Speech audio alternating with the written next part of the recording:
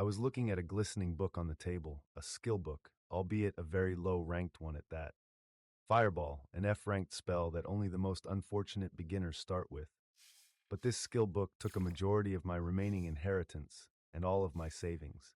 I was known to be a fairly smart guy before everything went to shit, so I planned ahead before spending most of my money. In the worst-case scenario, I still have enough funds to last me at least a few months. In the best-case scenario, as planned, I would consume this skill book and hope for a semi-decent talent when I awaken. Getting this skill book was not easy, but it was the only way to awaken if you did not awaken naturally. The rich had no problem awakening themselves, their children, and their children's children. I look at the skill book again before stealing my resolve and picking it up. Bringing it close to my chest, I close my eyes. A few seconds pass before I see a flash of light, even though my eyes are closed.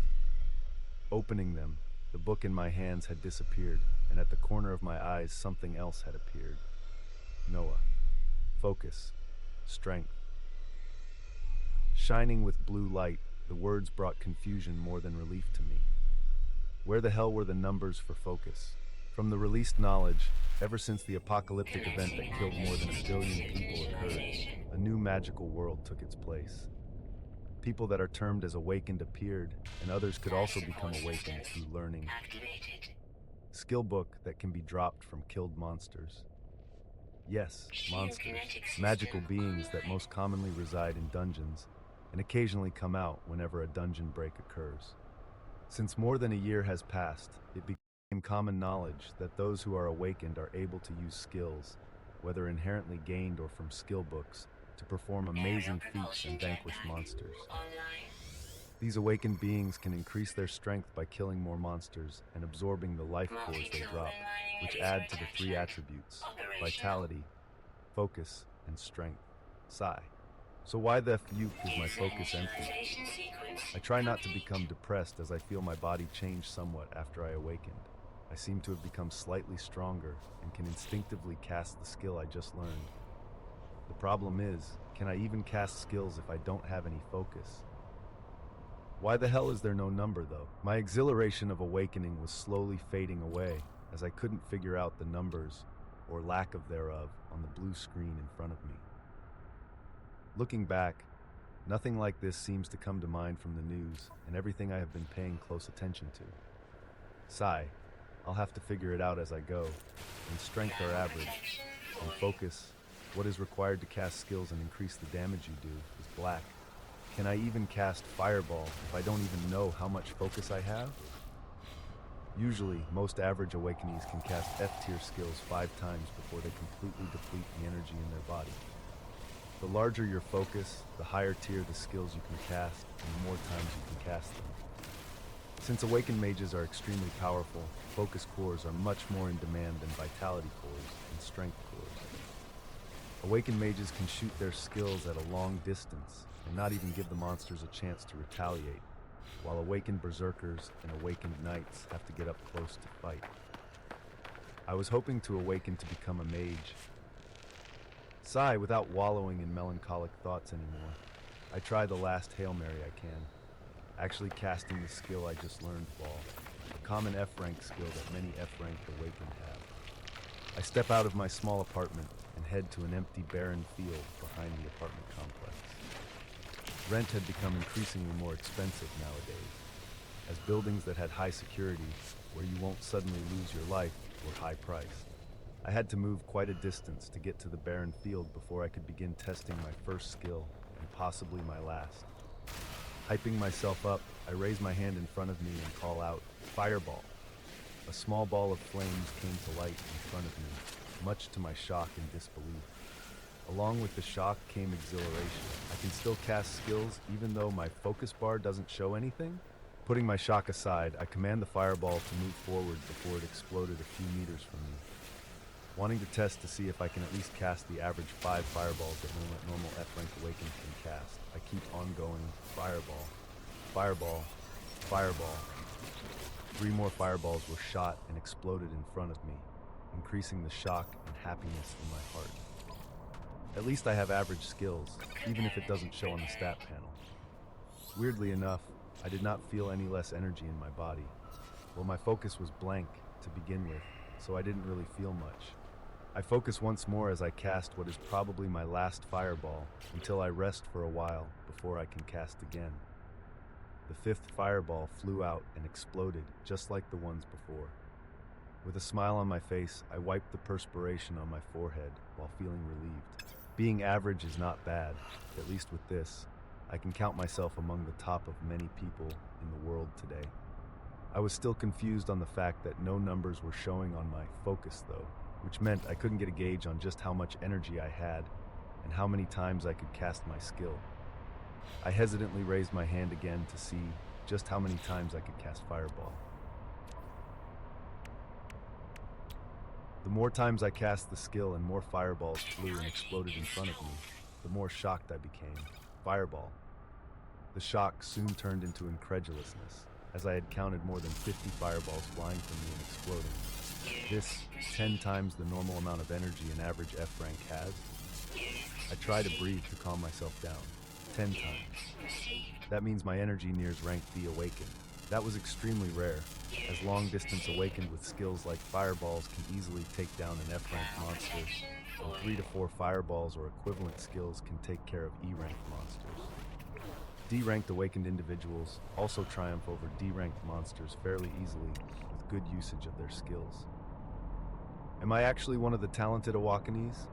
I try to push down the pride that began rising before calling out another fireball, because I still didn't feel like I was out of energy. This both scared me and made me extremely hopeful in the future. When I kept casting the skill, I didn't really feel any energy leaving, nor did I feel exhausted. When I reached 100 casts, my shock increased. When it reached 300, my head was pounding from this unknown situation. When it reached 500 casts, my whole body shook. I breathed heavily before looking around me. I was fairly deep into the barren field and had the cover of trees behind me. Glancing around and making sure there was nobody around me, I rushed back to my apartment to try and calm my nearly exploding heart 500 times.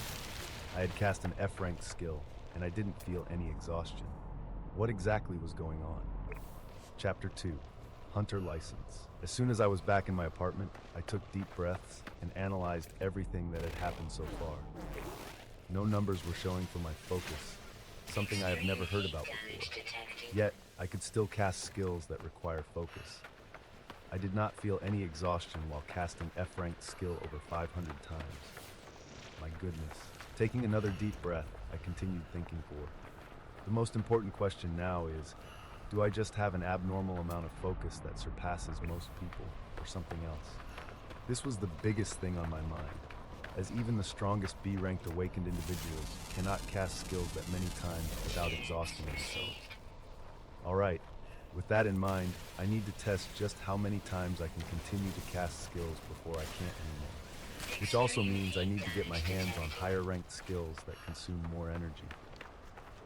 With that in mind, a smile bloomed on my face.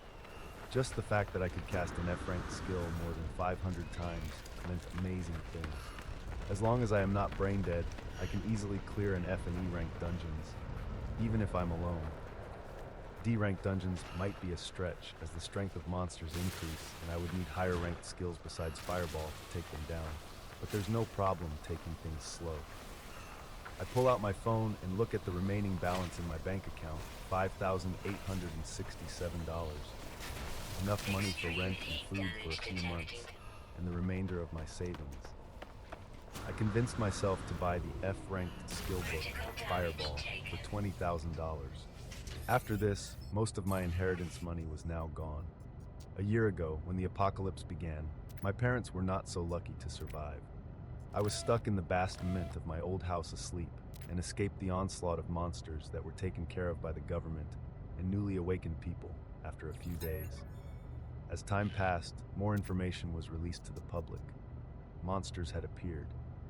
Most of them congregated in dungeons. If they were left alone, they would increase and something called dungeon break would occur. This caused monsters to leave the dungeon and indiscriminately attack everything on sight. But never fear, awakened people are here, able to use powerful skills and great strength to protect everyone else. And now, I was among those people too. The first order of business? Obtain an awakened license that will allow me to enter dungeons. Without a license, you cannot bypass the security that allows the awakened to clear dungeons. You can get a license fairly easily, as you just have to be examined and exhibit skills. I was itching to get started as soon as possible, so I grabbed my backpack and rushed downtown. With the advent of monsters and heroes, many of the populations were condensed onto a few protected cities. Almost everything was close to each other, so the Awakened Center was not too far away. A few minutes and I was already there.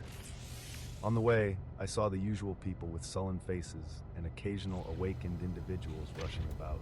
The Awakened Center was vibrating with life, as long lines of people visiting shops could be seen, with even more carefully selling monster cores to the authorities.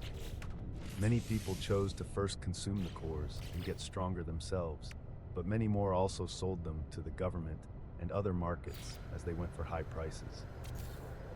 Vitan strength cores went for around $1,000, while focus cores were almost double that price because of their demand. I moved my eyes to another section of the center, which was dealing in the selling of skill books ranging from F to C. Obtaining a C-ranked skill book was a dream for many people, as they were extremely rare and went for more than $500,000. Looking at the skill books that I greatly desired, I shook my head and moved towards the registration hall.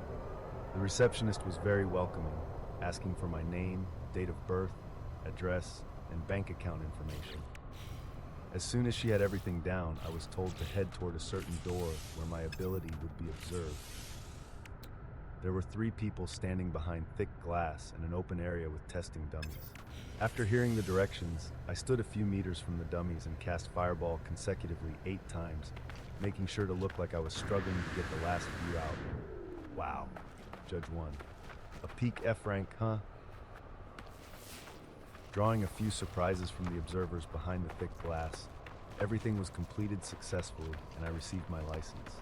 It was a golden card similar to a credit card with my name, age, and rank. The surprise from the observers was most likely due to the fact that high-ranked awakened are extremely rare, with there being only one D-ranked awakened in this city that is known publicly forward. There are a few tens of C-ranked awakened, a few hundred D ranks, and thousands of E and F ranks. Most of the hunters were F ranked, so being at the peak of this rank at the starting point was a good thing by itself. One can slowly raise their rank by absorbing cores. But unless you were in the army, where they were provided for you by the government, or in a rich household that could buy them in mass, you would rise very slowly. There were some slight changes to the panel on the corner of my eye as I walked out of the Awakened Center and received my license. Occupation 10. 10. Skill 10. A new occupation had appeared, marking me as an official Awakened Hunter. And, oh? I was surprised because I didn't see it before, but the proficiency of the Fireball skill had quickly risen to 8. Though was an extremely fast process when it took people weeks to raise their proficiency with their skill. I guess it is understandable as I was able to cast the skill more than 500 times, and most people have to use their skills over a period of weeks to reach that number. My next course of action after getting my license was the nearest beginner dungeon in the city, Ape's Paradise. Boasting 10 floors, each floor held 10 to 20 monsters, with the last floor housing a huge black ape 3 meters in size.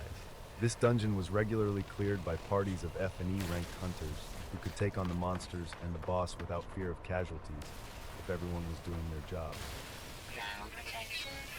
Parties consisting of 2 knights who put their focus on there, 2 berserkers with their focus on strength, and 2 mages with their focus on focus were the most common for this dungeon. The knights act as tanks to ward off coming monsters. Berserkers use their high strength to strike down and protect the mages, that are the brunt of the firepower to kill everything on sight. Equipment from dungeons was extremely rare, so most people had to make do with newly designed machetes or metal pipes and iron shields as their first equipment.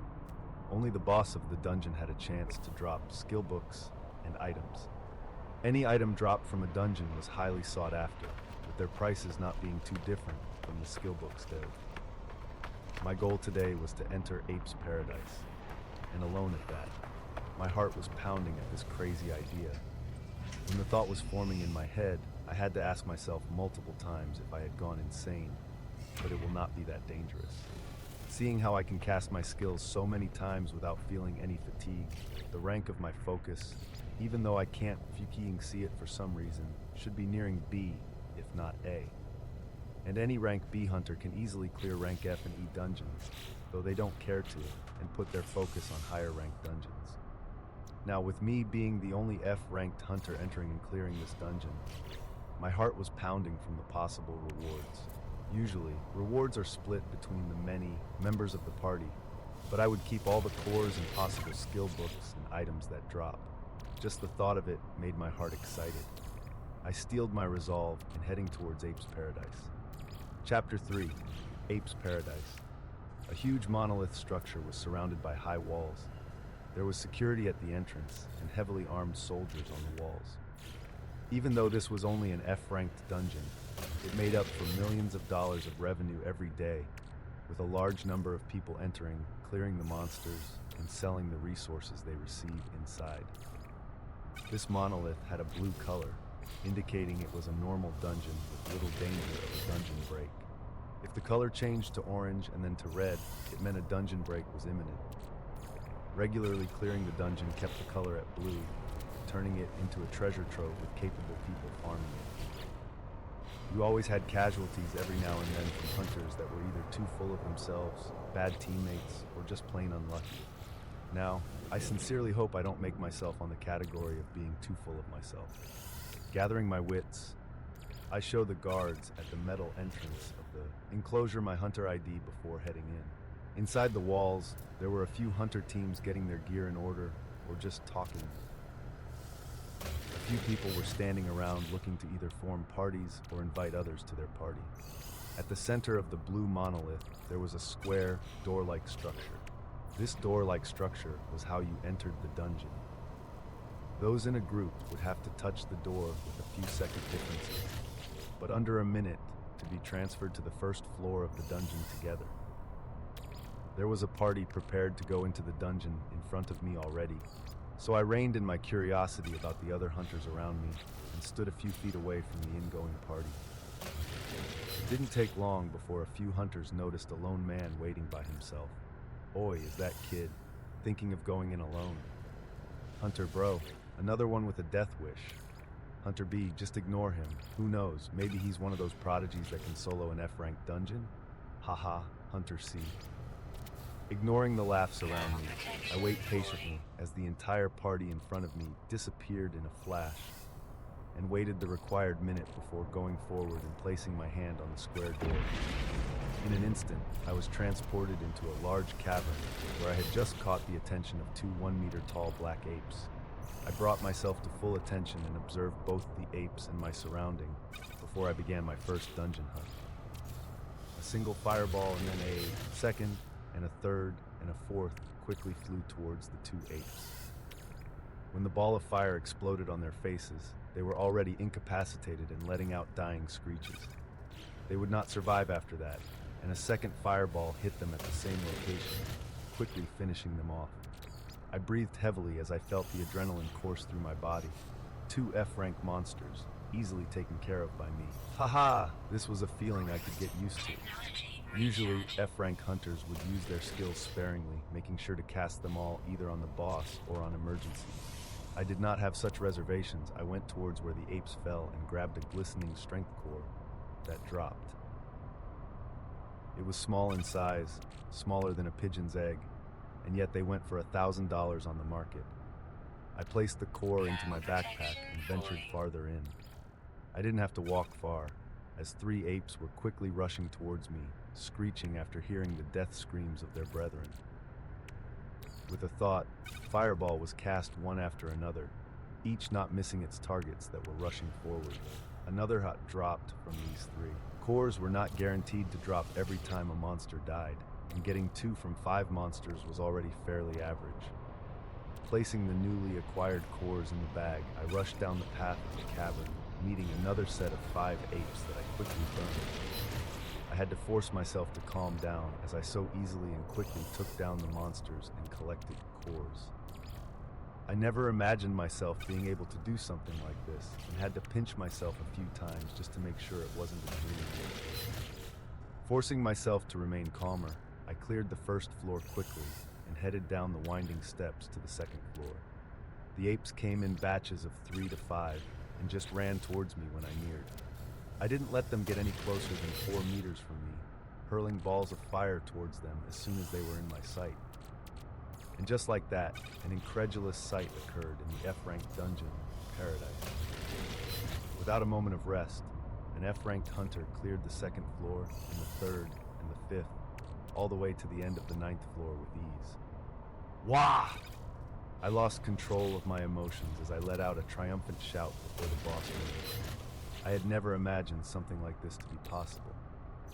Without a single issue, I had effectively taken down groups of apes, collected multiple cores, and reached the boss room all by myself.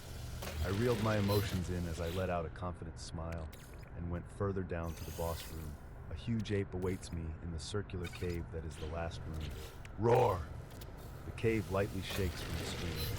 My smile does not leave my face as 5 fireballs fly towards the ape that is now charging towards me.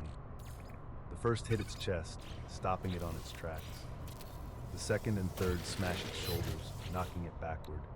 The fourth and fifth explode on either side of its head, effectively finishing it off. As soon as the ape crashed down, a blinding light flashed in the last floor, and a green crystal rose in the middle.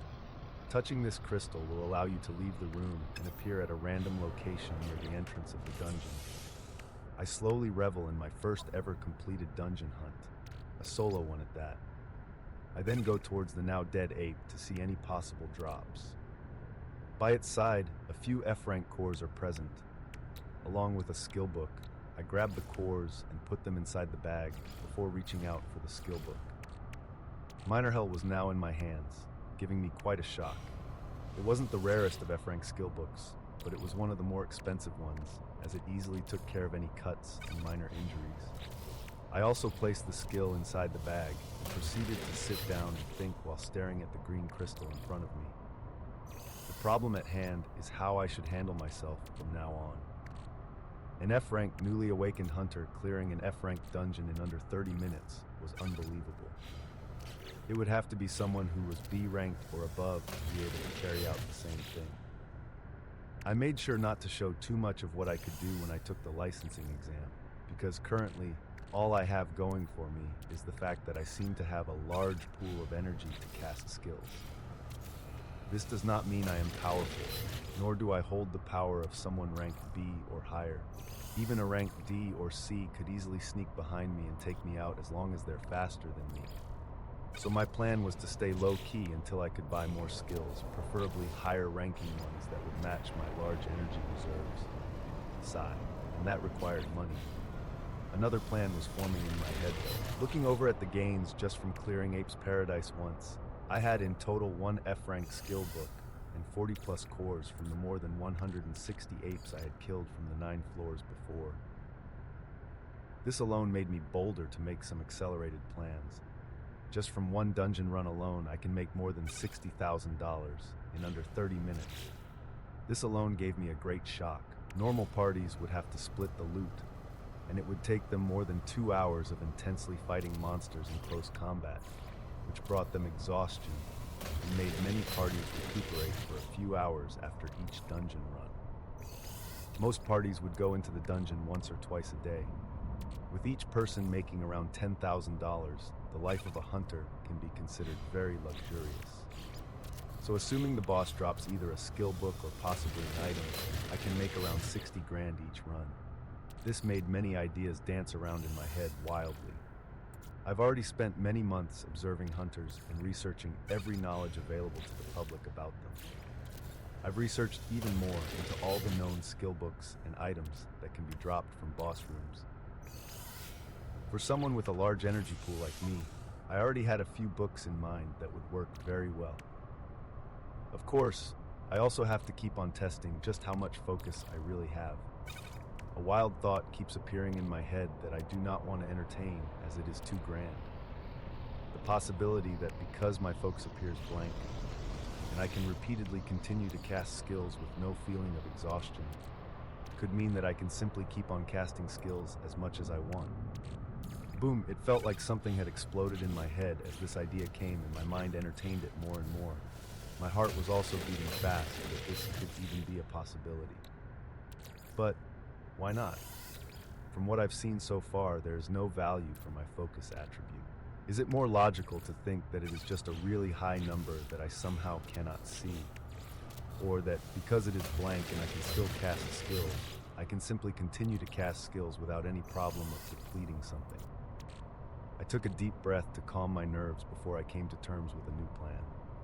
It was somewhat risky, but it will be fast and reduce any possible future problems, whether it be from monsters or hunters. The world after the apocalypse was vastly different, but still the same, now even more filled with dangers and deaths. A hunter could easily be killed by monsters, robbed by other hunters, or killed by the government if they do not fall in line. To secure my safety while rising up, I will need a highly defensive and offensive skill, as well as a speed supporting skill. Something of C rank or above would be highly effective, and yet the cheapest C rank skills start off at $500,000. So, how do I go about this? Chapter 4, is that a rookie, or? An idea solidly formed in my head and took root. I knew what I had to do. I didn't want to cause too huge of a commotion, so even though I will have to go in a roundabout way, I can still keep on diving into dungeons today. The plan was to head to another dungeon after leaving Ape's Paradise. As much as I wanted to enter the dungeon again, I know I would easily be recognized the moment I head towards the entrance again.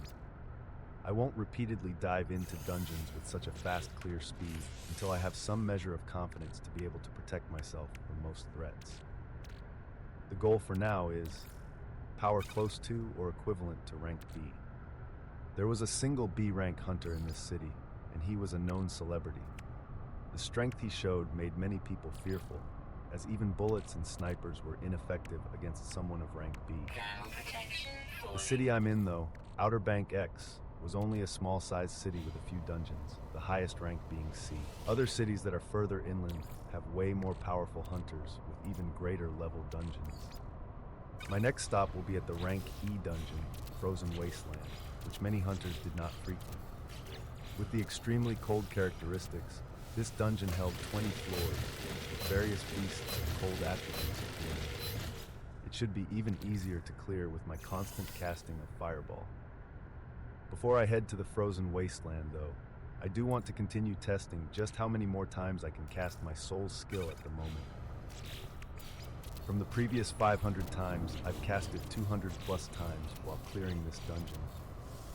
Wrapping my thoughts up, I moved a distance away from the green crystal and began my experimentation of whether I could endlessly cast skills or if I just had an abnormal amount of focus that I could not see.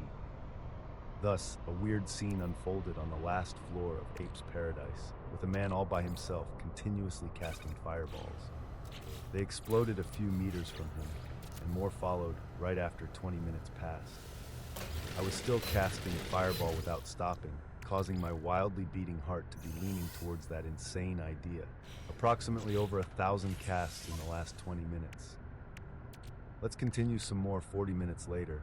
I had gone past the excitement, ran over fear, got over the whole ridiculous idea, and taken it as a fact. This was something out of my wildest dreams, and I did not even understand how it could be possible. In the last hour, I had cast an F-rank skill, Fireball, over 3,000 times. Not even someone of rank A, or the highest known ranking hunter, Steel McHale, would be able to do something like this. This both scared me and gave me a wild hope to someday stand up not far from them. Over the span of the time, the balls of fire that came out gradually became more condensed, and their explosions more pronounced as well as traveling much faster. In the last 10 minutes, instead of usually casting one fireball every second, 2 rushed out per second. They were apparently becoming smaller, faster, and more explosive as I continued to cast them.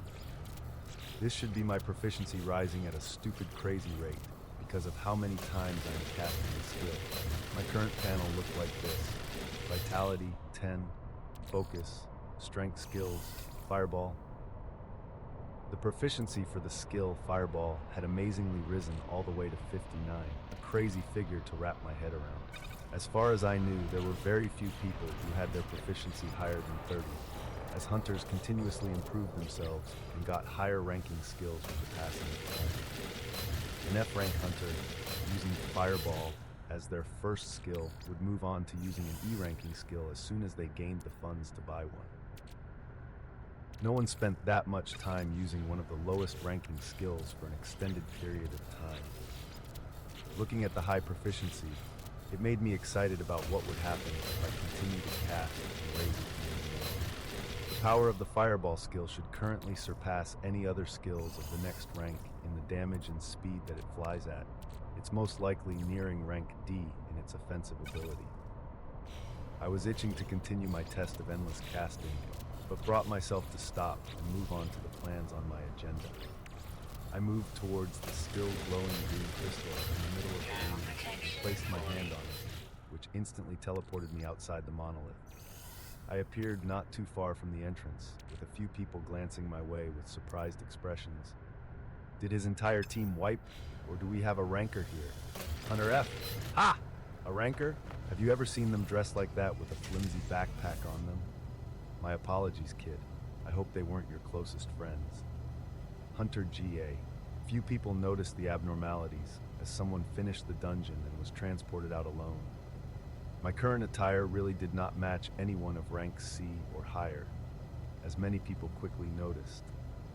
Most of the people that were there an hour and a half ago when I went in the dungeon were either gone or not paying attention, as the surrounding compound of the dungeon was a fairly large space. I ignored the pitying gazes of hunters who thought the rest of my team was gone and headed towards the gate. Funny enough, I was becoming more and more used of ignoring other people's gazes as this day went on. Outside the gate, there were a few stalls and people rushing about. I went towards another section where there were a few cars lined up and planned to use the hunter ride system. There were many people making their living driving hunters from dungeons to the Awakened Center or to their lodging. It was a very dangerous job, as you can always have an unstable customer, but this time, they're superpowered people who could either blow you up or snap your neck with a twist of their hands. One man quickly came up to me with a smiling expression and asked if I needed a ride. I nodded and quickly got on the parked Dodge Charger in front of me, our destination, the frozen wasteland. In the 25-minute trip towards the next dungeon, I kept on thinking of any things that I missed and went over my plans for the next few days. Time quickly passed and we neared another huge monolith, this one with a slight tinge of orange. Many hunters did not like clearing this dungeon because of the extreme cold, resulting in mandatory cleanup by the government, routinely. I would take my time in this dungeon though, as there were significantly fewer hunters, and even a single run would probably net me more than double the money I made in Ape's Paradise. I paid the high fare and got out of the car, flashing my hunter license to the guards at the door, who didn't bother with me after giving me a second look and shaking their heads. Hey, I promise you I'm not just a hunter on a suicide mission. Alright, I look around the enclosure of this dungeon and head towards the entrance. There wasn't even a team on standby to be entering, with a few hunters clustered on some stalls and shops selling food and equipment.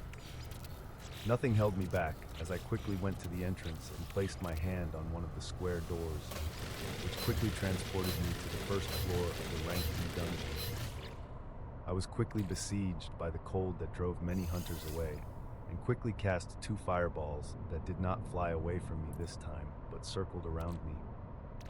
Doing this usually required hunters to continuously provide more energy, but nothing like that could be felt from me.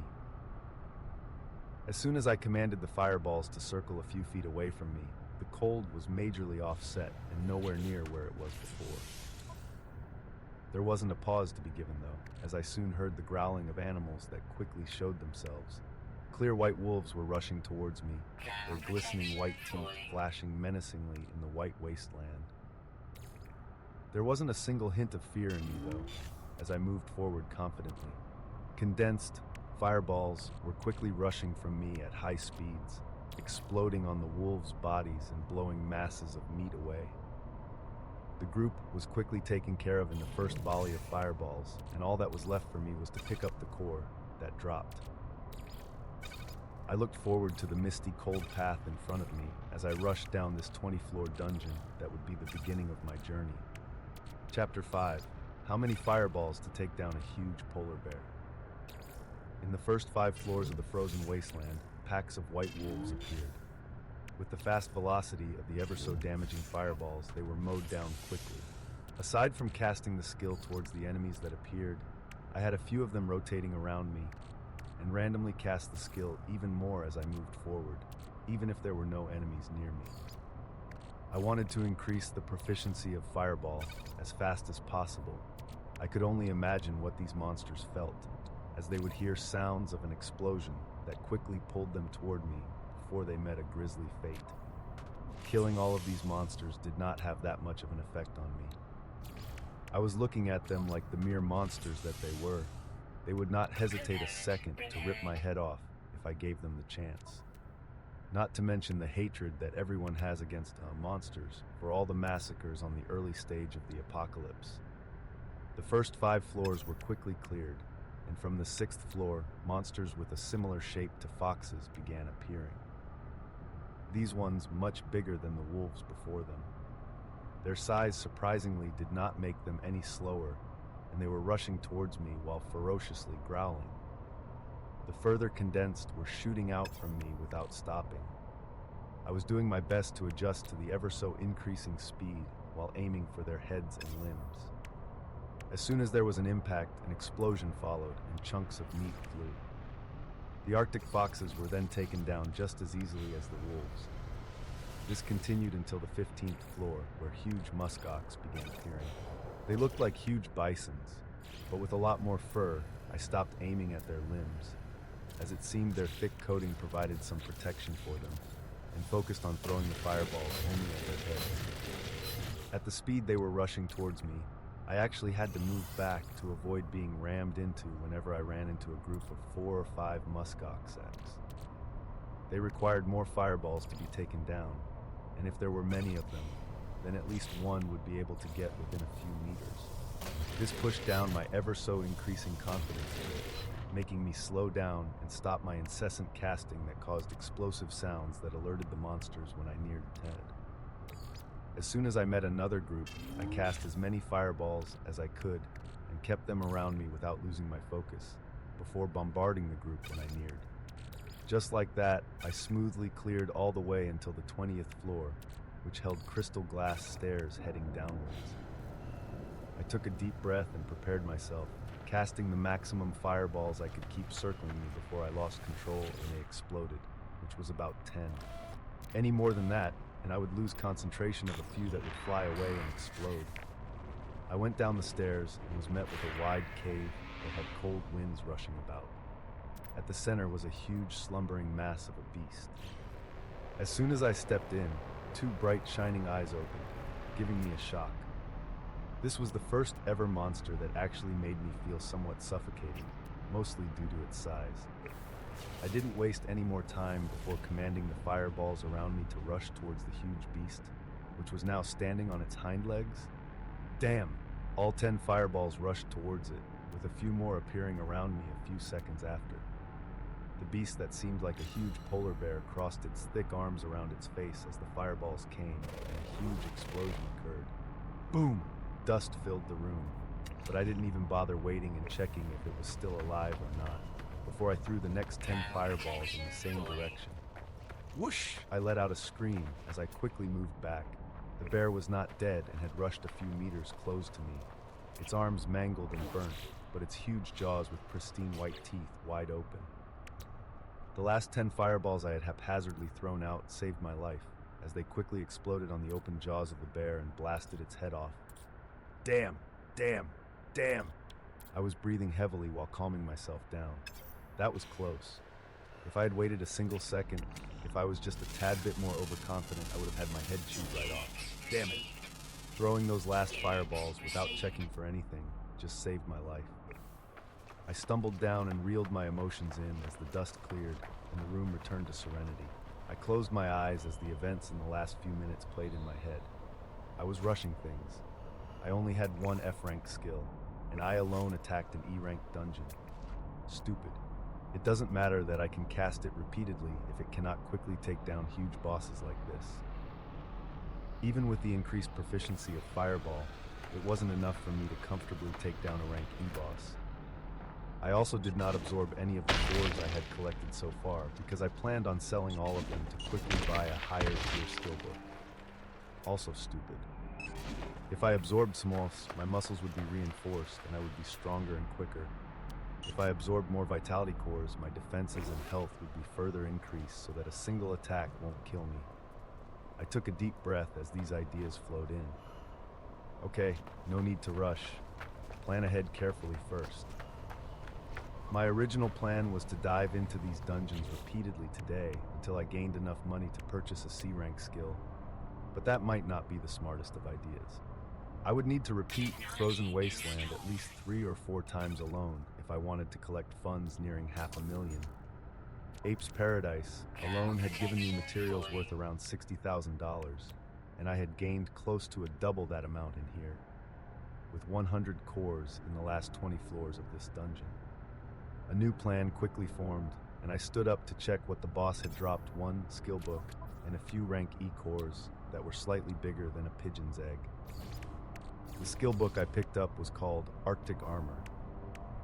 Happiness quickly came to my face as this was one of the categories of skills I was planning to buy. Skills like these greatly complement the current me, as some armor skills are timed and some stay as long as you provide the energy. Tanks usually cast this skill when fighting against bosses, granting them another layer of increased protection. If the tank doesn't have a high enough focus though, he might run out of energy for the armor and quickly be taken out, so his team members had to act fast to kill the boss. It would stay active as long as you provided the energy for the skill. I wasted no time learning it and quickly activating it. A thin crystal layer of ice quickly formed all over my body, giving me a cooling feel. Almost all of the cold winds that were rushing about in the cave seemed like a breeze to me. Wow, I was already in love with this new skill. As usual, I didn't feel like I was using any energy or depleting anything from my body as the skill was actively on. A confident smile quickly came back to my face as I collected the rest of the cores and placed in my now heavy backpack. I turned to the green crystal that rose after the huge bear's death, deactivated Arctic Armor, and touched the crystal. It was already night outside, the cold air emanating from the Frozen Wasteland monolith increasing some more.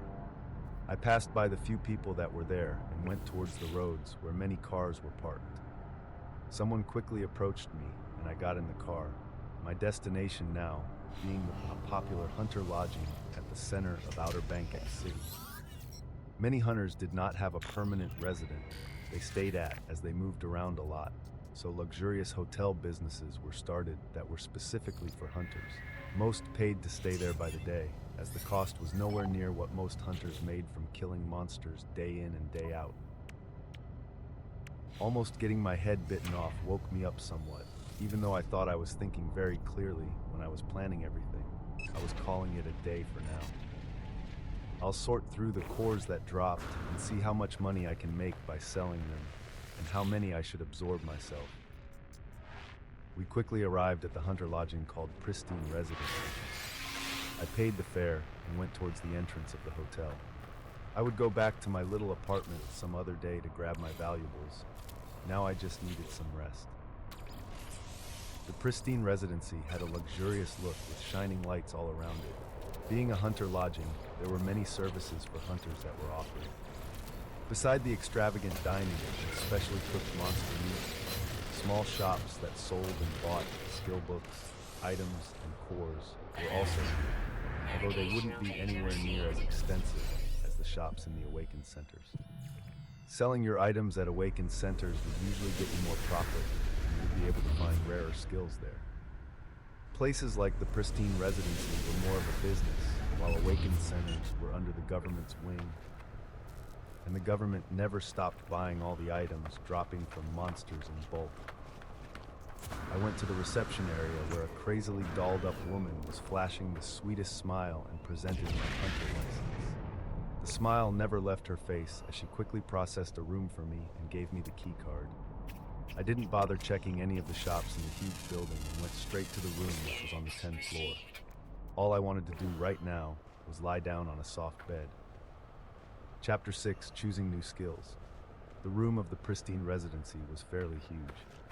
Hunters preferred resting in these specially made lodgings because of the safety that was guaranteed. Nobody wanted to be the rich and renowned hunter that was killed in their sleep. There was a platter of fresh fruits on the side and a thick bed in the middle of the room.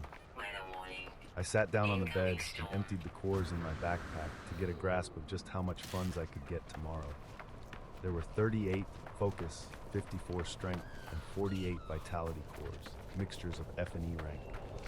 This many cores were only possible if you were a very high ranker, soloing lower dungeons, or from partying with others of the same caliber to attack high-ranking dungeons. Just the cores alone would probably net me a grand total of $180,000, were I to sell all of them. I wouldn't be able to even come close to purchasing a rank C skill, but I could probably get one rank E skill or two rank E skills. If I choose to sell the minor heal I got from the boss of Apes Paradise, that's another $20,000 to $30,000. But I was keener on learning that skill myself after the fight with that bear. I was absent-minded as I looked at the cores in front of me. Doing something like this was always a wish of mine, but never in my wildest dreams had I thought it would ever become a reality. My mind quickly went back to the period of confusion when monsters were first introduced to the world. The last thing I remember saying to my parents was, "You guys have fun." They were going to their anniversary date, finally some time away from their son who hadn't yet left the house. Those were the last words. Tears unconsciously fell from my eyes as my mind went back to that time. I remember the rage I felt, the powerlessness as I hid in the bass enemy, away from the screams and growls that were clearly heard as if they were next to me. All I did was clutch my phone and watch the news updates as it went from monsters had appeared, to advice for the people to hide in their homes, to superpowered humans and the military stepping in. I hid in that bass demiant for 2 straight days before I even had the courage to go upstairs and eat something. The weeks that followed were just confirmation of many people that did not have their loved ones returned to them. I was scared and ashamed at that time. My parents, who had done everything for me, were massacred by monsters while I cowered in fear. Time after that seemed to pass by in a blur. With the money my parents left behind, I was able to live off of it comfortably. It took months before I began to direct the rage and helplessness towards the things that did this, but I still wasn't able to do anything about it. The months after that, I spent learning every little thing I could about monsters, dungeons, awakened hunters, and the reality of our new world. Only today did I learn a skill book and awaken myself. I wiped the tears off my face as a resolute expression came back. I couldn't do anything then, but I can change what I do now. I set aside some F-rank vitality and strength cores for me to absorb and grabbed the phone near the bed to order room service. I then learned the minor heal skill and tried the skill for the first time before. A green light washed over my body, reducing some of the fatigue I felt. I also made Arctic armor to be active at the same time, as its proficiency would increase the longer it was used, and its defensive properties would further increase. I then began absorbing some of the cores I set aside. My food arrived not too long after, 2 plates of prime ribs with some water. I paused everything when I grabbed the food from the door and ate the steaks waiting for me. I turned on the TV while eating to check if there was anything newsworthy that happened today. There was a bearded anchor in a suit talking to a celebrity hunter. "Mr. Doyle, you've just come back overseas from doing hero work over in Country Z of the United Federation. Just how differently do the hunters live there compared to our great blessed empire?" News anchor: "Haha, the work was fun, but it was definitely a new environment. Things are done very differently there. Dungeon diving is very strictly regulated, with hunters having to mandatorily hand over more than half of their earnings over to the government. It was truly eye-opening to see." Celebrity hunter: "My goodness, how can hunters live under such oppression? I would rebel. It is nothing like our great empire." where hunters are given the freedom to grow and prosper. It's why we have such amazing heroes rising up over the years. God bless this great nation of ours. News anchor. Well, celebrity hunter. I quickly turned the TV back off while shaking my head. Nothing noteworthy seems to be going on. Just the usual propaganda being hurled at the common news watcher. The Blessed Empire, are we truly blessed? Compared to the United Federation, hunters here have a much higher death rate. The occasional dungeon breaks also cause mass casualties, as response times were usually slow. Though I'm definitely lucky to be where I am, over the years I've to be skeptical of many of the things I hear.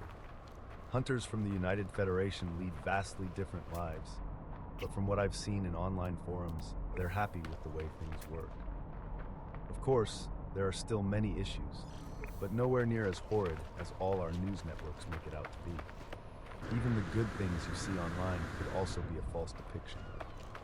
So, I guess I'd have to visit there myself to see how things are in the future.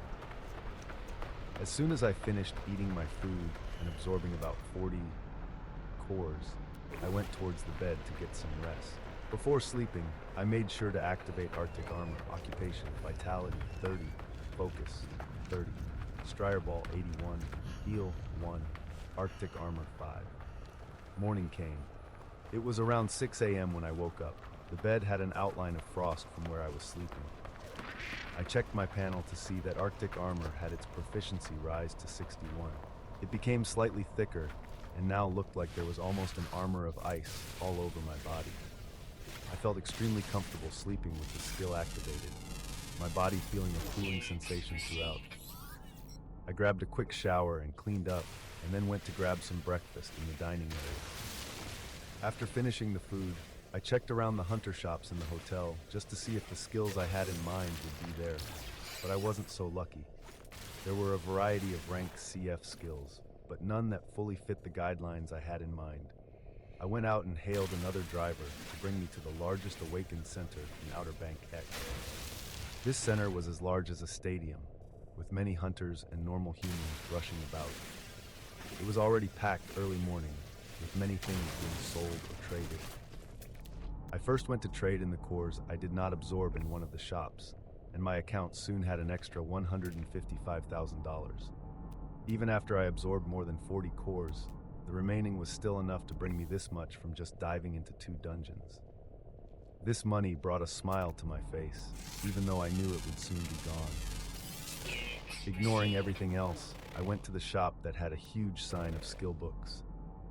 There were hundreds of skill books laid behind thick glass with their descriptions written out.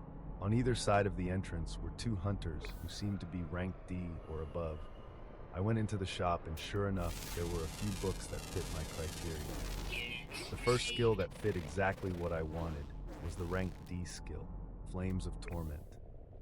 The skill allowed you to cast a pillar of flames at a maximum distance of 10 meters and would last as long as energy is applied. The skill neared rank C in power but was neglected by many hunters because of its high energy usage characteristic. It fit perfectly with me. With its high damage, the pillar of flames would continue to be concentrated into a line of fire that burns anything in front of me. The next skill that matched what I was looking for, and I actually had enough money to buy, was another rank D skill called Safeguard. This was a very peculiar skill that caused headaches for many tanks. Casting this skill greatly boosted your defense, and even fully absorbed all damage from lower ranking skills. The only downside was its high energy requirement, and the fact that you could not move while this skill was active. Bosses regularly move and attack anything that damages them. If they see their attacks aren't getting through a tank that is standing still, they will simply move to attack other party members that are causing it harm. Tanks who first used this skill caused the death of many spellcasters, as they were too late catching up to the monster after being able to move again. You also never want to be a mage with your flimsy defense to cast this skill and stand still. As soon as your mana runs out, you will be surrounded. Because of all this, a D-rank skill book that normally goes for around $100,000, I was able to buy for $60,000. With the Flames of Torment being $90,000, I had effectively used almost all the money I made the day prior. Now, it was time to go back to the Frozen Wasteland, Chapter 7. Too easy. I called for a ride as soon as I was done, and I was driven to the Frozen Wasteland dungeon in 20 minutes. I still had that same backpack with me, as it should be more than enough to carry cores that drop even if I dive multiple times. I placed my hand on one of the squares of the monolith, and I was back onto the cold floor with rushing wolves once more. Rank E dungeon, 20 floors. Just how fast would it take for me to clear you now that I have rank E skills? I quickly activated Arctic Armor and Safeguard, as I wanted to ascertain just how useful the skills were going to be. I immediately felt like my entire body was rooted to the ground as I couldn't move a single muscle. A transparent layer of energy quickly formed on top of the Arctic armor, and the rushing wolves arrived. The nearest one took a swipe with its huge claws, but I didn't even feel an impact as the wolf was bounced back. The rank D safeguard provided almost absolute defense against lower-ranking monsters and skills. This held true. With both defense skills on, I watched as the wolves rushed at me and tried clawing, biting, and anything else they could think of, but they didn't even touch my clothes. With my confidence slowly coming back, I then cast a skill I was very much looking forward to, Flames of Torment. A blinding ray of flames quickly sprouted in front of me, piercing two of the wolves that were standing opposite me. The flames literally incinerated the area where they touched the monsters, leaving holes in their bodies. The two remaining wolves beside me let out frightened yelps, but I didn't give them any time, and had two condensed fireballs quickly explode on their heads. I deactivated Flames of Torment and Safeguard and could move again, and I went to check out the wolves pierced by the pillar of flames up front. A burnt smell was in the air, as the wolves had almost half of their bodies burnt away. The blood remaining on the other half of their bodies was even bubbling and sizzling. Damn. I kept my amazement inside as I rushed forward, wanting to see more of just how this deadly new skill was. I only kept Arctic Armor active and continued indiscriminately throwing fireballs in front of me so that I could increase its proficiency. Now that I was becoming more familiar with skills, it seems that the closer the proficiency nears 100, the closer the skill becomes able to deal just as much damage as a skill of the next rank. As the F-rank fireball neared 100 in proficiency, its speed and damage was almost the same as an E-rank offensive skill. I didn't want to completely abandon fireball now that I had the rank D skill, Flames of Torment, as it was still very effective when used well. On the next floor, as soon as the wolves began appearing, I initiated Flames of Torment. I made the pillar of fire move horizontally instead of just shooting straight, causing it to literally melt the beasts in half. All 5 rushing wolves, dead from one attack. Haha! I was already falling in love with this skill. Feeling the rush of easily overpowering these monsters, I rushed down the floors even faster. No matter if it was the wolves, the foxes, or the muskox, Flames of Torment did not discriminate and easily burned holes through the beasts with its extremely high heat. The feeling of adrenaline slowly faded as I stood by the stairs to the boss once more. I was decent enough to leave in one piece yesterday, but I was going to be sure to take it out even more thoroughly today. I went down the stairs and watched the slumbering mass of a beast get up once more, its bright red eyes trying to pierce through me. Without wasting a beat, a pillar of flame sprouted in front of me like a gleaming red flower. The rising bear raised its huge paws to protect its body once more, but this time there was no rest from the flames. A mournful howl was released as the beast's limbs did not last even a second, blasting them apart in an explosion of flesh and bones, continuing onto the body of the bear.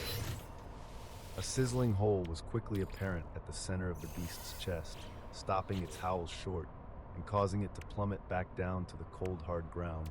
Boom! Controlling my breath, I looked down at the huge mass that was now burning in front of me. Something that gave me fear the day before did not even manage to come a few meters near me.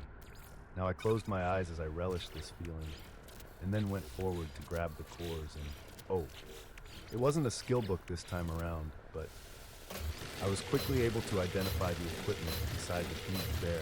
Swift boots increased the speed of the wearer. The item brought a smile to my face, as they rarely dropped and could fetch a high price. The best thing about items is that you can use, reuse, and then sell them without them ever losing their value. I put the boots on, feeling my body get noticeably lighter. I dashed around and confirmed that I could more easily move around, swiftly clearing the rank E dungeon frozen wasteland. A sense of accomplishment rose as I went towards the green crystal. Before going out, though, I took out a few of the vitality and strength cores that I had collected in this run and began absorbing them.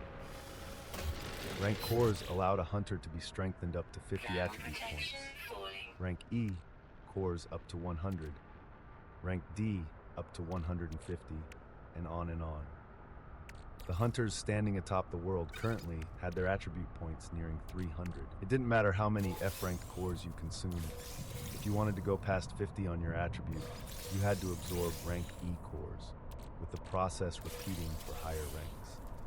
Absorbing rank E cores, while my stats were still under 50, only made them rise a bit faster. I stopped absorbing once vitality and strength both reached 50, and as usual, focus was blank, so all those cores were saved up in the bag. I wrapped everything up and approached the crystal to leave the dungeon. As I touched the crystal and I was transported outside the monolith, I debated whether I should repeat this dungeon or go towards one of the few rank D dungeons in Outer Bank X. I currently held 2 rank D skills, one of which was shredding the monsters in this rank E dungeon as if they were paper. The other, once activated anyways, would make me almost impermeable to any damage below rank D, and provide huge defense when facing monsters of equivalent rank. For time efficiency, it makes a lot more sense to head to a higher ranked dungeon, which will mean more floors, more monsters, and better drops. This time around though, I couldn't be reckless. Since I was already at Frozen Wasteland though, and it took me less than 20 minutes to clear everything, it shouldn't be an issue to repeat this dungeon once or twice. There will be no surprises, and my safety is guaranteed. As well as the fact that there are so few people here, I made up my mind and approached one of the squares of the monolith again, placing my hand and disappearing right after. The second run of Frozen Wasteland today brought me more cores, with the addition of Blade Strike. With a swing of your sword, unleash a deadly strike upon your enemies. This skill wasn't that useful for me, so I threw in the backpack and went in again for the 3rd time today. The 3rd run of Frozen Wasteland gave me a similar amount of cores, this time with a fairly rare skill. Summon Golem summons a single partner to fight on your behalf. Many hunters would buy this skill as soon as it hits the shelf, as it allows casters to effectively have another tank, or the knights and berserkers to have a partner to take the damage for a few seconds. It doesn't really go with my style though, as it will be a slow-moving golem, and I rush through these monsters fairly fast. All that it meant for me was being able to receive more money for a skill for me. 4th run, only cores, not a single skill book or item. This run bummed me out. 5th run, more cores and 1 item, Kenshin's sword. As simple as that, it was a sword. I wasn't planning on getting near any monsters, so this would be getting sold too. My backpack was nearly overflowing though, so I will be heading to an Awakened Center to sell the things I've collected so far. I was looking forward to this, as my profits now would easily pass $500,000, meaning I can finally grab myself a rank C skill. Occupation, Hunter, Vitality 50. Focus, Skills, F Fireball 96, F Heal, E Arctic Armor 79, D Flames of Torment 31, E. Chapter 8. Offense is the best defense. In an unknown mansion somewhere in Outer Banks. Sir, we noticed an abnormality in one of the dungeons today. Oh, and what happened? The butler observed a disinterested look on the man in front of him and continued. The E-rank dungeon, Frozen Wasteland, has suddenly gone from a risky assessment of moderate to low. Oh, so someone is doing my job for me while I'm busy with the C-rank dungeon? Yes, sir, but the problem is, this change occurred in the span of 2 hours. As soon as the butler finished these words, the eyes of the man he was talking to flashed. Who was it? A team or a ranker that just appeared? We don't know, sir. We're currently checking. Butler. Good, let me know as soon as you find out. Are the girls ready? The man's attention quickly moved to the floor above him, where he could feel some movements. Yes, sir. All newly awakened? Yes, sir. Good. Don't bother me for the next hour." The butler in a clad black suit watched as the man climbed the stairs. His major worry right now was the fact that a dungeon had moved from a moderate risk level to low in a period of 2 hours. This required a dungeon to be cleared by a team of highly skilled hunters, or one very skilled ranker, multiple times in those 2 hours. There was currently only one hunter in Outer Bank X who would be able to bring a specialized team to clear a dungeon at such high speeds, and he was looking at him now, heading to perform some activities. The butler bowed towards his benefactor and then turned around to find out just which new hunters had appeared in their city. I was back in the central awakened center of Outer Bank X, currently selling the items I didn't need along with the cores I didn't absorb. Before coming down here, I made sure to absorb the E-rank cores until I hit 70 attribute points for vitality and strength. I slowly adapted to the newfound power my body felt as I moved around, exhilarated at my fast progress. The remaining cores, items, and skill books were all sold, and I soon had an extra $674,000 deposited in my account. This was something unbelievable, unless you were a high-ranking hunter. The receptionist handling my order was shocked, as the number of things I was bringing in did not match the rank on my license in any way. I had the plan to be tested and increase my rank today anyways. A jump from F to D wouldn't be too out of this world, right?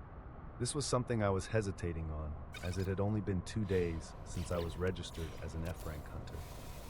Heads will definitely be turned my way if I jump ranks this quickly. I still didn't feel comfortable enough to parade myself as someone strong when my highest skills currently were rank D, and I was just about to get a rank C skill. Increasing my rank can wait for now. There's no rush. I was heading towards the skill book shop to buy a skill I had already seen yesterday, but I couldn't buy. Rank C skill, Arcanist Sphere of Protection. Arcane energies protect the caster from all harm, but at a great cost. There were very few rank C skills for sale, as the highest C rank dungeon was regularly being cleared by the only B rank hunter in Outer Bank X with his own team. Over the last few months, many of the C rank skills came from them. Arcanist Sphere of Protection provided absolute defense to any attacks of the same rank thrown your way, along with a high defense against skills of a higher rank. Did not have any movement effect like Safeguard, but required a large amount of energy to be kept active.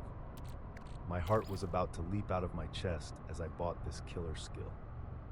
I've heard the proverb that offense is the best defense, but right now, looking at this skill, defense was definitely the best defense. There were other spectacular C-rank offensive skills on display that I wanted to buy, but they would have to wait after I dive into dungeons a few more times and raise my funds once more. The offensive skills would definitely decimate everything on sight if I were to spam them, but they won't guarantee my life. So defense first, offense later. On top of the defensive rank C skill, I also bought rank D, Danger Sense, which quite literally let you sense anything that might take your life a few seconds before it happens. It was an invaluable skill that also had high energy usage to be kept active all the time. Arcanist Sphere of Protection cost me $550,000, with Danger Sense taking away another $100,000. I gave a look at the rank C offensive skills that I couldn't yet buy, and left the Awakened Center to head towards my apartment this time. I was planning on spending the night there and grabbed my laptop along with other essentials.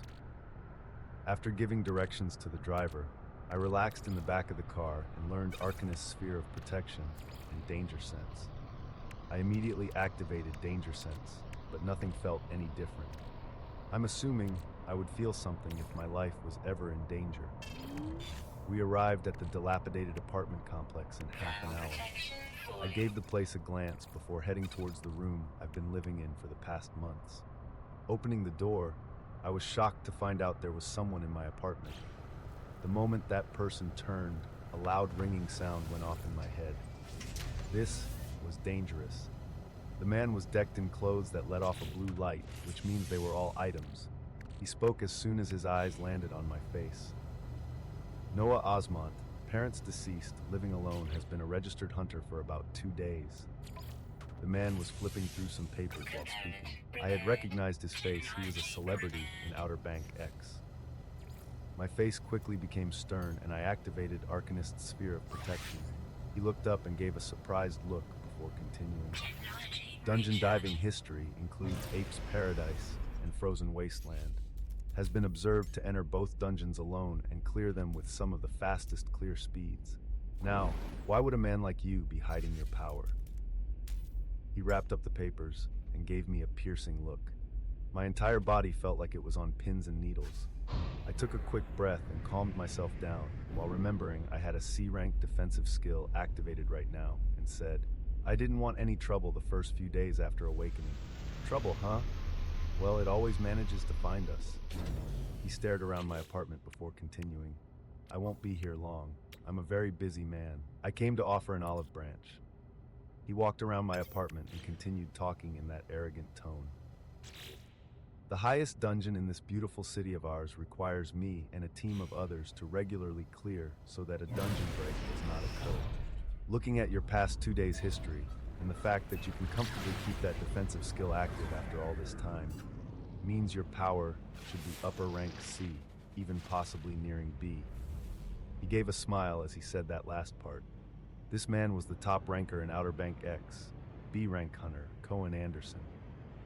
We need more talents like you to keep the safety of this city and its citizens. We have casualties every now and then, and are in need of another powerful hunter in the team. The next dungeon dive is 3 days from now. We gather at Soleil's castle at 10 a.m. Be sure not to miss it. He finished the last few words, looked around some more, and walked out the door without giving me another look. I felt anger quickly boiling up inside me before I squashed it down. How the hell did they find me so fast? I closed the door of the apartment and went towards a chair with a horrible expression on my face. Cohen Anderson, the most powerful hunter in this city and the one at the forefront of the defense against the C-rank dungeon, Soleil's castle. The dungeon monolith always showed a deep orange hue, showing that it could shine red at any moment and cause a dungeon break. Cohen forms a party to clear this dungeon twice a week. The hunters that form this party always change though, as there are casualties in almost every dive list. That was how hard a C-rank dungeon was. Even with a B-rank hunter leading the team, there were still casualties. This information was commonplace in the local hunter platforms. New hunters were regularly recruited to help in the defense of the city, but there would be a memoriam at least once a week for a fallen rank C hunter on the team. I wanted to increase my strength slowly before doing what I can to help without the risk of death. But I guess that's out of the window. My anger was kept in check as I recalled his tone that felt more like a command. Arrogance, that was all that I felt from him. Besides, this was what power could do to you. Cohen was widely known to be arrogant, but he was the strongest hunter in the city and could be relied on to prevent a dungeon break from Soleil's castle. It looks like I will be visiting a C-rank dungeon faster than I thought, but there was one thing he was wrong about. My power was definitely not upper rank C or nearing B. As soon as I learned the appropriate skill book, with my endless casts, nothing will stand in my way. A ferocious expression rose in my face as old plans were thrown out and new ones formed. Noah, occupation hunter, focus, strength 70, skills, F fireball 96, F heal 10, E arctic armor 79, D flames of torment 31, D safeguard 8, D danger sense 5, C arcanist sphere of protection 2, equipment E swift boots. Chapter 9, reflection and planning. I reviewed everything I had been doing so far and looked for what I could change. I was going to keep farming Frozen Wasteland tomorrow, but I would also be heading towards one of the rank D dungeons in the city, Goblin King's Abode. For at least a few rounds, I just learned a C-rank defensive skill that most hunters can't even use because of its high energy requirement. There shouldn't be any surprises that might pop up to endanger my life. Along with the rank D, Flames of Torment, I should be able to clear the 30-floor dungeon without an issue. Another thing was the usage of my skills. If I really can cast endlessly, then I need to use this to my advantage even more. Arcanist Sphere of Protection and Dangerousness were still active. I sat on my old bed, then closed my eyes, activating both Safeguard and Arctic Armor too. A few minutes passed and I calmed down some more and realized what I might have missed. Frozen Wasteland wasn't as actively cleared as other E-rank dungeons and had a tint of orange. What would happen when it was cleared multiple times in one day? A change would be very noticeable. Sigh. I looked to my ceiling as I realized how full of mistakes I still am. Today I'll rest, tomorrow I'll start moving for real. The man adorned with rank C items sat in the back of a luxurious car heading back to his manor. He had a distasteful expression on his face as if he had just swallowed a bug. There were very few people he hated in this world as he stood above the masses. Noah, the newly awakened hunter he just visited, landed near the top of the list of the most irksome people. It wasn't whether he was strong or weak, it was his attitude. He looked down on people with such a pathetic attitude, wanting to lay low and evade danger after awakening to a powerful ability. Distasteful. You should use your God-given talents to help the other pathetic masses to live in this world a little longer. The strong ruled the weak in this era, and I do not want a weakling in my city. Either he falls in line or... A phone quickly connected in the car and Cohen spoke. Revise his danger level, make it B. He was able to use a defensive skill that would have taken me a few attacks to destroy, and it remained active the whole time I was talking to him. Find out which skill matches the description and gauge his power. He is most likely a naturally awakened individual with an inherent skill that adds a large amount of focus, allowing him to jump over rankings. There was silence on the other end of the line before a reply came. Yes, sir. He was the only B-rank hunter in Outer Bank X. He held the city's life in his hands. He could do whatever he wanted with nobody batting an eye. The local government could not control him. Nobody else in this city could contend with him, and that is how things will stay. As soon as I got up in the morning, I compiled everything I knew about Cohen Anderson. Besides his unstable attitude, he was the only one in Outer Bank X holding a rank B skill.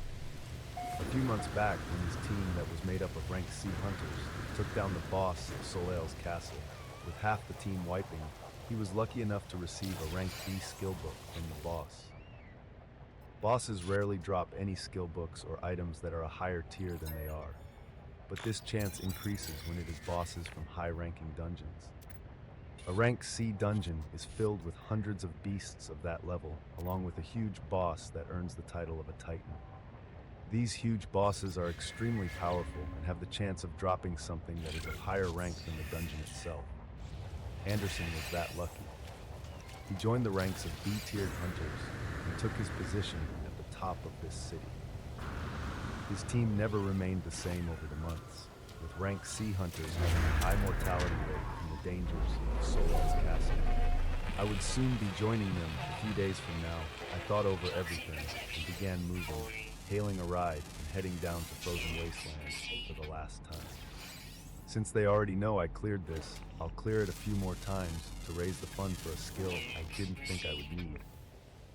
I spent around 20 minutes for each run yesterday, and it took me less than 2 hours to clear it multiple times and bring in more than $500,000. I'll only need $400,000 to get the skill that I have in mind though. This time around, I was even more efficient. I entered the dungeon and immolated the huge bear another 3 times, giving me a multitude of cores and 2 skill books that were only worth selling in less than an hour, I had finished with Frozen Wasteland and went down to the Central Awakened Center to fully start my next phase of plans. The cores and skill books sold for $447,000, and I went towards the skill shop to buy the skill that will allow me to let loose with no reservations more. The skill was still behind the thick glass, which I quickly called the person at the front desk and bought. Rank C skill, Camouflage. The skill allowed you to blend into your surroundings and had to be kept active to keep you from being seen.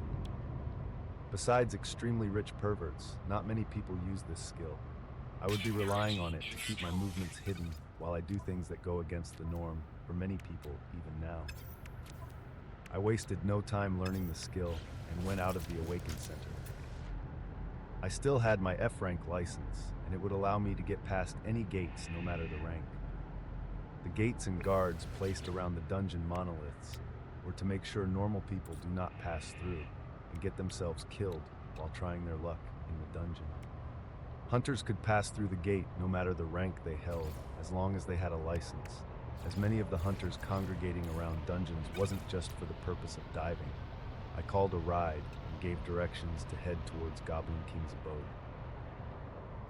Dungeons get progressively harder as the ranks increase, as can be seen how a rank C dungeon was barely being handled by a B rank hunter surrounded by rank C hunters.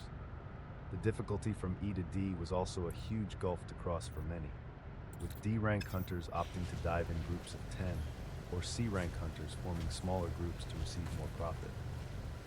Rank D dungeons are very profitable, but when you have to split the loot between 10 people, the returns are minimal when looking at the dangers you face. I had the driver stop while we were at the center of downtown, where you could take many paths to get to a lot of dungeons. I found the nearest alley and activated camouflage along with Arcanist's Sphere of Protection and Arctic Armor. Was still kept active all this time. The rank C camouflage could hide a hunter from anyone of that same rank, with powerful rank B hunters being able to notice you fairly easily. If someone were to be keeping tabs on me right now, I am 100% sure it would not be a B rank hunter, so my movements from now on would be hidden. I stepped out into the middle of the street with cars blazing down and people rushing about. Not a single person was able to see anything, with a few bumping into me and tilting their heads to see exactly what hit them. As soon as I confirmed the usefulness of the skill, I rushed towards the direction of Goblin King's abode and arrived there in 20 minutes. This time around, I didn't bother showing my license and just passed through the man-made gates, the rank D guards on the side being none the wiser. None of the hunters Kiel I ushered inside even looked my way either, increasing my confidence for the new plans from now on. I then looked up at the huge monolith that shone with a blue hue. This dungeon was regularly cleared by rank C and D hunters, being one of the more profitable dungeons because of the special drop that occasionally comes out, King's Valor. This item was a full body armor that increased your defense by a wide margin while not hindering your speed. As rank C items were extremely rare and mostly hoarded by those diving into the only rank C dungeon, this item was one of the hottest pieces of equipment for hunters. I stopped reminiscing and went towards one of the square doors of the monolith, placing my hand and instantly being transported to Goblin King's abode. Noah, Vitality, Focus, Strength 70. Skills, F, Fireball, 98, F, Heal, 21, E, Arctic Armor, 5, D, Flames of Torment, 49, D, Safeguard, 15, 33, C, Arcanist's Sphere of Protection, 25, C, Camouflage, 3. Equipment, E, Swift Boots. Chapter 10, Goblin King's Abode. The layouts of high-ranking dungeons gradually became more extravagant. In Goblin King's Abode, the first floor you were transported into had overgrowths and trees all around. Goblins traveled in groups of 5 and paroled the entire floor. The moment you attacked one, they would alert others with a loud signal and have them all rush to where you were. Parties created to dive into this dungeon had to make sure they had enough damage dealers to take care of at least one of the groups before the other 2 groups rushed in. If your party ever found themselves surrounded by 3 groups of goblins, you had to say your prayers. I looked to the group of goblins that was just alerted in front of me. The goblins had a layer of green scales on them, with their heights reaching up to 3 meters. 4 of them held clubs and maces, with one holding a wooden staff. I began by testing the effectiveness of the rank F Fireball that had its proficiency almost reach 100, making it on par with E rank skills. The swirling fireball that was even further condensed rushed towards one of the goblins and exploded. The goblin was pushed back a few feet, but quickly got back up like nothing was wrong. Its green scales were only slightly dented. Damn, here I was thinking, might still have some uses in the future. Its fast casting and moving speed would actually be good if I was ever going against things that didn't have such high defenses like monsters. But that wasn't something I was looking forward to. The dashing goblins were almost here though, so I initiated my most offensive skill on hand, Flames of Torment. A line of fire quickly appeared in front of me, moving forward to hit the foremost goblin. There was a second of pause after the impact before a scream rang out, as the line of fire pierced from the front to its back. I made a grasping motion to the pillar of flames and moved my hand to the right. The skill followed my command, acting like a thick rope that moved horizontally and bisected the heads of the two goblins on the right. The remaining two goblins were immediately frightened to see such quick deaths of their friends, and they began dashing back. I wouldn't give them a chance, though, so I moved forward and kept the distance, quickly commanding the skill to coil around the two goblins, burning them to a crisp. Haha. This was a method I had begun using after becoming familiar with this skill. I didn't have to just allow the skill to shoot flames in front of me. As my proficiency rose, I could more easily control the pillar of flames to not just move forward diagonally or horizontally. With enough concentration, I could command the skill to act as agile as a rope to suffocate my enemies in flames. As soon as I finished them off, rustling sounds could be heard as another 5 goblins dashed in. I didn't sit still this time around, giving them a cold grin and running towards them. The pillar of flames eerily squirming in front of me. I practiced controlling and moving flames of torment as I liked, resulting in dying screams from the goblins. Soon enough, there were another 5 burnt monsters on their ground, their bodies still bubbling from the extreme heat. I had already taken 2 groups. There should be 1 more remaining. I didn't wait for them to come and went towards the screams and sounds to the side, taking the last 5 down just as easy as their previous friends. From then on, it was just me rushing down the floors, increasing the proficiency of my now favorite skill. On a few of the floors, I tested the effectiveness of camouflage against monsters, and the results were spectacular. I could sneak in a few meters around them without them noticing a single thing. But if I stayed at that location for just a few seconds or went in any closer to them, then eyes would shift to where I was at. I wasn't sure if it was just sharper senses or a stronger nose that alerted them as you neared, but it was fun running around without being seen. From the 10th floor onward, more goblin archers and mages began appearing, shooting arrows, fireballs, lightning, and frost bolts towards me. I had Arctic armor and Arcanist Sphere of Protection, always active though, causing the arrows to be bounced away from my body and the spells to simply disappear the moment they came in contact with the transparent sphere around me. All they could see was a small being deflecting and absorbing their attacks, while he lashed out with a thick pillar of fire that either tightened their bodies to death or blasted their heads apart. Surprising the goblin mages and archers with camouflage was even deadlier, as they can't even cast a single spell before they become lifeless. Adrenaline was coursing through me as I watched these D-ranked 3-meter-tall monsters easily fall. But I reminded myself this wasn't what I was aiming for. They were D-rank, they were weak, just like me. I cannot think too highly of myself. Any random millionaire could buy skills just as strong and enough cores to easily make someone just as powerful. The change I wanted to make inside of me was to not feel that feeling of cowardice, that feeling of helplessness that I wallowed in for so long.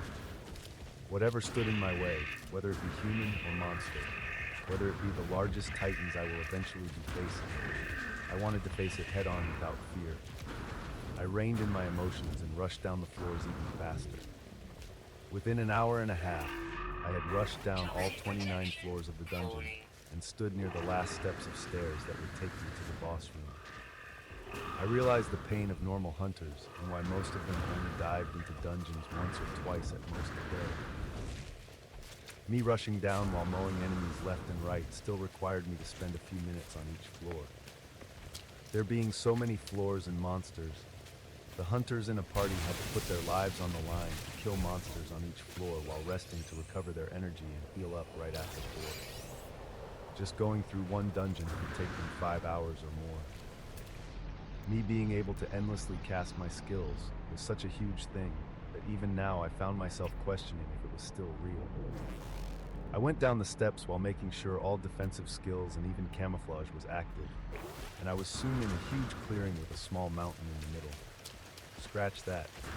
Not a mountain. Just a very savage-looking goblin that was about 6 meters in size. Its skin was shining a dark black that made it very prominent in this clearing. Holy shit. It held no weapons on its hands, and and yet its hands alone seemed enough to smash anything coming near it. This boss was the killer of many hunters, its large size and strength quickly weeding out inexperienced hunters from knowledgeable ones. At least 2 rank D knights or 1 rank C with the heaviest of armors were required in order to withstand even one of its strikes. You also better hope your team's mages and berserkers were saving up their energy to unleash multiple spells and attacks on this beast to take it down in as little time as possible, or deaths would follow. I was a distance away from it, so I thought I wouldn't be found out with camouflage active, but its huge eyes honed in on me the instant I arrived in the clearing. So blending into your surroundings is not enough to evade the senses of this type of monster? And I wasn't sure if this rank D boss could be classified as a titan yet, but its size made me feel like an ant as I had to raise my head just to meet its gaze. I felt my blood pumping as I found myself in this stare down against something more than 3 times my size. I was not scared. I looked at this huge beast and I saw my goals. I saw my future. I slowly began walking, and my walk gradually changed into a run. The beast stood still, not making a single sound. A smile broke out on my face as unrestrained laughter could be heard. A few meters long, thick line of flames quickly appeared beside me as I charged towards this humongous beast. As soon as I got near it, a huge black fist covered the entirety of my sight. My laughter didn't stop as the line of flames also shot out and wrapped around that fist. Then, a huge impact was felt. Boom! The fist felt like the whole world was dropped on me. I had seen it smash into the sphere that was protecting me, and instantly felt myself fly back at a speed I've never been exposed to before. Bam! I was smashed into the wall behind me a second later, a spherical dent created as I dropped down to my feet. Not a single hair on my body was harmed. The rank C skill, Arcanist's Sphere of Protection, was not for show. The beast in front of me didn't stay silent anymore, as a mournful howl rang throughout the huge clearing. Its right fist had fallen to the ground, forever removed from its arms. The calmness in its eyes was completely gone, as its feet smacked the ground and jumped towards me. One of its remaining good hands reached out towards me as if trying to snuff out a candle. I commanded the cable of flames to twist and form into a circular shape while watching this palm crushing down on me. The circular line of flames then began spinning at high speeds when the palm landed. Zang! A horrible sound could be heard as flesh and bones were cut apart. The Goblin's King's remaining arm was grotesquely bisected in the middle, dark red blood gushing out. We were only a meter apart, and I stared at its furious face as I commanded the spinning line of flames to rush at this giant's neck. Zing! A second passed, and then the head of the 6-meter-tall monster crashed to the ground. Chapter 11. The Right Skills to Buy. I let out a laugh as I relished on the feeling of taking down such a humongous beast. I was even happier from learning how to better use your skills as your proficiency rose.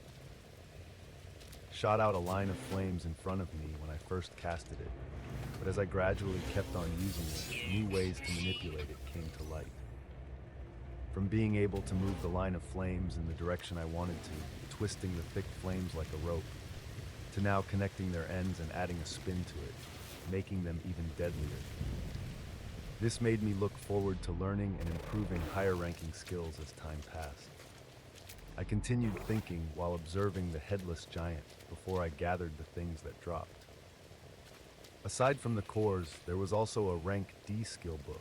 Ice shards drops sharp shards of ice at a specific location. This skill book was in fairly high demand and could be sold for a decent amount of money. It didn't fit with the current me, and I wouldn't be learning it as my goal now is to focus on obtaining an offensive rank C skill. Along with that, I wanted to buy other skills like Arcanist's Sphere of Protection, Arctic Armor, and Danger Sense that could be activated, and on my case, become passive skills that only end after I command it. This was my next phase of plans, skills that I could turn on and keep on without them requiring any more thought from me. If I can collect a multitude of support and defensive skills that provide a variety of effects and layer them on top of each other, just the thought of it kept my blood pumping. The next skill will be a killer rank C skill that will be of use when I dive into Soleil's castle in a few days. and the other skills I had in mind will follow after Flames of Torment had a very high proficiency currently with its power, most likely nearing rank C skills. But a genuine rank C offensive skill is nothing to laugh at with their large scale of damage. I sat down beside the fallen giant and began absorbing the vitality and strength cores it dropped. I had collected tons from the smaller goblins across the 29 floors and planned to bring my vitality and strength attributes higher than 100. As soon as I finished, I reached out towards the green crystal that rose when the Goblin King was defeated and was transported outside.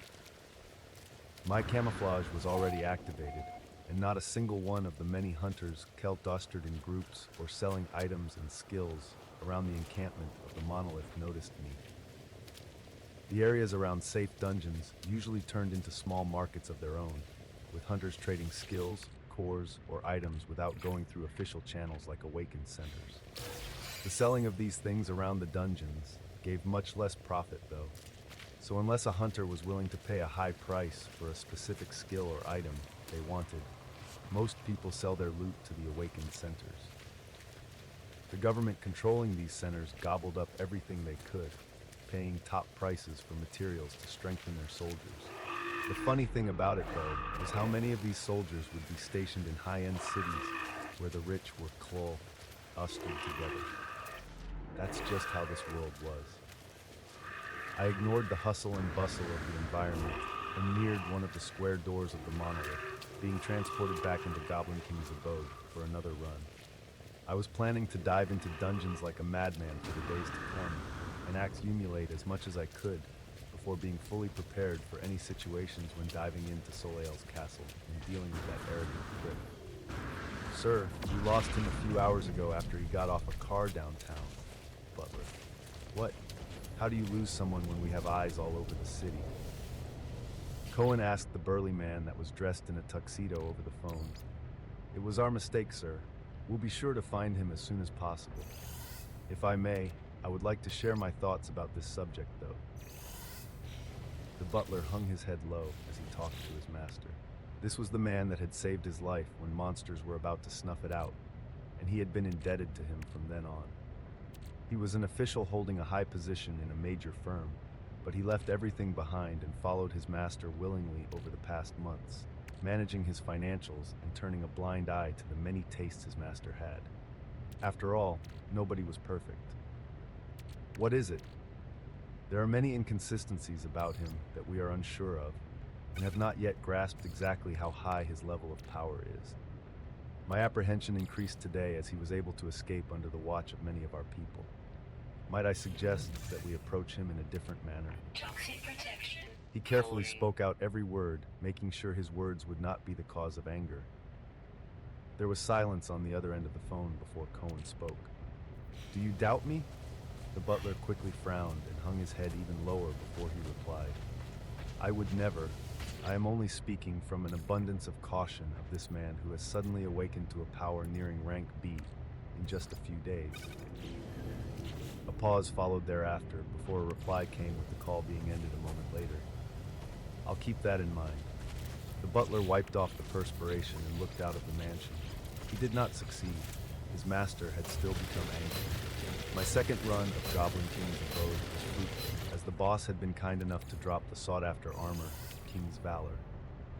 The 6-meter goblin had horrible burns all over its body, as I took my time with it to get more practice facing something that much bigger than me.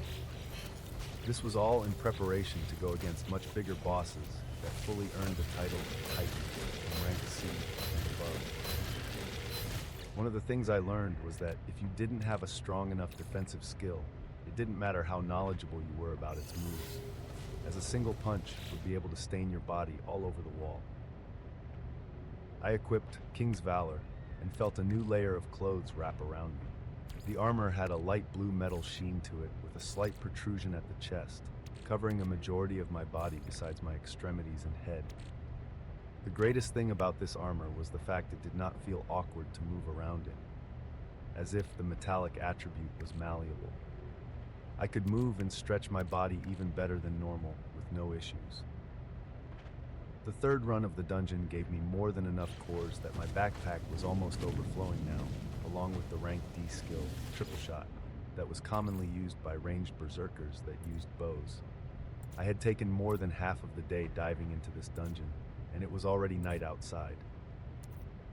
Tightening my overflowing bag on my back, I left Goblin King's abode encampment and went towards the downtown with my camouflage active as usual. Once I was in the middle of the city, I turned the skill off and called for a ride that dropped me off the Central Awakened Center 20 minutes after. It was rush hour around this time, with many people running about downtown. Many drowning their troubles in fear with alcohol, and many more going towards the unsavory places deep in the city. I went inside the Awakened Center and had to be taken to a private room because of the volume of things I was trying to sell. A fat-looking middle-aged man replaced a gorgeous woman that was talking to me and quickly handled the transaction, taking all my remaining cores and skills from Goblin King's abode and offering to deposit $1.6 million into my account. I looked at these numbers as if they were imaginary, and they might as well be, as they would be gone a few minutes from now when I purchased the rank C skills. I became a high-profile client in the man's eyes as he asked me if there was anything else I needed before completing the transaction, and I told him the names of the skills I wanted to him. A few minutes later, 3 rank C skill books were situated at the table next to us, and only $100,000 was deposited in my bank account. Chapter 12. Just the beginning. The new rank C skills I had bought were Explosive Rune. Upon physical contact with your enemy, brand them with a chaotic rune that will explode on your command. Aura of Haste, an aura that increases movement speed, attack speed, and cast speed envelops you. And Life Essence, gain increased vitality, plus 30, and regeneration at a great cost. These skills correctly fit with the direction I was going towards. Multiple skills that can remain active for me at all times, along with my first offensive rank C skill. Was a boss killer that mages wanted in their arsenal because of its significant damage. The only problem is that it drained the entirety of a rank C's energy, and they had to come in contact with the boss to initiate it. The mage hunters had to make sure that they had full energy before the boss fight, and that there was a competent enough knight distracting the boss. Otherwise, the moment they get near themselves, they'll get squashed. Once the rune was placed on the boss, half of the fight was done, as it dealt such a significant amount of damage that it could even outright kill a rank D boss if the rune was placed in a critical location or maim a rank C boss. The problem was, no mage ever dared get near a rank C boss unless they were wishing for death. With my overlapping defensive skills and the ever so increasing active skills, I should have no problem using Explosive Rune to its full potential. After the sale was finished, the joyful man's face jiggled as he said, "Here is my card. Give me a call or text whenever you're coming down, and I'll be sure to receive you to the best of my abilities." I nodded to the man that had a full smile on his face and left the Awakened Center. As soon as I was out, I blended into the rushing people and activated camouflage once more. The nearest hunter lodging was not too far away from the Awakened Center, and I got there in under 10 minutes. I quickly received the keys to one of their luxurious rooms and found myself in a room similar to the one I stayed in before I placed my bag down on the bed and eagerly began looking at my new skills. Would have to wait to be tested later, but as soon as I activated Aura of Haste and Life Essence, a red and green color began appearing on my body. The colors would come and fade a moment later, being fairly transparent and only visible if you were to really focus. I felt my body become visibly lighter and saw a plus 30 appear on my VADI attribute. Ha! As long as I found skills like these and layered them on my body, would I have anything to worry about? I shook myself out of my reverie and ordered room service, this time getting 2 plates of a very huge lobster. I went over my day and thought about what I would be doing tomorrow while enjoying the supple texture of the crustaceans. This was a habit I was planning on developing regularly, to think back to what I did today, along with any mistakes I made, and how to improve in the future. I went to sleep soon after, as I was dead tired. Anderson was holding a drink as he overlooked the city atop his mansion. The thing on his mind was the newly awakened hunter he couldn't seem to keep a track of. He knew all of the hunters that were C rank or near it in the city, and he made sure to introduce himself whenever new ones appeared new. They were quickly reined in and called upon whenever his team lost a member while diving in Soleil's castle. None of them could deny his words, so why was it that this new one pissed him off so much? Anderson thought back to that pathetic apartment and realized it was his eyes that seemed unyielding, that seemed to say he wasn't afraid. Ha! How could he not be afraid?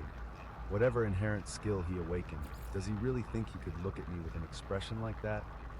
I held the paramount skill Giant Strength, which allowed me to stand toe-to-toe against a C-rank titan.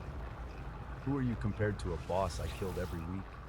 The one person he usually listened to in this city had also told him to be cautious because of the many unknowns, but it only furthered his distaste towards the hunter.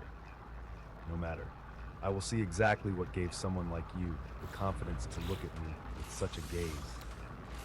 Vitality 188, Focus 163, Strength 195.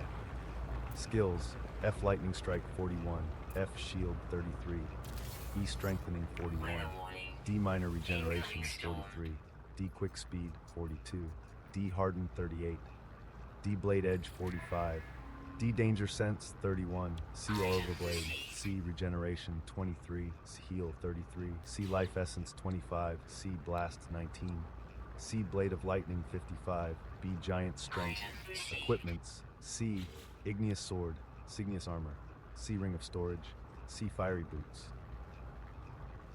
Early morning the next day, I was already up and heading towards Goblin King's abode. Tomorrow would be the day when I would head down to Soleil's castle with some of the highest rankers in the city, so I had to use my time as efficiently as possible today. The first task was to rush through the dungeon in under an hour and a half, as I was aiming to dive in at least 5 times. With this in mind, I bought a specialized hunter bag that was woven with materials meant to stretch. The bag had straps that tightly hugged your body so that a strong hunter could move without any issues. This was a poor hunter's item, as the truly rich ones had purchased equipment that allowed them to store whatever they wanted in large space. I put this item off for now as it would have taken a majority of my funds, and my goal was obtaining more skills. Currently, I repeated the same process as yesterday and arrived at the monolith at 7 a.m. It was a fairly cloudy morning and still early, so there were significantly fewer hunters around. Some had already set up shop with their skill books and cores, others meeting up and forming parties while getting to know one another. Still activating, I entered the dungeon and appeared on the clearing filled with trees once more. This time though, besides the skills I originally had, I had added Aura of Haste and Life Essence. I ran towards the first group of goblins that I could see and rushed up to them while I was still hidden. They were alerted the moment I came near them, but that didn't stop me from reaching my hand out and placing it on each of them while they were still disorganized. With my increased speed from Aura of Haste, I could do this much without an issue. I then pulled back a few feet away and watched as black tattooish circles spread to cover 1/3 of their bodies. I observed them as they turned my way, none the wise about the runes that had sprouted on their bodies. I gave the command, and the rank C skill Explosive Rune was fully utilized. Bang! The portion of the goblin's body that was covered in the runes exploded with a huge force, throwing chunks of flesh and bones everywhere, as 5 goblins were soon lying in their own pool of blood. The damage was just as expected for a rank C skill. Powerful. I speedily cleared the floors like this. With all the defensive and support skills kept active, I pressed down the floors with camouflage hiding me and giving me enough time to come in contact with the monsters that exploded the second half. Some floors I still used Flames and Torment, and kept on experimenting with it as its proficiency continued to rise. More than an hour quickly passed, and I was through all 29 floors and headed to the boss once more. The 6-meter-tall Goblin King looked as ruthless as always and noticed me as soon as I came down, even though I was hidden. I walked towards it slowly until I stood a meter away, where it stared me down. This one was one of the peculiar traits of this boss that interested me. When the fight began, it was always so calm, as if it was measuring me up. During the fight, though, it would go completely berserk. It was still a monster, though, and threw a fist down at me a second later. I raised my small hand to match this fist as my palm was open to receive it. Pah! A sound like that of the loudest slap resounded as Arcanist's sphere of protection absorbed all the damage and the ground beneath me cracked. The arm of the Goblin King rapidly had a runic tattoo spreading on it, and the boss quickly felt something wrong as it grabbed its skin and tried to rip it off. Boom! A deafening explosion rang out as its entire arm blew apart and it let out a thundering howl. The enraged king reacted fast, throwing another fist with its remaining arm, only for the same thing to repeat. I was standing at the same location, the ground around me full of cracks, as if an earthquake occurred. I had sunk a few inches into the ground as I calmly looked up at the Goblin King that was missing both of its arms. Rah! It let out an angry shout as if it would not give up and kicked its right leg downwards. Pa! Boom! The same scene repeated, and now its right leg was gone. The large beast could not support its weight as it fell backwards with a loud thump. Loud breathing could be heard as its entire face was twisted in pain. I climbed out of the small hole I had been repeatedly kicked in and jumped up on top of the body of the beast, landing on its square abdominal muscles and traveling forward to its face. I looked down at it as it could not move or do much of anything else. Besides the heavy breathing and a pained look, I could see another expression on the Goblin King's face after more than half of its body was blown away. It was extremely distinct while I looked at its huge eyes. I had seen this expression before. I had felt it before. It was fear. I reached my hand out and let my palm touch its forehead, leaving it there as I commanded.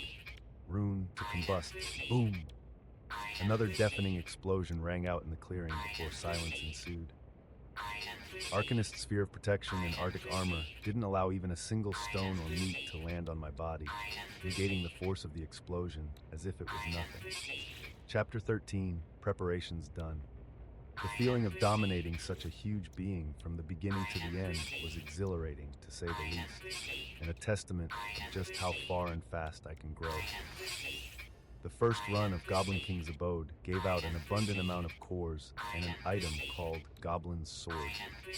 I did not need the sword, so this would be one of the items that I would be selling later. I continued on and dived into the dungeon once more.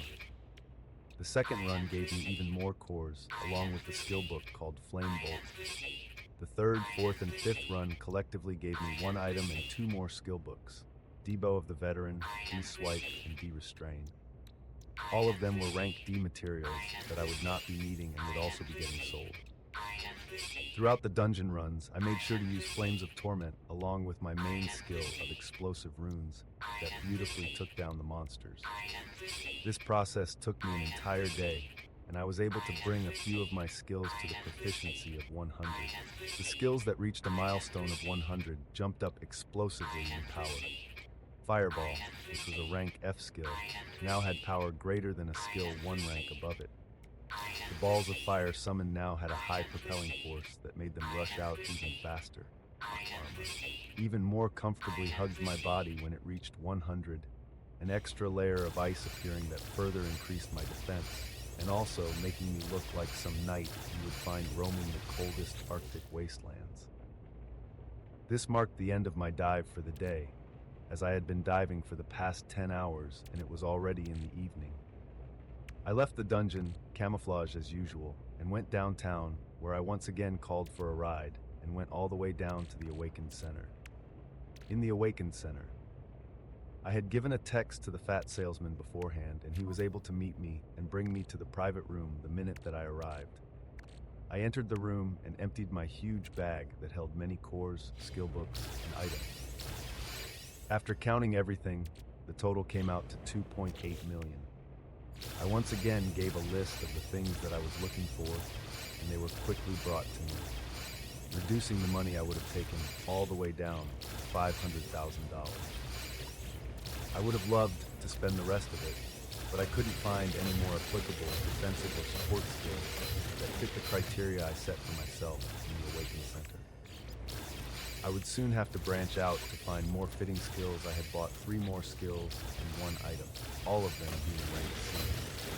The first was a movement type skill that I had been looking forward to called Whirlwind. The second was another support type skill that was called Increased Penetration. The third skill was a life-preserving skill called Regeneration. The item that I bought last was a simple ring of storage, which many high-ranking hunters found themselves buying. It took away the hassle of carrying around the skill books and items and cores that were collected over the course of the day. As soon as I finished my business, I gave my thanks to the salesman and left the Awakened Center, blending in and using camouflage as soon as I was out and headed towards the Hunter Lounge. The process was quick as usual, and I grabbed the room fairly quickly. I was finally able to relax and absorb the cores that I kept behind. The plan was to reach the maximum that I could while using rank D cores. I then learned the skills and placed the storage ring on my hands, using my energy to feel the wide space inside of it. It was a large enough space for 2 people to be squeezed in. The increased penetration skill allowed me to deal more damage and further ignore the defenses from my enemies when I had it active. It was a much-used skill by mages and berserkers to deal finishing blows on bosses, and the generation skill was as simple as that. If I ever somehow took a large amount of damage, then I could easily cast the regeneration skill to begin healing without losing too much of my health. The movement type skill that was called Whirlwind would allow me to dash forward and close the distance to my enemies at a very fast speed. This would be good for surprise attacks or evading very dangerous shots. Regeneration and Whirlwind could not be activated and tested at this time, but I quickly activated Increased Penetration along with the rest of the defensive and support type skills that were in my arsenal to keep their proficiency rising. I ordered room service as usual, and this time around I grabbed 3 platters of shrimp. My appetite seemed to gradually be getting larger and larger as time passed. I enjoyed the food when it came and took some time to think once or more over what happened today. I went over my run in the dungeon, the skills are used, and how to better use them or further improve. I felt like I had fully prepared for what was to happen tomorrow. With all of these skills that most hunters would be able to activate momentarily for a life-saving moment, I had them activated at all times. Even knowing how huge the gap was in strength between rank D and C dungeons, seeing how easily I'd been taking down the 6-meter goblin of Goblin King's abode, gave me confidence for the officially titled Titan of Solel's Castle. Early morning the next day I woke up, grabbed a shower, and had some breakfast at the diner area of the hotel. It was already 8 a.m. when I left the lodge to head towards Solel's Castle. This dungeon was renowned as the hardest dungeon in our city. It was a dungeon that many people died in until a specialized team was born to clear it.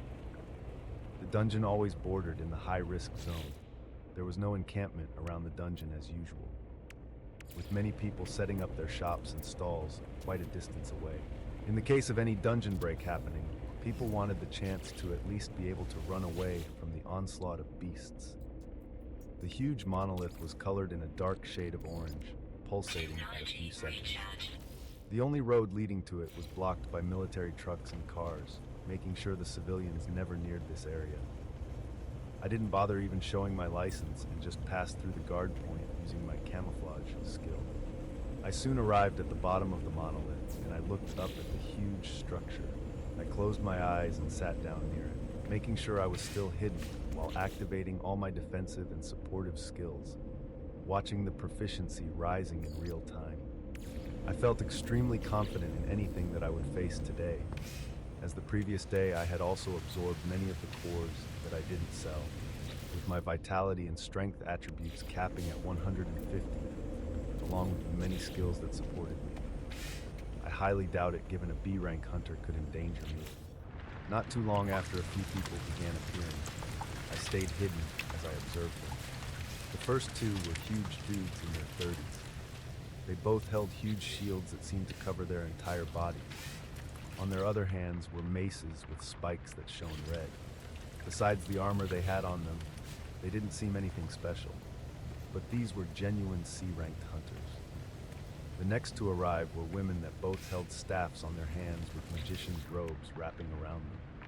They had a look of apprehension as they looked at the huge monolith. The four of them seemed familiar with each other as they began discussing some things soon after. The next one to arrive was a girl who seemed fairly young, in her 20s at most. This one had a blue sword on her waist, with her body covered with what I would only assume to be King's Valor that Ti also wore. Surprisingly, this girl did not go towards and talk to me first for, but she actually held a confident look on her face as she looked towards the huge monolith, making me surprised, as any rank C hunter could find themselves dead in this dungeon. So many held apprehensions. Anderson arrived soon after. His arrival stopped the discussions among everyone as they stared towards him.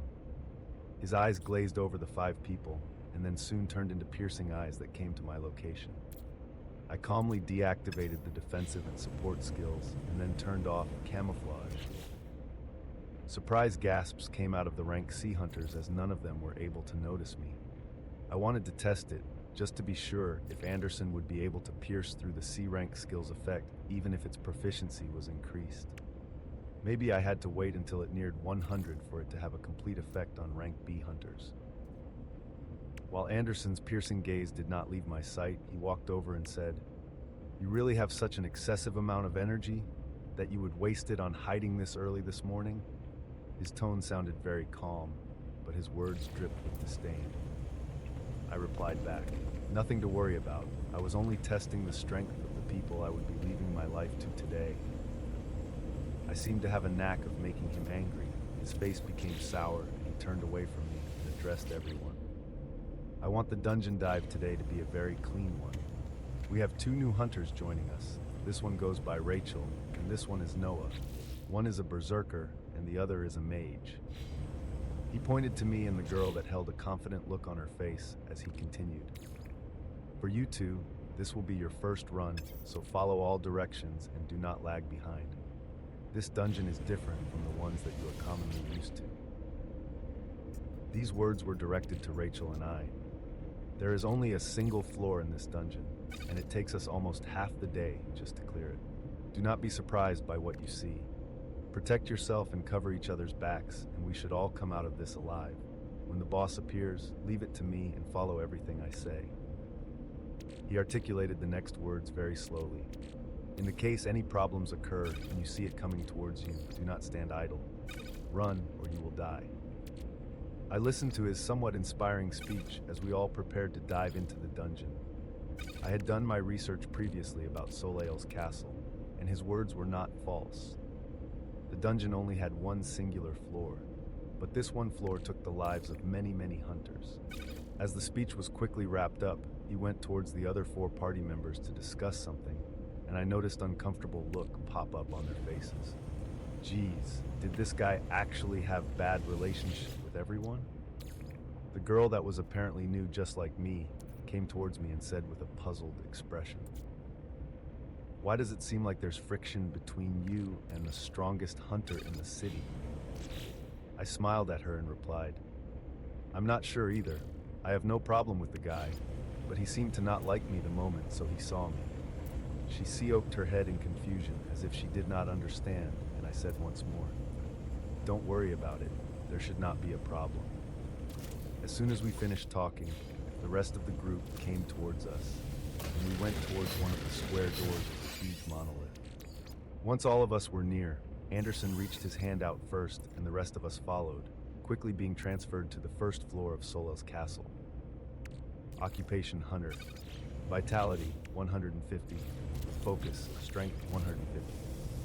Skills, F Fireball 100, F Heal 43, E Arctic Armor 100, D Flames of Torment, Safeguard 31, D Danger Sense 95, C Arcanist Sphere of Protection 93, C Camouflage 67, C Aura of Haste 23, C Explosive Rune 33, C Life Essence 22, C Increased Penetration 13, Regeneration 1, C Whirlwind 1, Equipment's Valor. Chapter 14, Soleil's Castle. It was not correct to even call this a floor of a dungeon, as it seemed like a world by itself. There was a huge expanse of trees all around us, and on the horizon, a humongous castle was apparent. This was Soleil's castle. The castle was built in a medieval style and had a grand look that imposed itself on all that looked towards it. This castle housed more than 100 C-ranked monsters and a humongous titan that we would soon be facing. Anderson began talking as we made our way towards the castle. When that door opens, we will be facing 10 C-ranked monsters. They are made up of extremely tough, stone-like materials that need a very damaging skill to break. We will have to break through multiple rooms that hold these statue-like monsters in order to reach the boss in the main hall of the castle. I'll be covering Dina and Stacy. He pointed to the two women that were covered in robes. And the two of you, he said, pointing to the two hunters holding the huge shields. We'll cover Rachel and Noah. I do not want any mistakes. Be confident in your skills and attack to kill. The rest of the group nodded in understanding, and we were soon near the castle, which opened its doors to show a large room where 10 statues were standing still.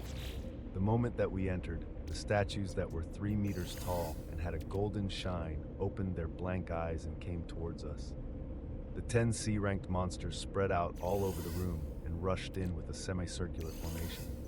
Anderson dashed in first, with the 2 mages following not far behind him, heading towards the right, already casting their spells. The 2 tanks nodded at me and Rachel and went towards the other side, quickly colliding with the huge statues. Everyone here was fairly knowledgeable, so skills quickly went off and flew towards the statues in sparkling shades of colors. I cast Flames of Torment and formed it into a circular disc that I threw at one of the statues, instantly smashing the head. Rachel, the berserker that was standing by my side, instantly disappeared and drew the sword she had on her waist, which was now showing a dark red color that instantly went to split apart another statue. On Anderson's side, I don't know exactly how he did it, but 3 of the statues were already broken and lying on the ground as shattered stones. The mages behind him had both cast a spell that quickly formed a dark thundercloud that spewed down light, which struck down on the heads of the remaining 2 statues and took them down as well. On our side, we had 3 statues still alive as the tanks were holding them off, knocking them back with their shields as they neared. Rachel stood at a distance and then slashed her sword horizontally. The sword let out a blinding light that struck and destroyed 2 statues, quickly giving more breathing room for the 2 tanks. I controlled Flames of Torment and quickly smashed the head of the remaining statue.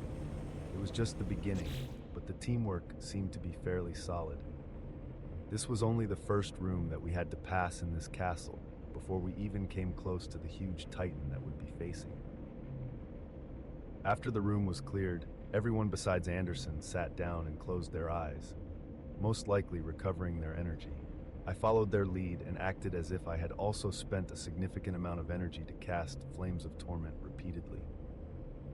During this time, I activated skills that did not show on my body, as I was pretty sure a significant amount of time in this dungeon would be the recovery time between the castle rooms. I activated Aura of Haste along with Life Essence, which shone 2 colors on my body that soon faded. I also cast Regeneration, even though I had no injuries, just to test its effects. A feeling like I had just received the best massage flowed over me, as the tension in my body was quickly released. This was probably the last possible use anyone thought this high-ranked skill that required a high cost of energy would be used for. I was surprised at its effect, as I had never been injured and didn't plan to be any time in the future. Safety first. After about 10 minutes, most of the group had gotten up and we were ready to move on to the next room. This one held an extra statue, bringing the numbers up to 11. The same strategy repeated.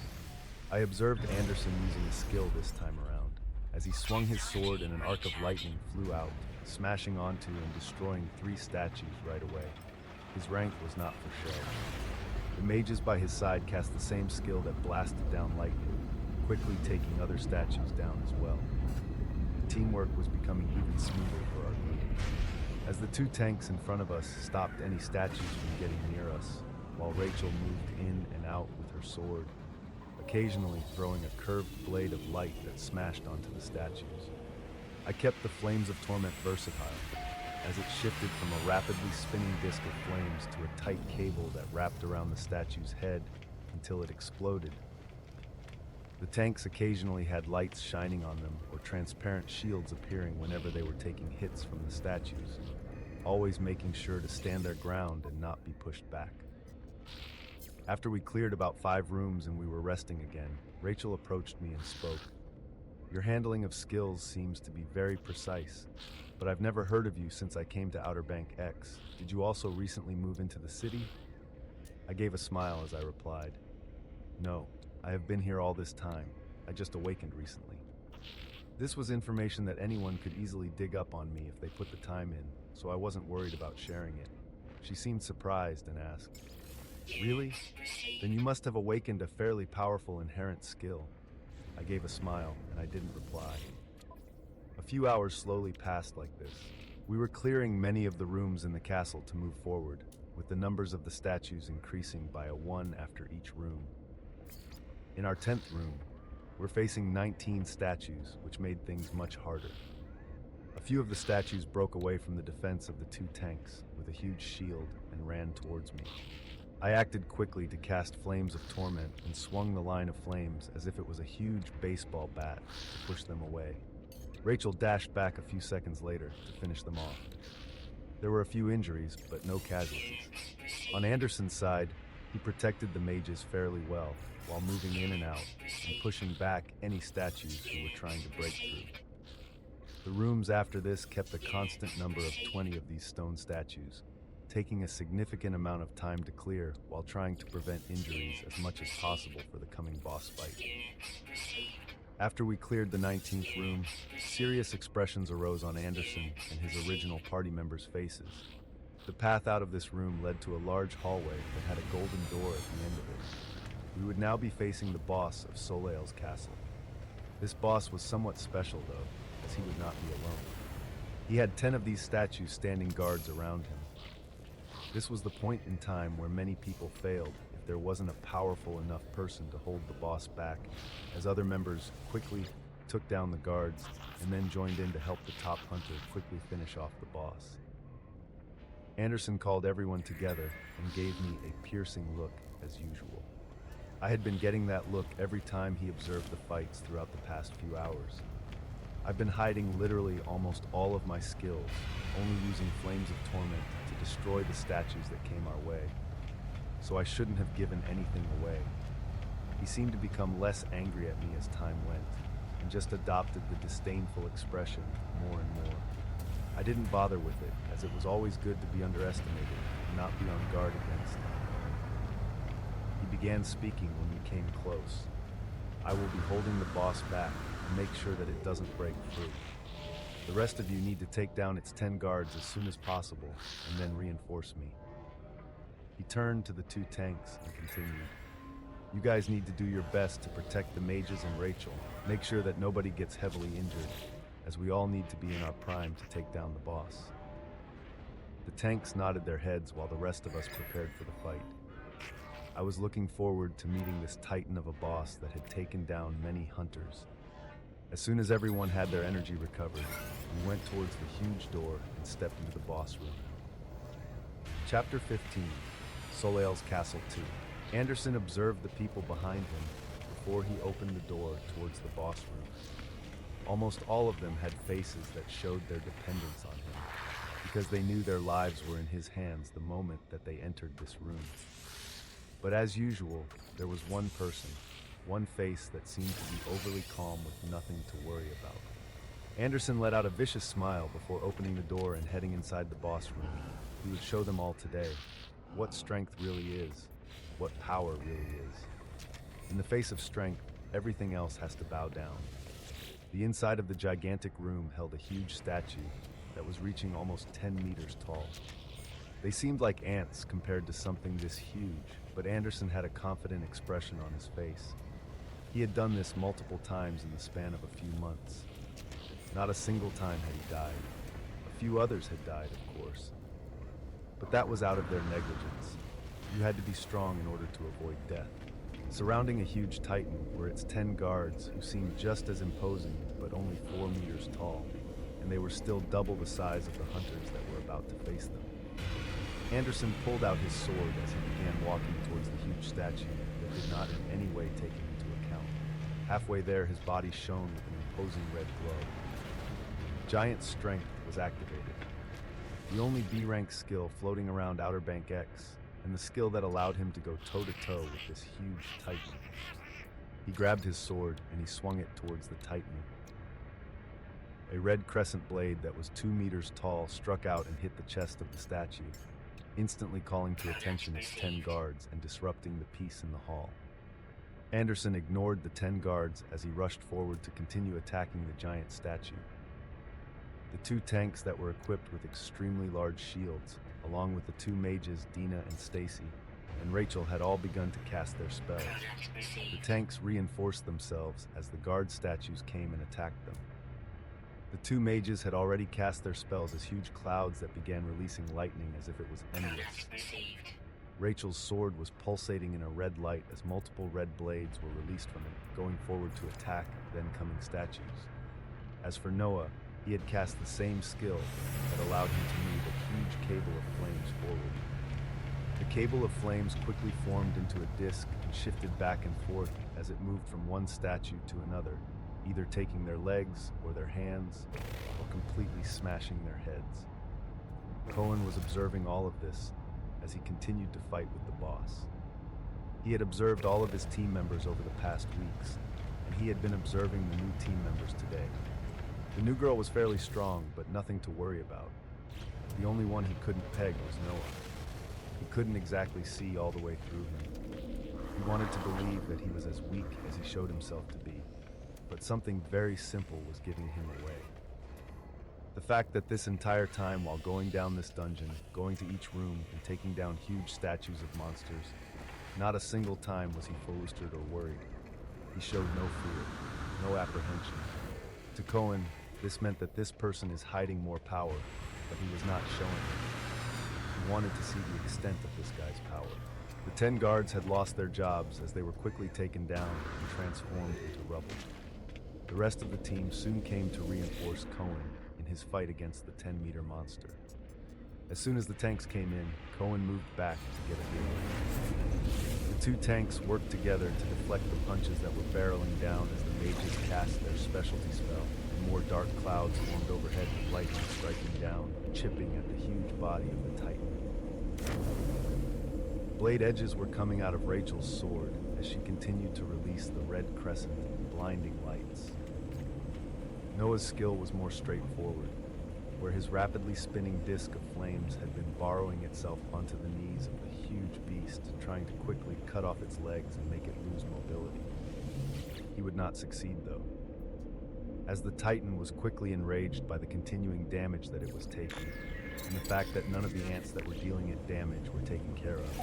Ooh! A loud roar resounded from the Titan as Cohen yelled, "Take cover!" The mages ran behind the tanks who lifted their shields up while the Titan was roaring. Cohen went towards Rachel and Noah and stood in front of them as the whole place seemed to shake as huge boulders then began falling from the ceiling. This was the Titan skill, a type of skill that only began appearing on rank C bosses and above.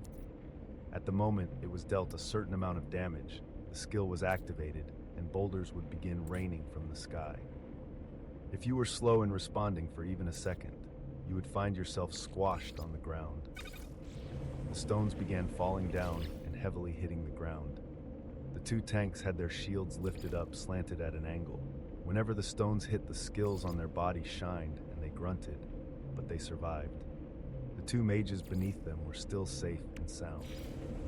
As for Anderson, he was even more straightforward, keeping his eyes on the ceiling and using his blade to strike down any incoming stones. If he missed any of the boulders fallen from the ceiling, Rachel would quickly move in and release another one of her plate lights, striking the huge stones and veering them away from their location. Noah, as a mage, should be taking cover with his weaker defenses, and could only have his skill ready to be fired in the case any stone were to come his way.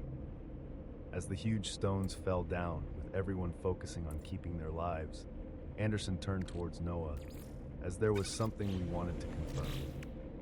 He wanted to know the extent of this guy's power and what exactly he was hiding.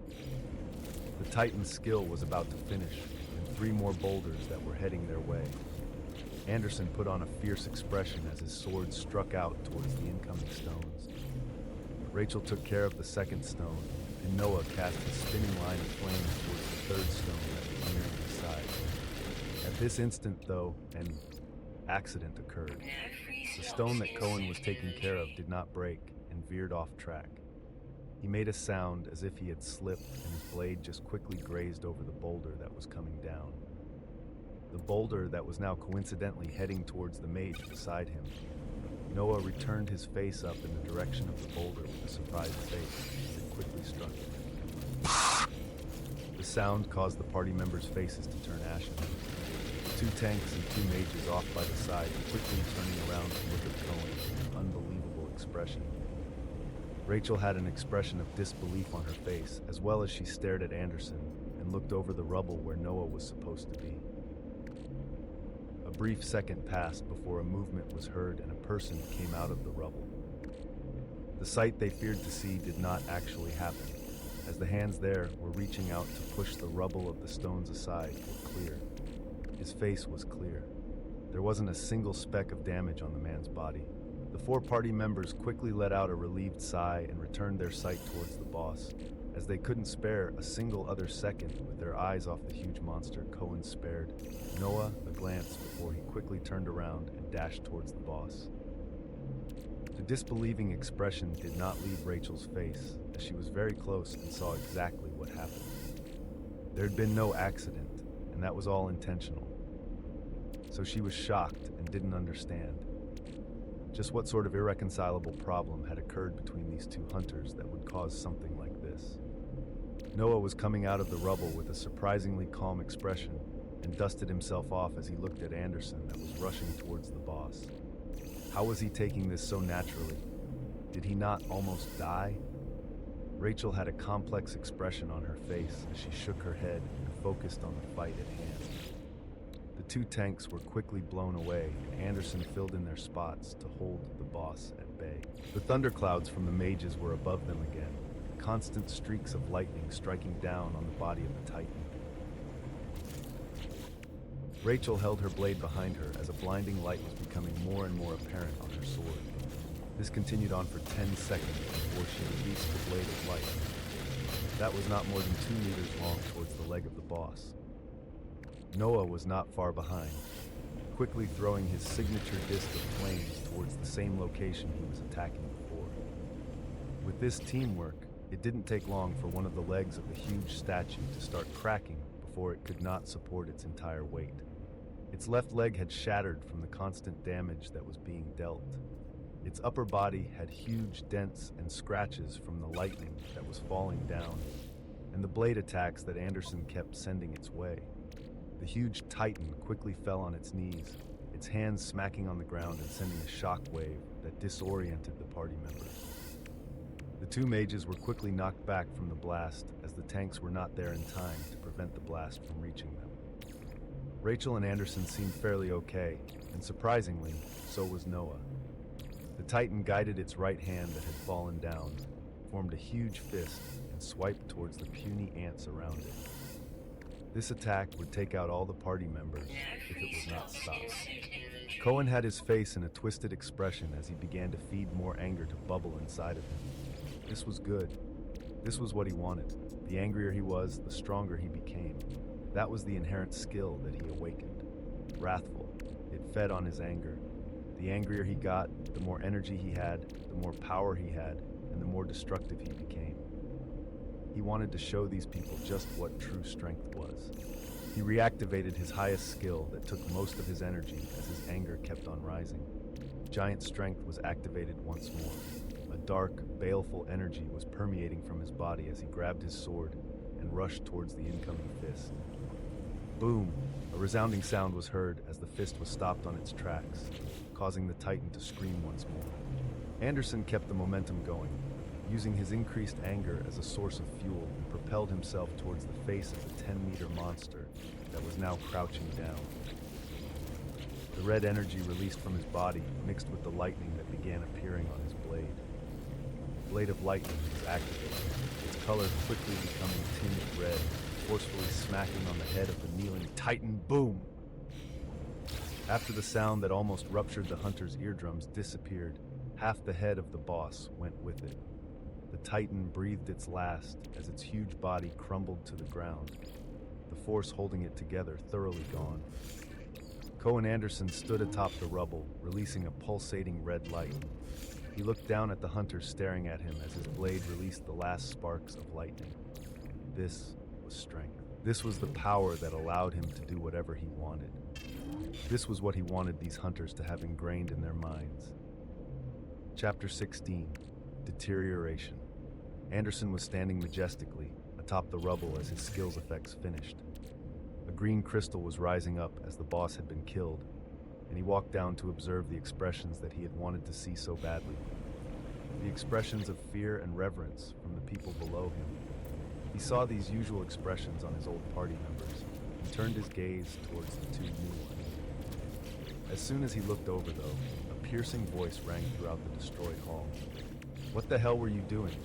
Why did you play around and almost kill your teammate? Rachel, the berserker that was shooting blade lights all this time, had a questioning look on her face as she directly asked this question. Anderson seemed to be surprised, as if he did not expect this type of reaction at all. He looked over at Rachel in a skeptical tone and asked her, "Oh, what's giving you the balls to talk to me like that? Were you watching the same scene as everyone else?"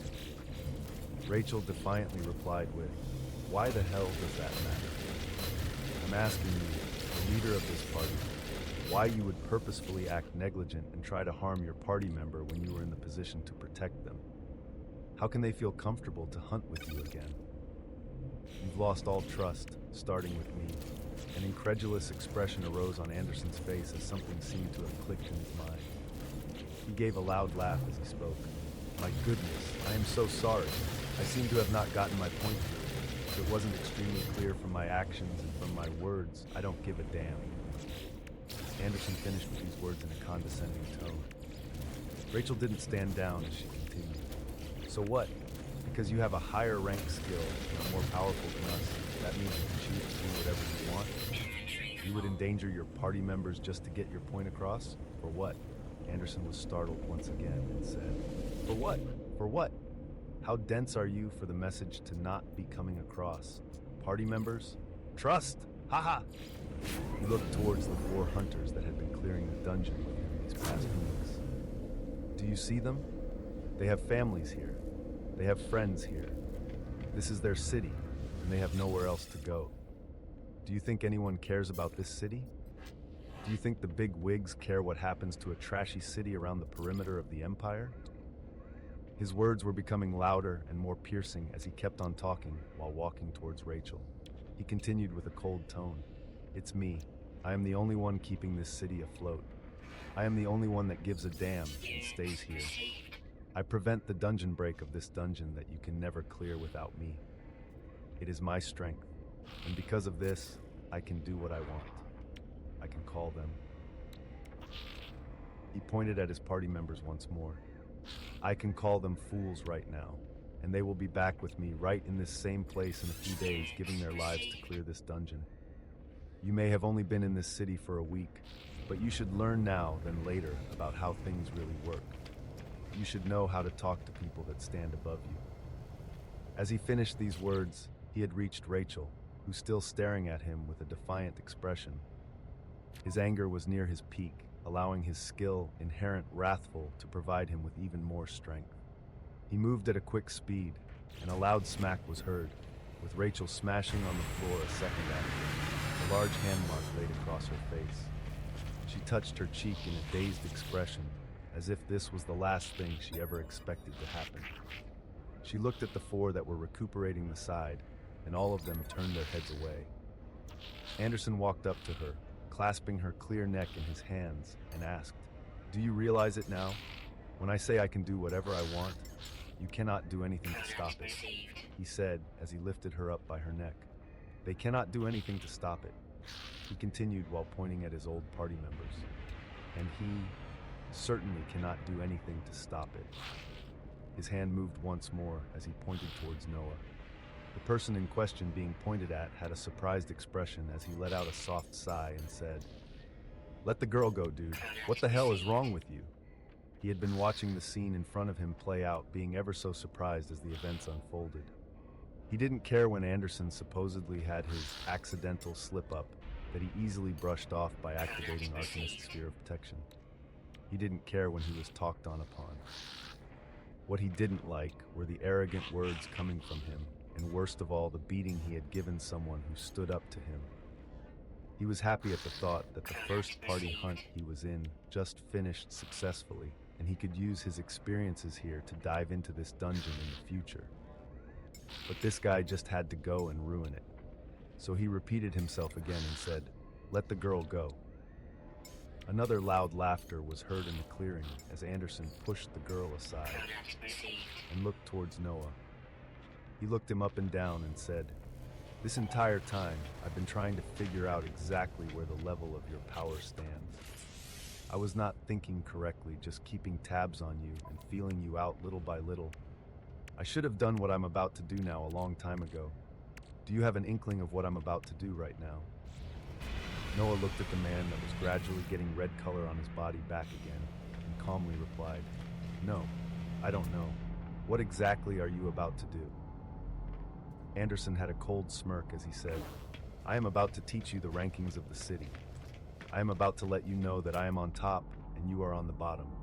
I'm going to teach you what strength really is, because apparently watching me take down a 10-meter tall giant was not intimidating enough."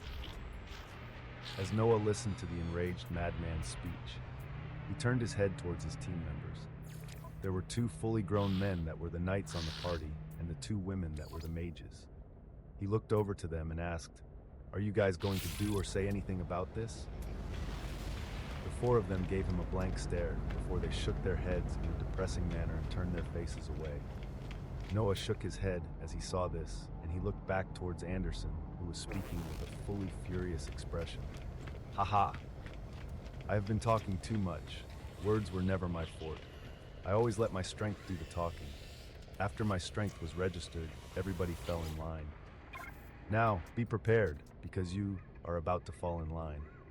A hazy red smoke was coming off Anderson's body as he finished, tightened his muscles, and sprung forth. I looked at the man that was flying towards me and sighed at the complete breakdown of everything. I then casted Arcanist's Sphere of Protection, Aura of Haste, Life Essence, Increased Penetration, Arctic Armor, and Whirlwind. My body shone iridescent colors as multiple defense and support skills were activated. I looked at Anderson and I was surprisingly calm facing him. I didn't feel angry at him or hate him in any sort of way. I just pitied him. Maybe this was what happened after facing the pressures of this new world and not coping well. I did not want to become someone like him in the future. My gaze seemed to have made the charging bull even more furious though, as his power seemed to increase further. But none of it would be of any use against the current me. With a sad sigh, gales of wind surrounded my body as Whirlwind was fully activated and I made my move. Chapter 17. Fight! A thunderous impact resounded soon after as gales of wind rushed about in the clearing. Anderson was surprised at the speed that Noah rushed to him, observing that he had already cast multiple skills on his body, his exterior surrounded by a transparent bubble and body covered in icy armor. He couldn't help but ask, "Just how much energy do you have in your body to be casting this many skills as if it's nothing?" As Anderson was talking, the impact pushed both of them back. The red energy kept on enveloping Anderson's body as his rank C skill blast was used. His fist carried the momentum with it as he flew towards Noah. The fist met the first layer of protection, quickly causing a shockwave that pushed each of them away once more. Anderson kept his eyes on Noah as he saw the man was not ever remotely hurt. He smiled as he dashed in again and began talking. "Do you know why I adopted my principles on strength? I used to be poor. I had nothing, no job, no family, no friends. I used to look up at those that were rich above me with their extravagant amount of money and the clothes and food they bought." His words carried traces of anger as his body continued clashing with Noah's defensive skills. The thing that puzzled him the most was how Noah chose to use his hands or palm to hit back when the transparent shield he cast on himself protected him fully, and did not even cast the signature pillar of flames he had seen him using throughout the day. He brought his focus back on the fight at hand and stopped overthinking things. I looked up to these people, those rich assholes. I wanted to be like them. I kept on saying to myself, if I just had that money, if I just had that power, oh, the things I could do. Anderson continued smacking with his defensive skill and saw that his attacks with his bare hands weren't working. So he increased the pressure and pulled out his sword. He wanted to see just how long this guy could keep all of these skills active before running out of energy. Lightning began to crackle around his sword as he dashed towards Noah and continued talking. Do you know what happened next? Something incredible occurred and I actually did get the power. The whole world went to shit and it was me who received the power. Me. The longer he talked, the more his anger and power seemed to increase.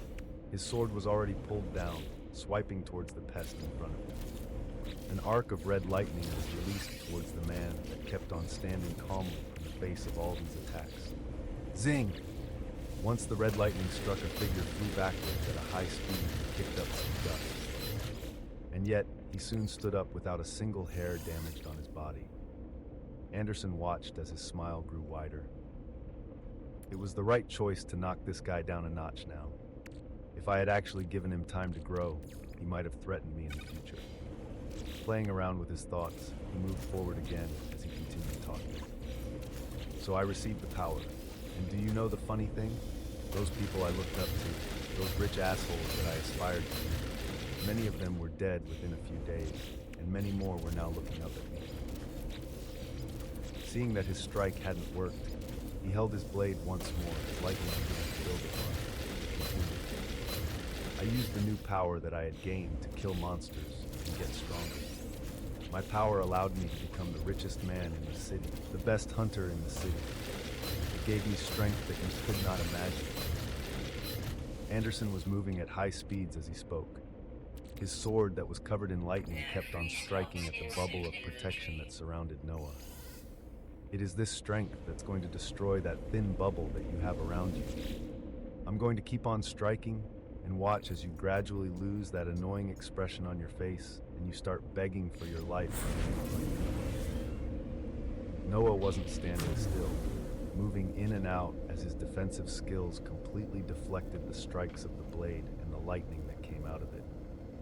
He wanted to test the extent of Arcanist's sphere of protection, as its proficiency was literally a point shy of 100, and it seemed to completely protect him from C-rank skills, its power also deflecting most of the damage from rank B skills.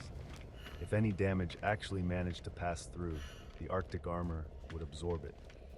If anything else passed that, he would just quickly use regeneration. Anderson's voice rang out as he charged forward once more. You cannot imagine the things you can do when you have the strength. Those rich big wigs that survived, the ones that spent the remaining amount of their money to buy skills, items, and cores to get stronger themselves, they work under me now. They do me favors and they send their own Asukain daughters to my bedroom just to get on my good side. That is power. That is strength. Noah seemed to be getting ticked off as he was listening to this madman's ramblings, so he began replying and cut short his experimentation time. That is not what strength is, dude. I was just like you a few days ago. I didn't have any of this. When I did become slightly stronger, though, all I felt was a sense of liberation. His words seemed to carry power with him as a huge pillar of flames appeared beside him, making Anderson even more surprised as he was expecting him to run out of energy anytime with his extremely bad efficiency in using it. The pillars of flames acted like a rope, wrapping itself around the entirety of Anderson's body and squeezed down. Anderson let out a pained expression as he began roaring. Ray! Rank B skill, Giant Strength, was activated. The red aura coming out of him condensed even more as his power rose by another level. The sword clad in lightning struck out once more, but it did nothing. His body bulged out as let out a howl, and the pillar of flames surrounding him was dispersed, and he once more seriously attacked the man in front of him. His attacks continued as Noah deflected or absorbed them and continued talking. Strength does not mean you can look down on others. Strength does not mean you can do whatever you want. You can even look at it as a responsibility. It's the reason I came along to this high-risk dungeon that can explode any day. The calmness seemed to fade from Noah's face as he finished his words and condensed dark balls of fire around him. More than 20 quickly surrounded him, spinning furiously as they rushed towards Anderson's body and exploded on contact. Anderson could be heard laughing in the midst of the explosion. "Ha ha! Responsibility? Sophistry! Utter bullshit!" An expression of someone that had given up appeared on Noah's face as he shook his head calmly and looked at the imposing Anderson and gave a command. Boom! A screeching scream resounded as Anderson was inadvertently blasted back. He had a shocked face as he looked at the left hand on his body. It was missing. It was gone. Anderson looked back in a pained expression towards Noah as he exclaimed, "What the hell did you do?" He seemed dumbfounded by the sudden attack that he didn't see coming from anywhere. They were standing apart at the time, and yet an unseen attack came that took his entire arm clean off. A calm voice rang out of the clearing. "Stand down." Noah was staring at him with a cold expression. He did not want things to go down this road. He did not want it to get this bad, but this guy would not stop, so he repeated himself once more. "Stand down." The man that was clad in a red haze in front of him stood up with an even more furious expression as he roared out and held his sword and his remaining good arm, rushing forward once more. Boom! Another exclusion rang out the moment Anderson began rushing out, being thrown back once more, and his face adopting an even more pained expression. His chest armor had exploded out and blood was gushing from his chest. He breathed heavily as he looked towards Noah. He didn't understand how he was taking damage when the guy wasn't even near him. What was going on? What kind of skill was he using? Noah sternly stared at the man before he repeated himself once again. Stand down. Chapter 18. Resolution. Noah looked at the man in front of him as he continued speaking. "You could have stopped all of this a while ago, you know." He looked towards the man that was missing a hand and had a bloody chest. The entire time they were fighting, he had plastered a ton of explosive wounds on the man's body. The tattoos spread all over him without notice, and he had detonated 2 of them just now. A burst of hysterical laughter came out from Anderson. "Stop! Stop! Haha! Do you really think I could stop? Power was all I had, and now someone like you, someone that has awakened barely a few days, can already stand above me? Bullshit!" Anderson's wounded body stood up and moved once more. His words that were dripping in anger had somehow given him even more power. The dark red haze that was constantly created from his inherent skill, wrathful, wrapped around him and became even more condensed. Giant strength was also activated once more. As the man stood and raised his one good remaining hand, arcs of red lightning began to pulsate from his sword. Noah turned his face from this and looked towards the 5 party members that had been watching this entire fight. He saw a rueful and expectant expression on the faces of Anderson's original party members. Rachel was staring at both of them in a distasteful manner, while wiping the dust and rubble from her body. He then turned back towards the rushing Anderson and watched him come forward as if he was looking at a flickering flame in the room. Strength isn't having the power to look down on others.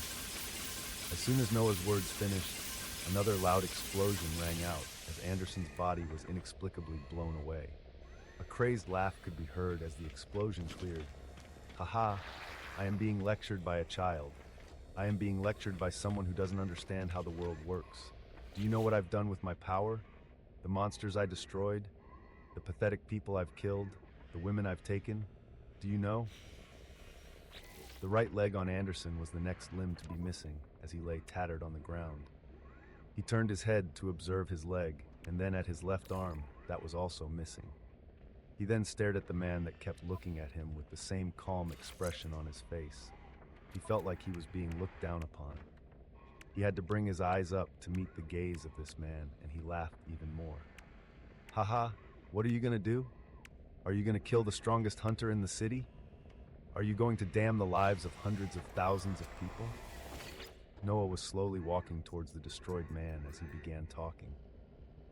The strongest hunter in the city, huh? Do you really believe that you still hold that title?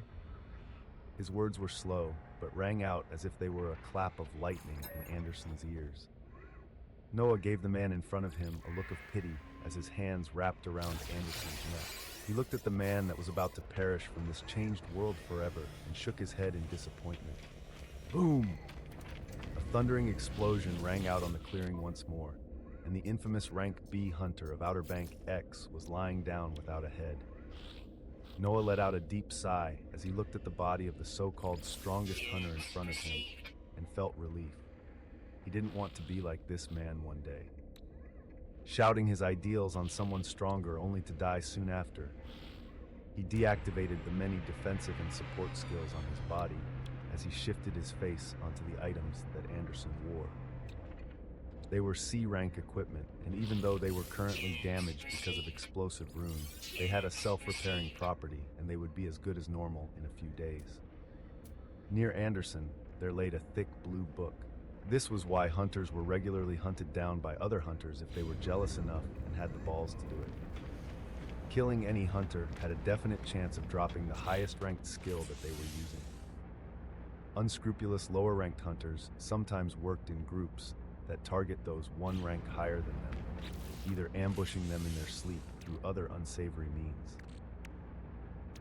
And this was also why the hunter lodgings were very popular, because they guaranteed a level of safety for the hunters staying there. There were hunter guards around the clock, documenting everyone that came in, where they were going, and what their purpose was. The skill book made my heartbeat increase as I thought of the huge windfall that all of these unfortunate events brought. This skill took the pedestal as the top prize today. This was the rank B skill, Giant Strength. Imbue your body with immense strength that blows away anything daring to stand against you, plus 50 strength. Information about the skill's effects quickly appeared in front of me as my mood turned sour.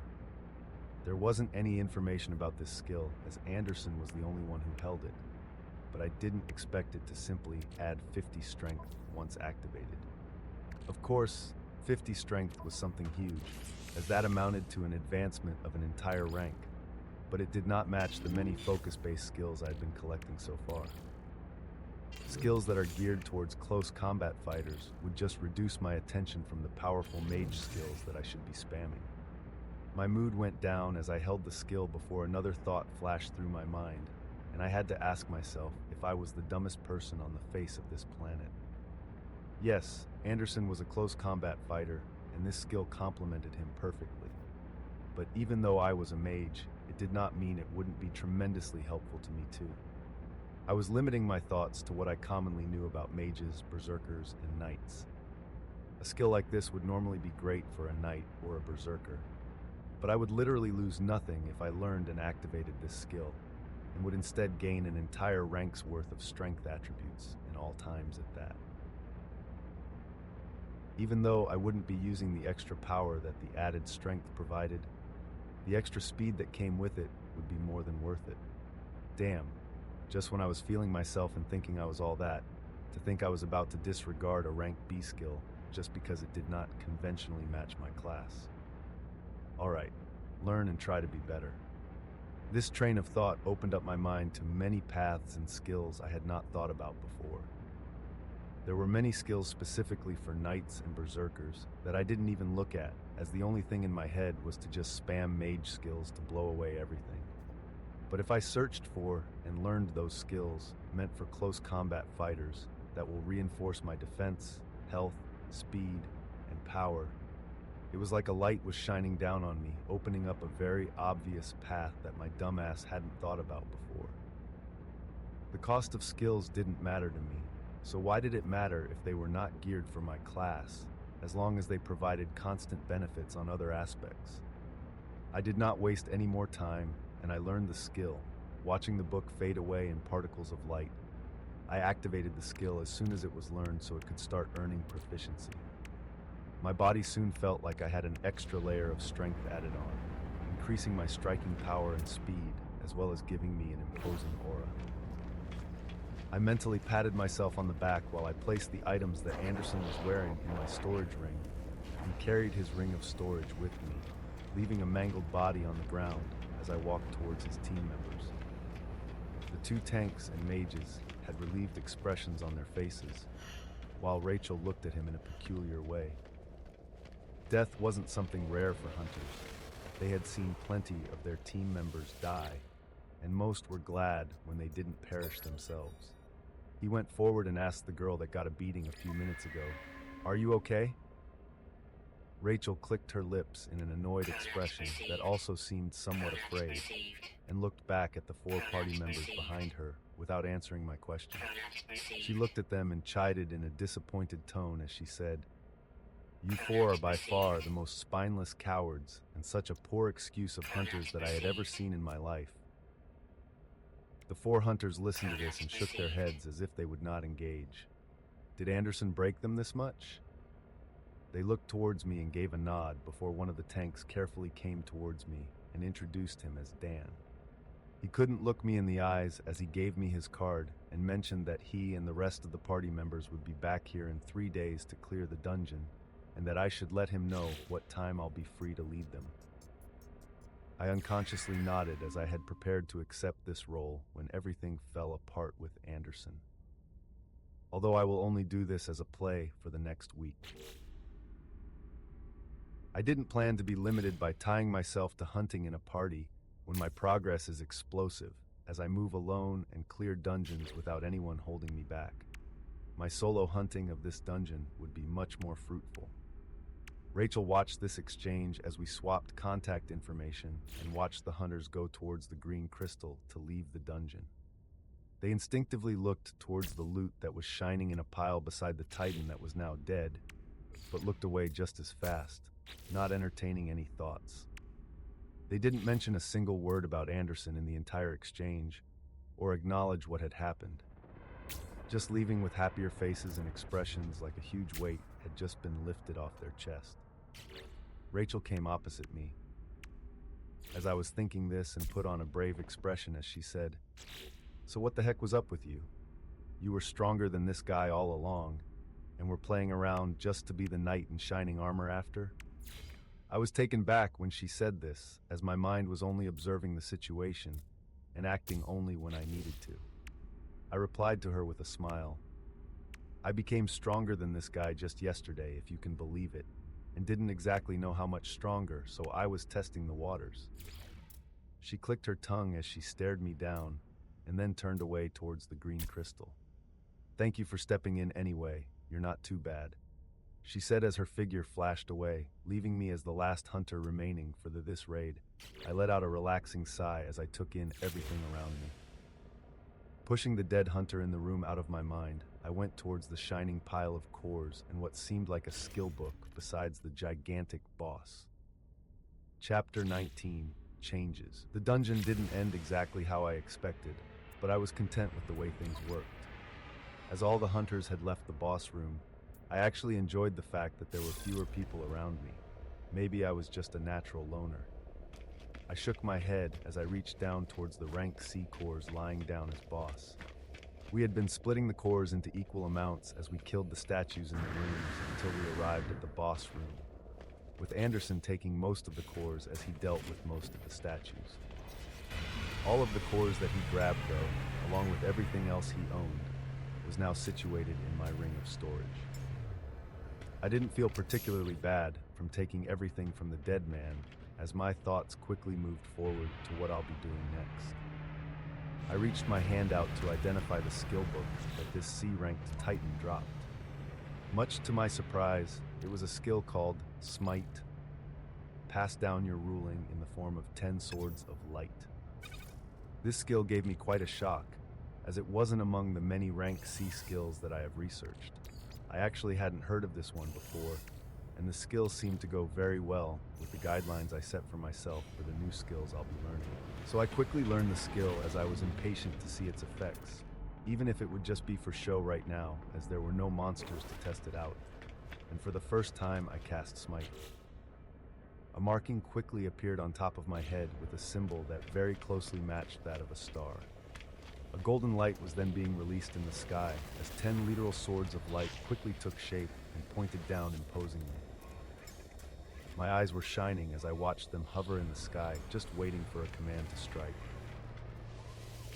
I was very excited to see exactly how amazing the effects of this skill work out to be, and I wanted to quickly rush into the dungeon again to test it out right away. But I knew I had to call it a day for now. It had been a long day, and I was finally not feeling pressed against time. I burned the sight of the dead titan and the dead hunter in my brain, and then I reached towards the green crystal, vanishing from the hall. A man wearing a well-tailored suit was watching the news with his arms trembling. Something shocking was being announced as breaking news. About an hour ago in Outer Bank X, the highest-ranked hero, Cohen Anderson, had perished in the dungeon of Solel's castle. In an effort to save the rest of his party members, he had given his life to take down the terrifying boss, making sure nobody else was injured. The man listened to the news and stood there dazed, as this was something out of his wildest nightmares. Never something that he ever felt was possible. His benefactor, the person who saved him, was now dead. And as for the things they were saying, he had given up his life to save others? Ha! He knew his master, and knew even more his personality. The butler shook his head in sadness as the face of a man who had been in his mind these past few days popped up. He thought of this man and asked himself, could he have had anything to do with this? As he was lost in thought, the newscaster continued. As this highest-ranking hero passed, he passed on the torch to someone else just as powerful. Someone who will continue to keep the citizens of the city safe. The message received from the Outer Bank X City's elite hunter squad is that their new leader goes by the name Noah Osmont. The sudden announcement brought back the butler's attention to the TV, his eyes turning into cold slits as his theories were verified. So it was you all along.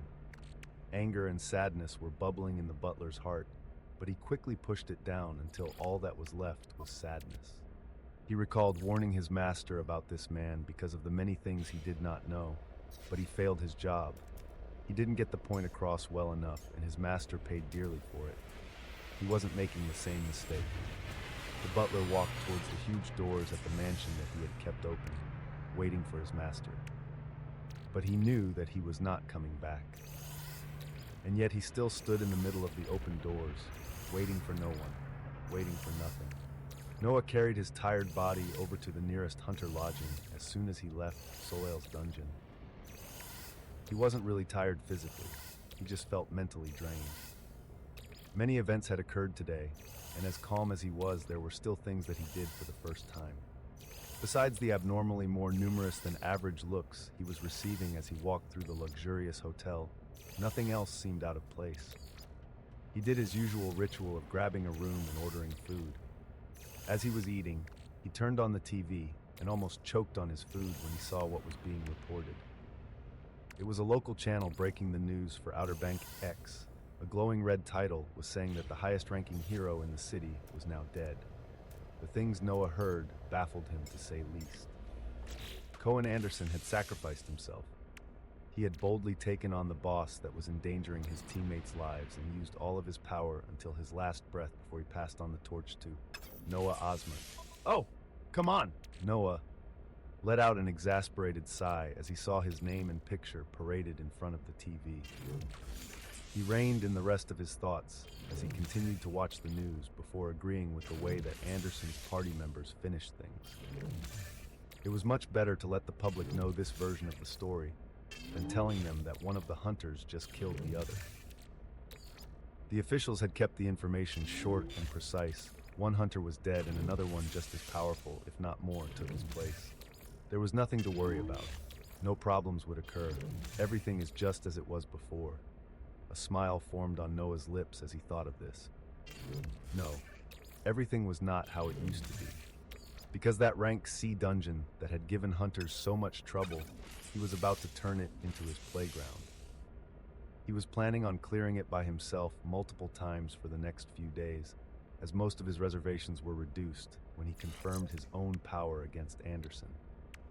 Of course, he wouldn't suddenly make stupid decisions that could endanger his life, but he definitely had more legroom to take risks. Bigger risks gave bigger rewards. The risk he had to take these next few days is going to be watching the monolith of Solel's dungeon turned from orange to blue as he cleared the dungeon multiple times, and what reactions that would receive from the powerful figures in the city, but even more so for the actual powerful figures hiding in larger cities. He wanted to take down the 10-meter giant Titan all by himself. He wanted his strength to continue rising and his range of skills to continue expanding. He wouldn't limit himself as much anymore. Occupation Hunter, Vitality 150-30, Focus, Strength 150-50. Skill Fireball 100, F Heal 53, E Arctic Armor 100, D Flames of Torment 99, D Safeguard 38, Danger Sense 99, C Arcanist Sphere of Protection 99, C Camouflage 77, C Aura of Haste 54, C Explosive Rune 61, C Life Essence 51, C Increased Penetration 44, C Regeneration 11, C Whirlwind 13, C Smite 1, B Giant Strength. Swift Boot, D King's Valorge. Chapter 20, Movements. I was up fairly early the next morning, as I was too excited to try out a multitude of things today. There were so many ideas flowing in mind that I didn't know what to start with. I looked at the dark-haired man in the mirror, as my thoughts were inexplicably taken back a few years into the prime of my 20s. The man in the mirror definitely looked like me a few years back. A head full of messy hair, the same fair complexion, and eyes full of hopes and dreams that weren't completely destroyed. I shook myself out of the trance. As I started the day, I began by checking the ring of storage that I had taken of Anderson's hands. In it were a multitude of cores, items, and 2 skill books. I was extremely content with the finding, as a majority of the cores were rank C, with 8 rank D items and 2 items that were rank C, Lightning Boots and Fiery Helm. The 2 skill books were also both rank C, being Resilience, Defense and Healing effects are increased by 50%, and Supercharged, Energy rumbles through you, increasing casting speed by 50%. The Supercharged skill would have definitely fit the criteria I had set a few days ago, but Resilience would also be a great addition that goes along with my current plan of even learning skills geared towards other jobs besides mage. The rank D items would all be getting sold, along with a few rank C pieces that I wouldn't be wearing as I waited for the items that I took off Anderson's body to self-repair. I damaged them pretty heavily with Explosive Rune, but they should be fully repaired by tomorrow. As for the cores, anything below rank C found in the ring would be sold, and I began absorbing the rank C Vitality and Strength cores. I had both the ones that went as my share plus Anderson's, so it was a sizable amount, but I was only able to bring Strength to 167 and Vitality to 170. With these preliminary things completed, I checked out of the room and shot a text to that lovable fat salesman I never bothered to remember the name of as I went to the Central Awakened Center. My face had been shown around heavily throughout the night, so many people recognized me and snapped pictures, but I ignored everything and arrived at the Awakened Center in a few minutes. The fat salesman seemed to have been promoted, as he had 2 assistants with him when he saw me walk in. He threw out that usual shrewd smile and brought me to a more luxurious room in the back compared to last time. I took everything in a stride. As the moment my name was released last night, I knew something like this would be happening. The first thing the salesman did was open a suitcase and hand me a shining blue card that held my name and picture, along with a title of Rank D Hunter. I grabbed it and gave my thanks, as it saved me the hassle of looking for the advancement area and wasting time there. I then took out all the cores and items that I wanted to sell, while I asked him for a registry of all Knight and Berserker skills they had in stock. He was puzzled at this, but did as he was asked, and I was browsing through all the skill books soon after.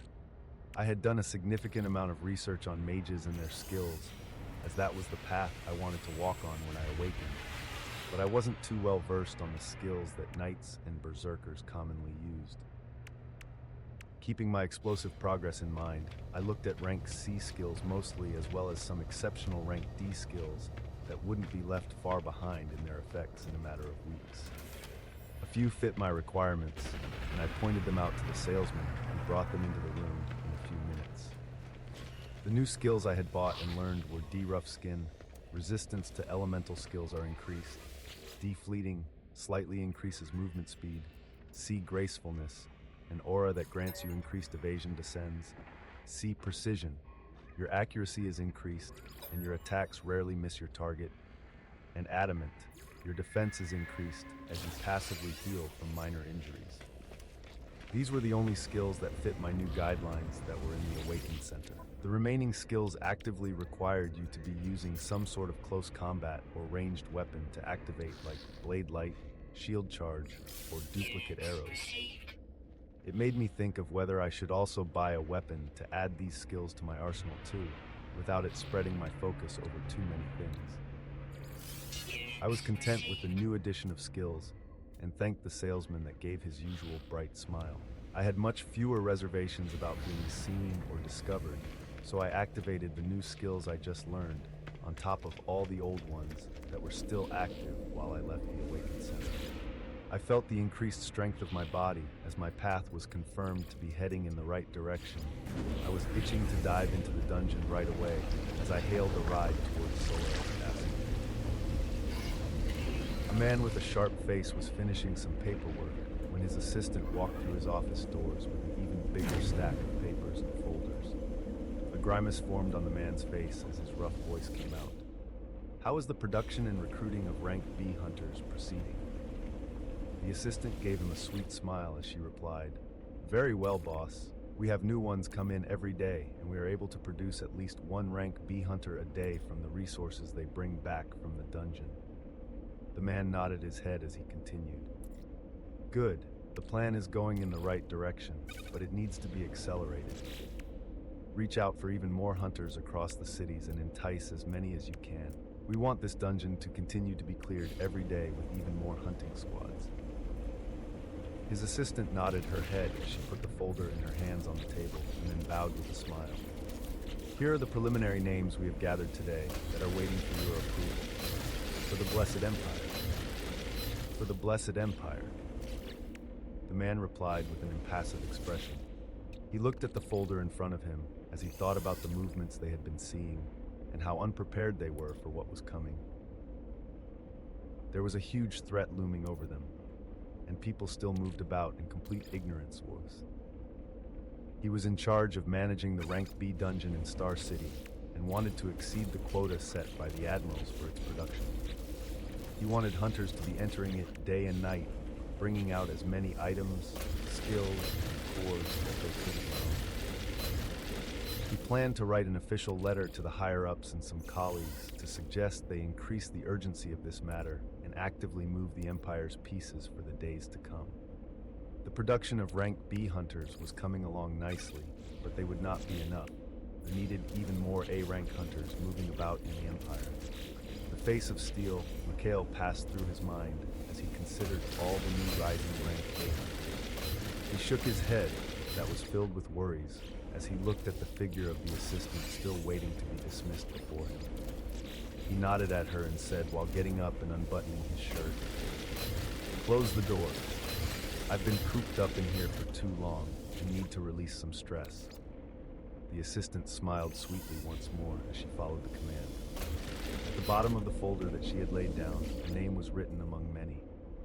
Noah Osmont was clearly apparent at the bottom of the many stacks of paper. Chapter 21, Adrenaline. I was camouflaged as I looked up to the peak of the huge orange monolith that was Soleil's castle. I was planning on diving into this dungeon multiple times today, knowing that this orange hue will quickly change to blue and cause some unwanted attention to shift over here. But I wasn't worried too much currently. My strength could be considered great, and I didn't see another case like Anderson crazily appearing to bring me any issues. I stopped thinking so much and looked forward to seeing how long I would clear this dungeon that took an elite hunter squad of this city more than half a day to go through. A dungeon with one floor holding a huge castle that had 20 extremely large rooms and one boss hall. I was looking forward to it. I placed my hand on one of the squares of the monolith with bubbling enthusiasm as I was transferred to the plains that showed a castle on the horizon. All the active skills were activated, making my body shine with an inordinate amount of colors. I also activated Whirlwind, as gales of wind also began appearing around me, making me disappear from the spot I was standing, just as I put some force on my feet. Ha! I was propelled upwards for more than 10 meters as my figure breezed towards the castle. I couldn't help but let a laugh escape my lips as I fell towards the ground and rebounded only to be thrown forward even faster. I had to adapt to this crazy level of strength and speed that the skills and my increased attributes were giving me as I moved forward. I couldn't control my descent from my last jump and managed to smash into the huge door of the castle, disrupting its serene peace. And waking up the first 10 statues in the first room, I dashed towards them as if I was possessed, and finally cast. 10 golden swords of light appeared above me, even faster than when I cast it the first time, hanging imposingly as they waited for my command. Strike down! I couldn't help myself as I said these words out loud, and the 2-meter-long golden sword barreled down towards the oncoming statues. Boom! A blinding light exploded out as the golden sword struck down the incoming statues, causing dust and rubble to fly about as I breathed heavily and watched the scene clear. Only stones were left shattered on the ground. Ha! Ha! I couldn't help but laugh at the ridiculousness of it. In less than a second, all the rank sea monsters were dead. I was even more confident while thinking about all the skills that enhanced my damage, cast, and attack speed, as well as increased penetration that let me further ignore the defenses of monsters. I felt the rush and adrenaline coursing through me as the room was completed in under a minute, and pushed off from where I stood to head towards the large door to the next room.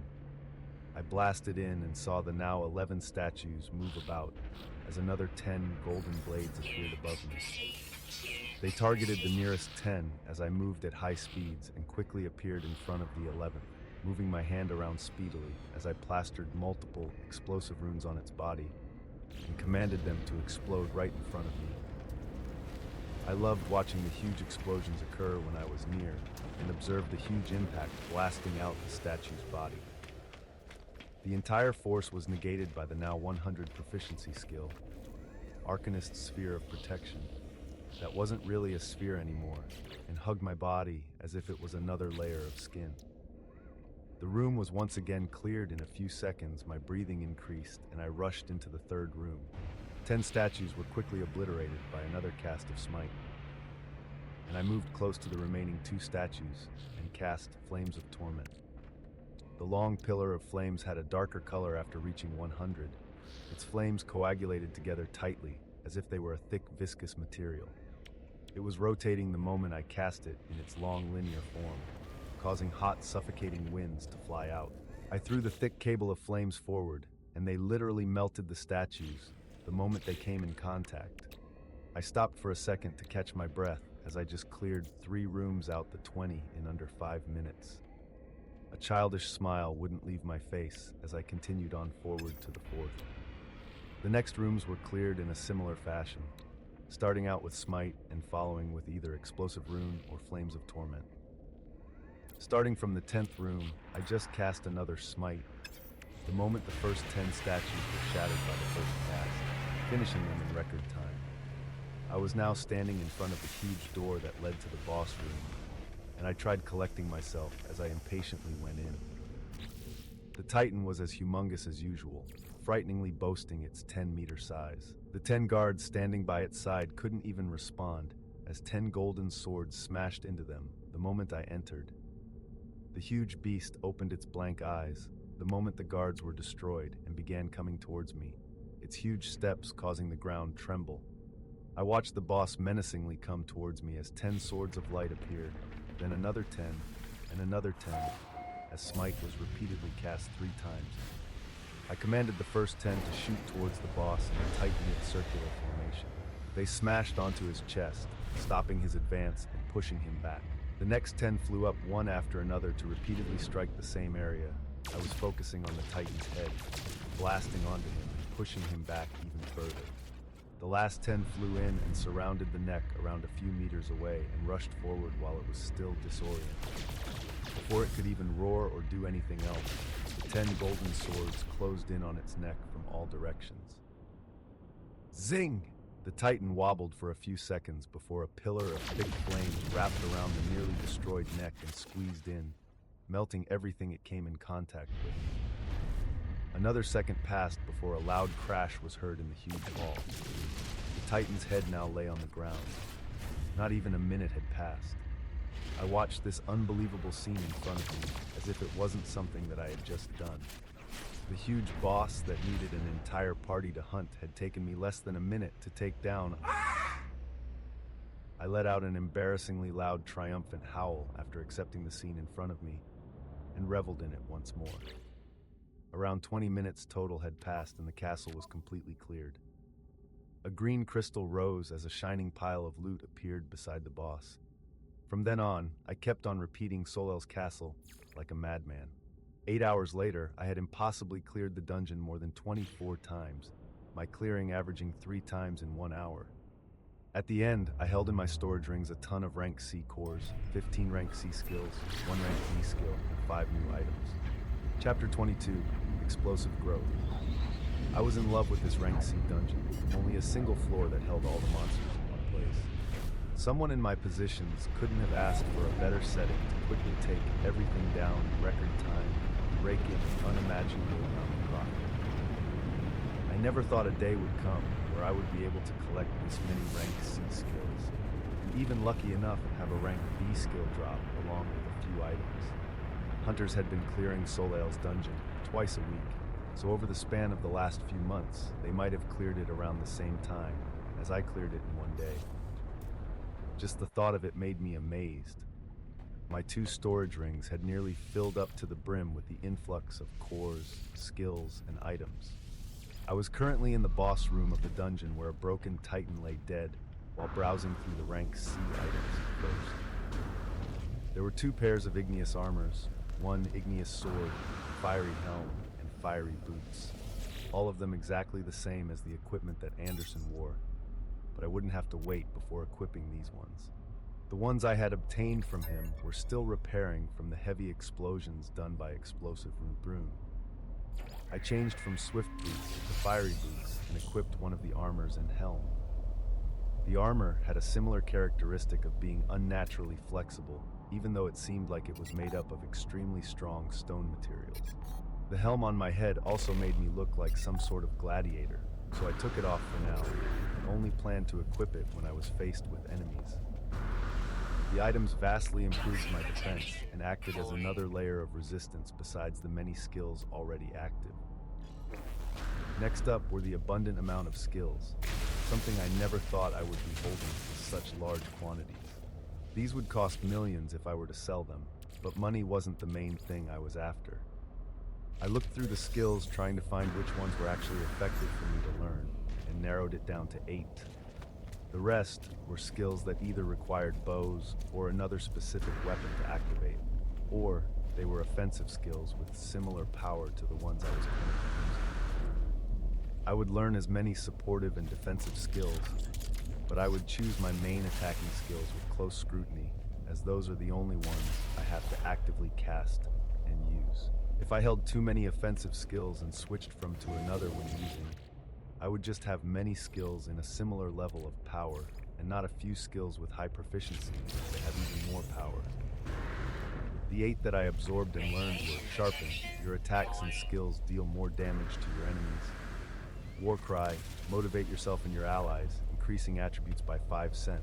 Retaliation, reflect back some of the damage from your enemies. King's Rage, the rage of a king flows through you, granting a boost in damage. Military Tactics, the qualities of a fortified soldier are activated, increasing all attributes by 10. Unpredictable, attack and casting speed increased by 10%. Elemental Damage, any attacks using the elements deal destructive damage. And Stealth, move undetected as all the energies you emit are absorbed.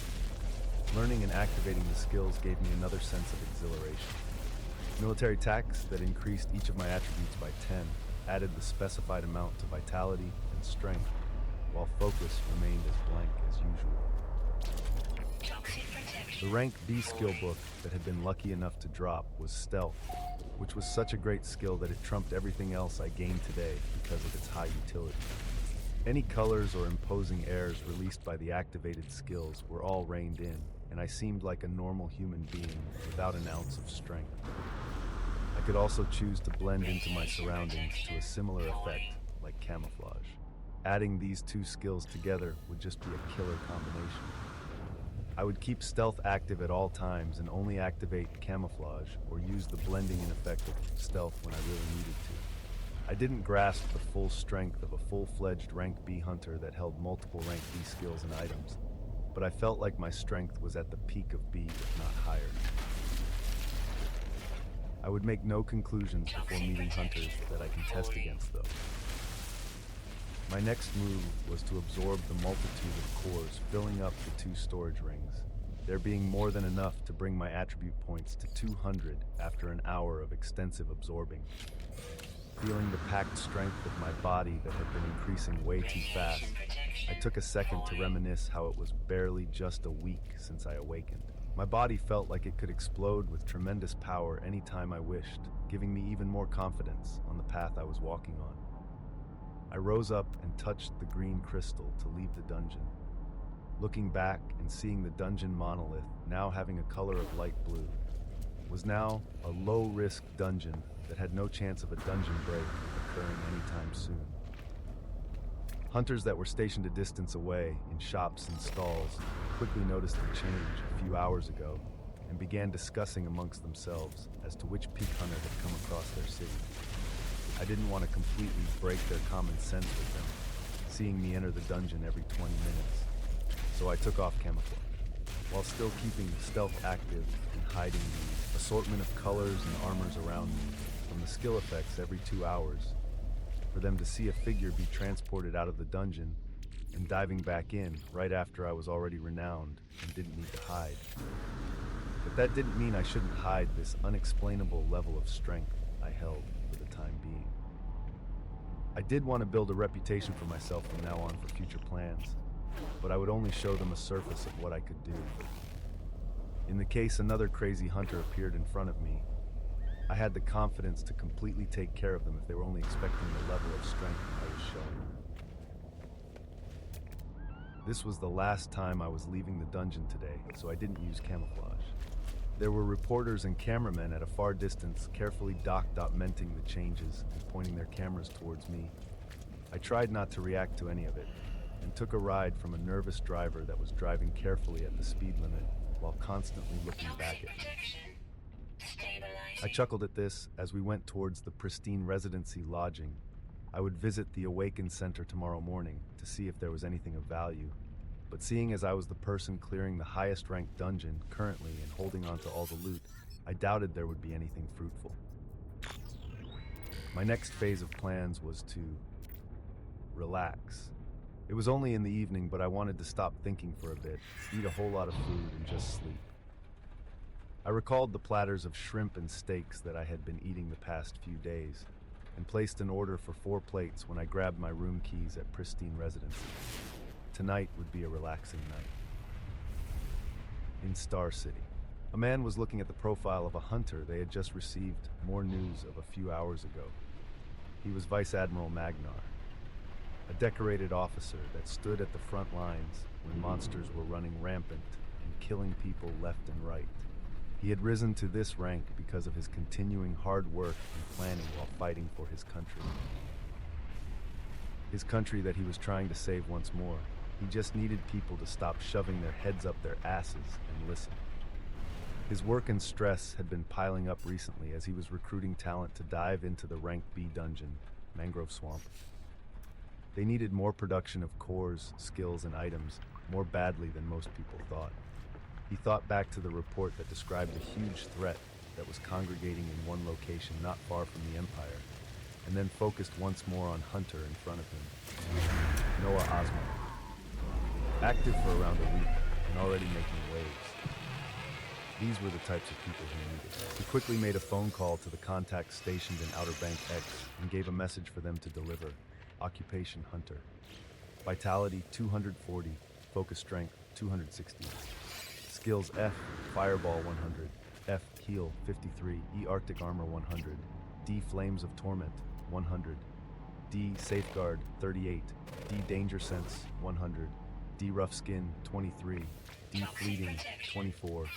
C. Arcanist Sphere of Protection, 100. C. Camouflage, 83. C. Aura of Haste, 72. C. Explosive Rune, 81. C. Life Essence, 73. C. Increased Penetration, 58. Regeneration, 21. C. Whirlwind, 33. C. Smite, 28. C. Gracefulness, 21. C. Precision, 21.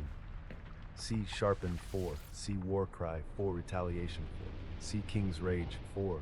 C. Military Tactics, 4. C. Unpredictable, 4. C. Elemental Damage, 4. B. Giant Strength, 27. Equipment, 2x C. Ring of Storage. C. Igneous Armor. C. Fiery Helm. Chapter 23. An Invitation. The night passed by spectacularly as I binged on food and familiarized myself with my fast-expanding array of skills. There were many, and I was increasing them at a very fast rate that doesn't seem like it would reduce anytime soon. I went over every single one of the support skills to try and gain a better understanding of just how much they were increasing my damage output with my skills.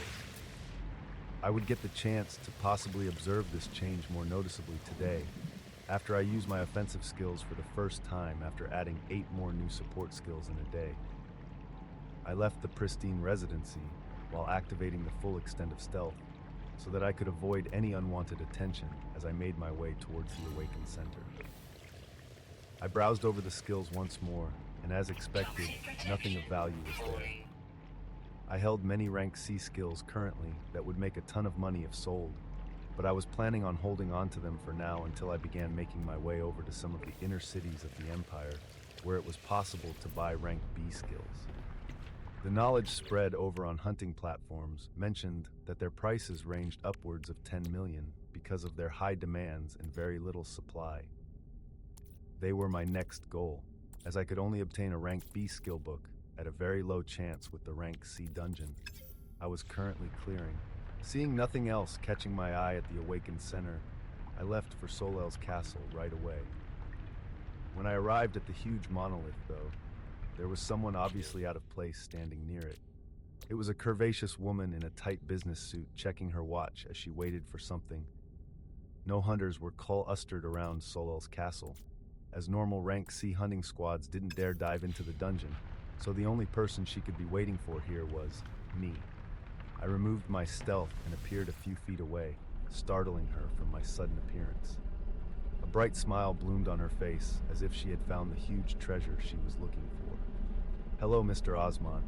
My name is Amelia Ross, and I'm here on behalf of Vice Admiral Magner of Star City." Her words started off very normal, but the end was explosive. I was immediately intrigued, as Star City was one of the core defense cities in the Empire, with the government spreading its clutches in almost all industries and activities. Also, I had never come across any high titles such as Vice Admiral before I replied back with a smile. "What can I do for you?" She nodded with a relieved expression and continued. "I won't waste too much of your time, Sir Hunter, so I will give the message I was instructed to for you to read at your leisure." A thin folder with papers appeared on her hands, and she handed it to me, finishing her last words as she left hurriedly. "Oh, Mr. Osmont, many of the files in there are confidential, so we are counting on your discretion." I nodded at these words and watched her get in a black sedan that quickly pulled away. "A confidential file? Huh, what exactly do you contain?" The first paper was an introduction from the one known as Vice Admiral Magnar, and he kept things very much on point. He was hiring rank B hunters or higher to work with the government to raid the rank B dungeons in the swamps. Half the loot would go towards the government, as they provided you with money or anything else you wished for that they could provide.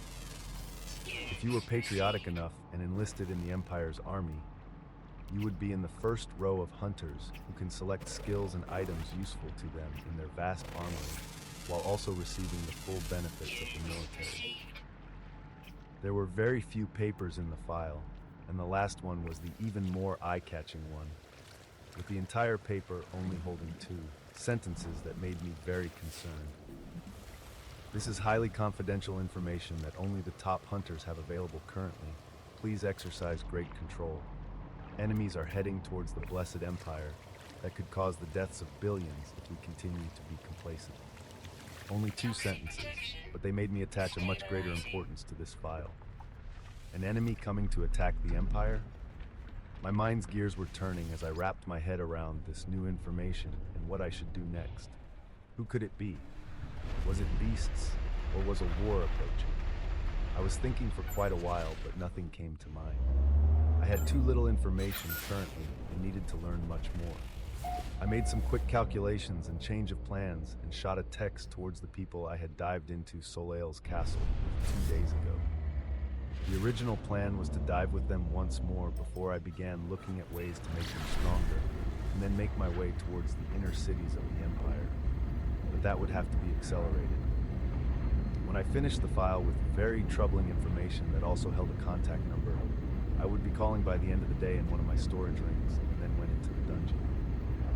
I didn't forget to test the increased effectiveness of my offensive spells after the addition of Sharpened, War Cry, Mutation, King's Rage, Military Tactics, Unpredictable, and Elemental Damage. The damage of all skills was boosted by quite a bit, with some of the qualities of the skills also improved. Flames of Torment now seemed like it was a coagulation of extremely long and thick, heavy flames, the width of it becoming slightly larger. A single explosive rune was now effective to completely cover the huge head of the Titan and cause it to explode right away. As for Smite, the 10 golden blades of light became even larger, their handles even more distinct and edges even sharper. I continued my testing and experimentation of skills for the next 8 hours, clearing the dungeon more than 26 times and coming out around the time I texted 5 people. It was already evening outside when I left the dungeon with my storage rings full. I was lucky enough to receive another rank B skill, meaning there around a 4% chance for it dropped from the rank C Titan of this dungeon, as it was very similar to yesterday. More than 17 rank C skills came out this time around, with 6 items. It was 2 pairs of igneous swords, igneous armor, and fiery boots. Of course, there were also a ton of cores after all the runs. The 5 that I texted were situated outside the monolith as I instructed, with Anderson's old party members reverentially looking towards me and Rachel standing there with the same confident expression. They're some of the top hunters of this city, so when they heard that I was clearing the dungeon alone on the news, they must have had an even better idea of what my level of power was than common hunters. I was already spent from running around the past 8 hours and wanted to make it quick.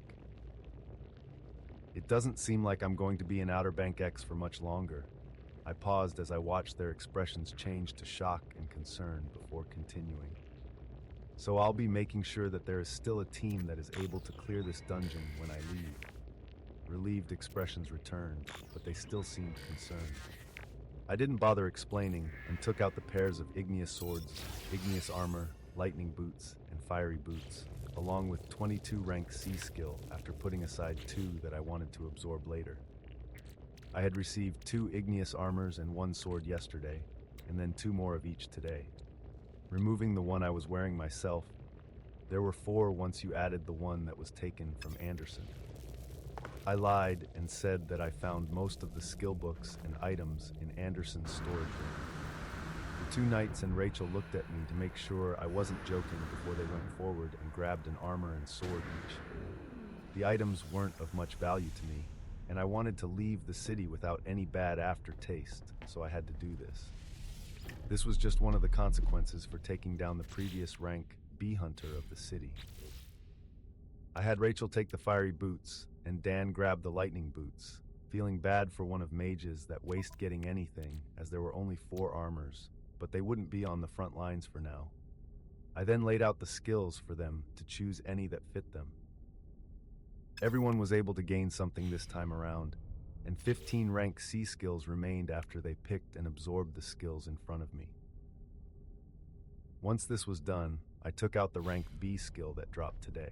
Build up the strength inside you and release it with a swing of your weapon.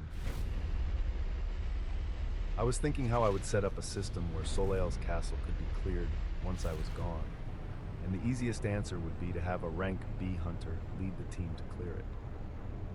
One of the faster ways to do this was to have a hunter with stats nearing the peak of rank C and have them learn a rank B skill.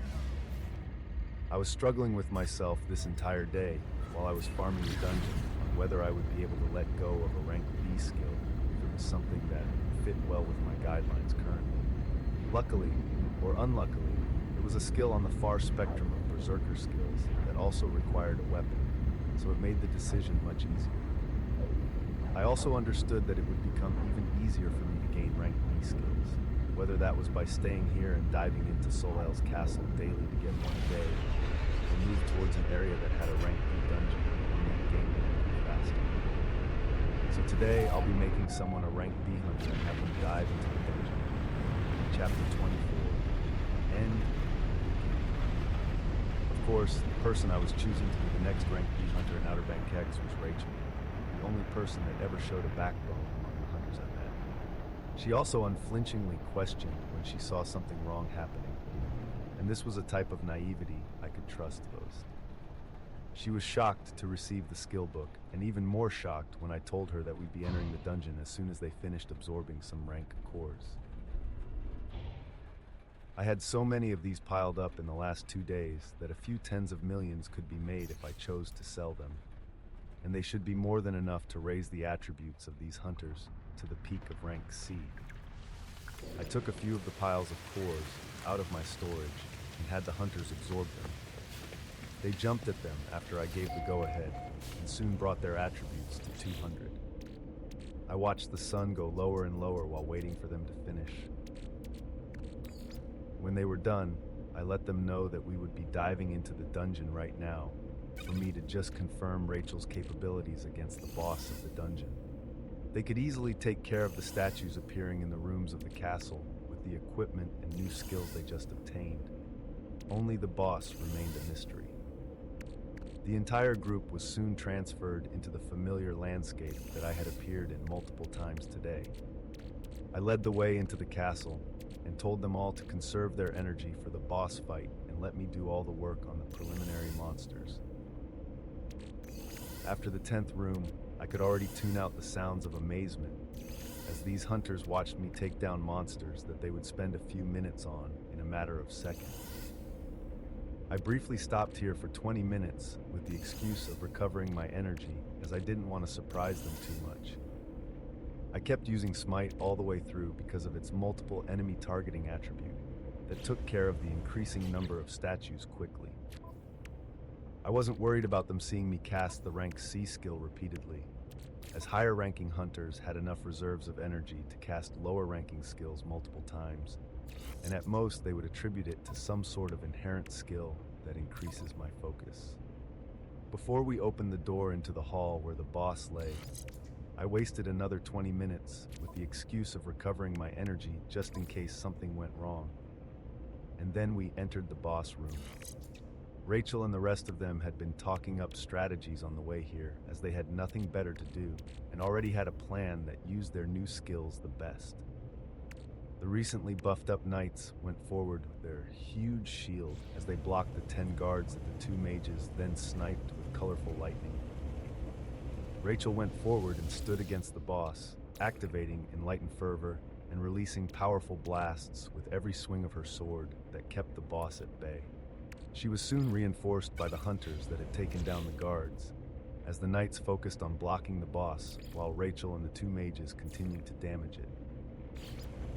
It very quickly roared, and boulders began falling from the ceiling, and the mages were quickly covered by the knights while Rachel actually weaved through the falling stones and built up her power using Enlightened Fervor, releasing a strike that blasted the already damaged head of the Titan away. I was standing on the side watching everything, not even bothered when the boulders were falling, as the moment they got in contact with my skin, they were repelled away because of the defensive skills that were always activated. I clapped my hands as the team was cheering amongst each other and gave the new rank B hunter a thumbs up. She rushed over and gave me a tight hug, thanking me for all my help and wishing me well for where I was going. I pushed the rest of them away and continued giving their heartfelt thanks and felt a load lifted off my chest. The city I had been living in all this time would continue to be well even after I left it. I wasn't overly attached or anything like that. I just didn't want the place I had grown familiar with to be wiped off by a dungeon break that could have easily been taken care of. With that out of the way, I parted ways with the hunters, and I texted the contact number that was included in the file that I would be ready to head out for Star City tomorrow morning. A reply quickly came. "That's great. We'll have a ride ready for you at 10 a.m. Thank you for your service." With this, I was at the end of my road for Outer Bank X City. I was feeling nostalgic as I walked through the busy streets of downtown while watching the throngs of people move about. Some hunters were celebrating successful dungeon dives by getting drinks. Others were mourning the losses of their friends. Those that were unawakened had the same hopeful eyes as I did. Either they were too poor to buy a skill book to awaken, or they were working to save up enough money to do so. You also had the people that were waking up every day hoping to naturally awaken, and they would repeat this process for months.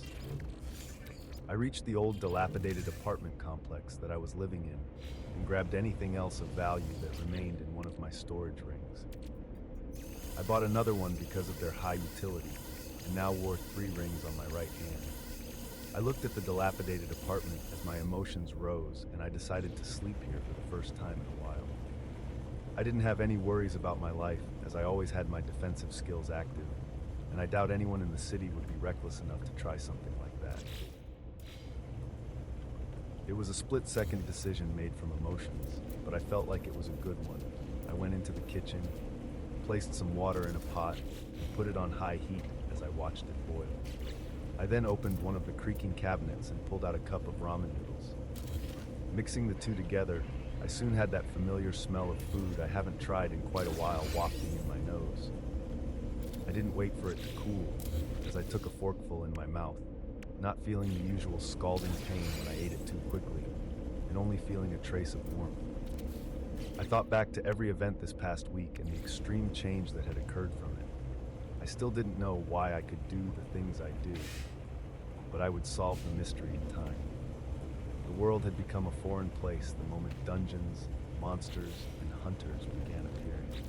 Nobody thought such a thing would be possible in the past. Neither did I think what happened to me to be remotely possible then. We adapted and survived. I looked out of my apartment into the dark streets outside as I swore to myself that I would continue to grow and most definitely survive. Occupation hunter, vitality 240, focus strength 260. Skills F fireball 100, F heal 53, E arctic armor 100, D flames of torment 100, D safeguard 38, D danger sense 100, D rough skin 44, D fleeting 45, C arcanist sphere of protection 100, C camouflage 91, C aura of haste 88, C explosive rune 95, C life essence 89, C increased penetration 85, regeneration 38, C whirlwind 54, smite gracefulness 42, precision 40, C adamant 42, sharpen 19, C war cry 19, C retaliation 9th rage 19, C military tactics 19, C unpredictable 19, C elemental damage 19, B giant strength 43, B stealth 17, equipment 3x ring of storage, C fiery boots, C igneous armor. End of volume 1, chapter 25, Star City. Morning of the next day, I was in the back of a black sedan, watching cars rush by as we went down a long road. When we left the roads of Outer Bank X City, we had to pass the only checkpoint for those leaving the city. The checkpoint was near the entrance to an old bridge that was the only road leading towards inner cities. To the left and right of the checkpoint was an expanding wall that circled around the entire city.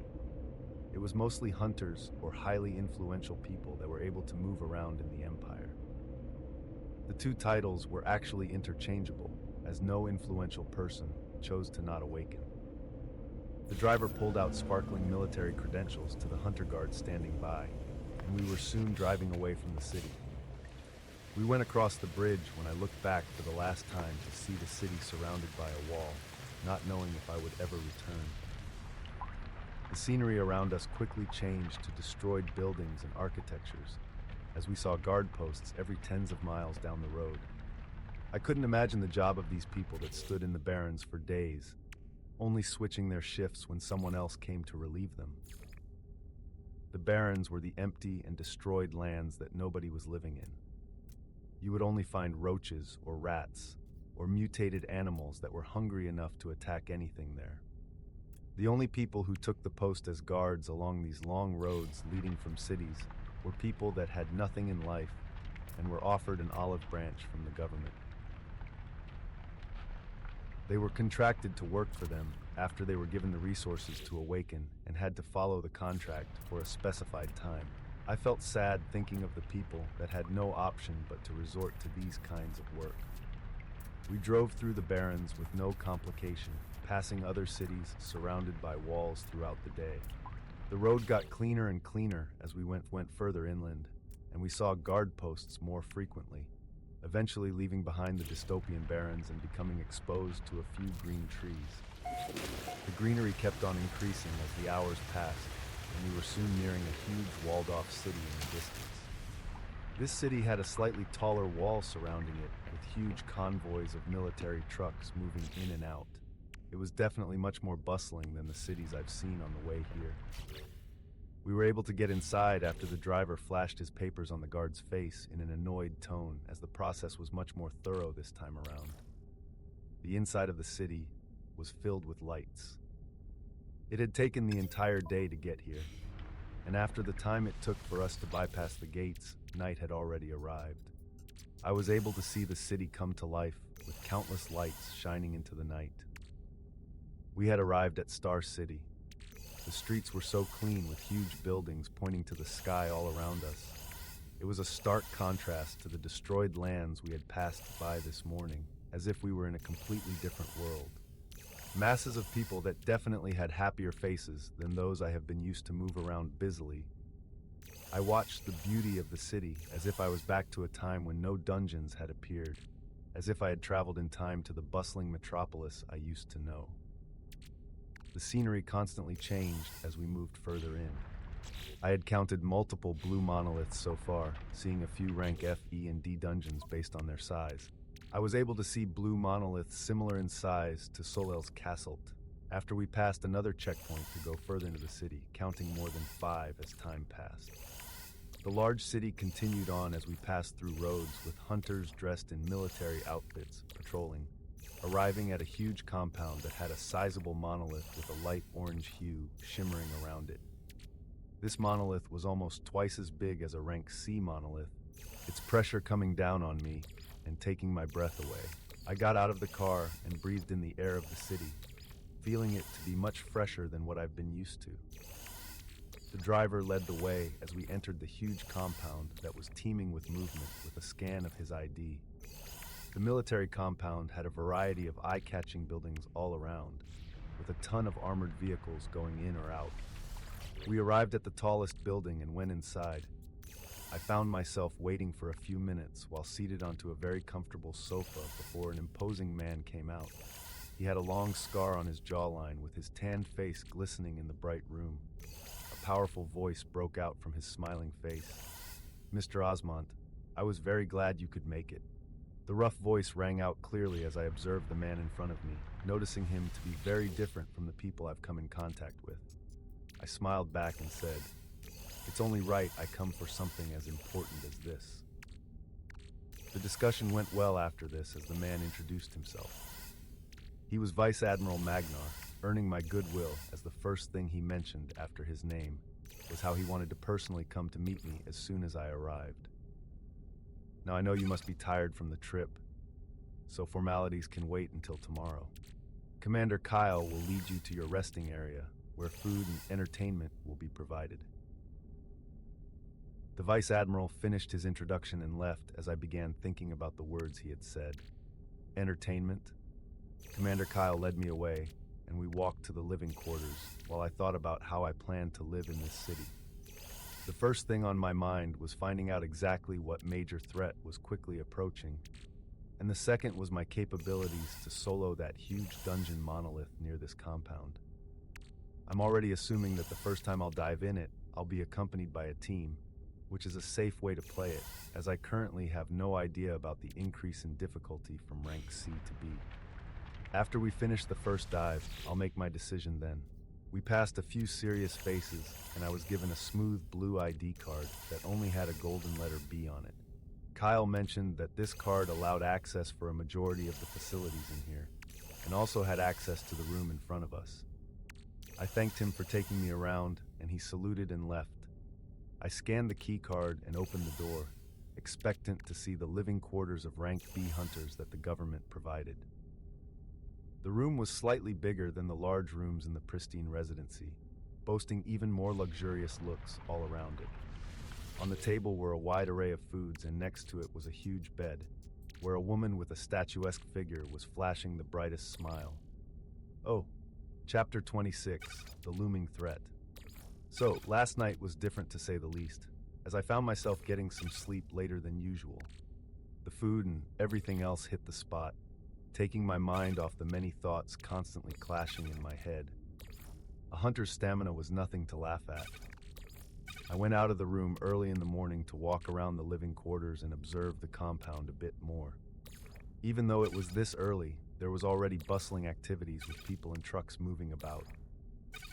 I enjoyed the cool morning air and looked towards the huge monolith a distance away, itching to go towards it and give it a go, but I calmed myself down and walked back to the living quarters.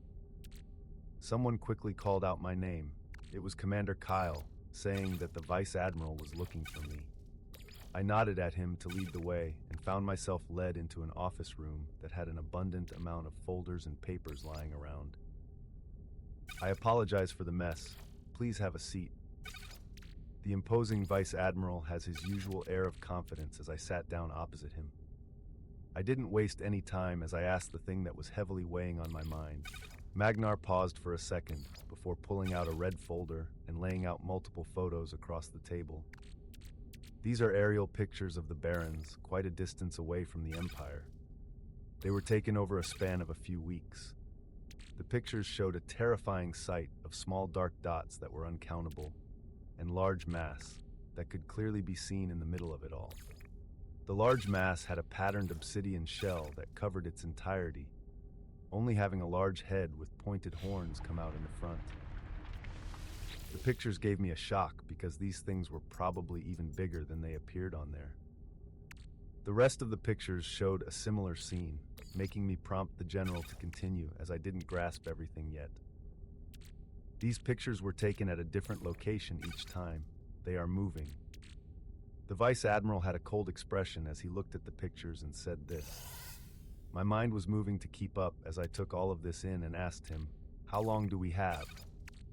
Magnar looked at me with a difficult expression before sighing. "That's the problem. We don't know. It could be in a few weeks or a month, but we cannot correctly track them because of their unpredictability. A few weeks? Possibly a month? Phew," I let out a relieved sigh as I heard and laughed out loud, startling the man before me. I looked towards him and said, "If it is a few weeks, then we have more than enough time to prepare." I knew myself, and it was why I said this. Barely a week after I awakened, and I was already standing in a position to hear information that many people had no idea about. If I was given another week or two, I was confident in getting much stronger than where I am right now. The question is, what strength would be enough to contend with the huge beast and the things it was bringing this way? I asked the Vice Admiral whether they were confident in pushing these monsters back, and his reply was less than favorable, adopting a dark expression that contained a trace of anger. He spent the next 2 minutes ranting about how they were not fully prepared, but the people at the top were still hesitant to institute measures to prepare for what was coming. The cities in the outer periphery of the Empire had to start the process of migrating soon, or the military needed to increase and institute its main defenses past those cities and prepare for the fight that was coming. Otherwise, a tremendous amount of people would be sacrificed for nothing. I listened to this as my mind went back to all the cities I passed when coming here, and one of the cities at the outermost of the Empire, Outer Bank X. My gaze turned cold when I looked back at the Vice Admiral. He saw my eyes and then said, "I've already rallied the relevant people, though.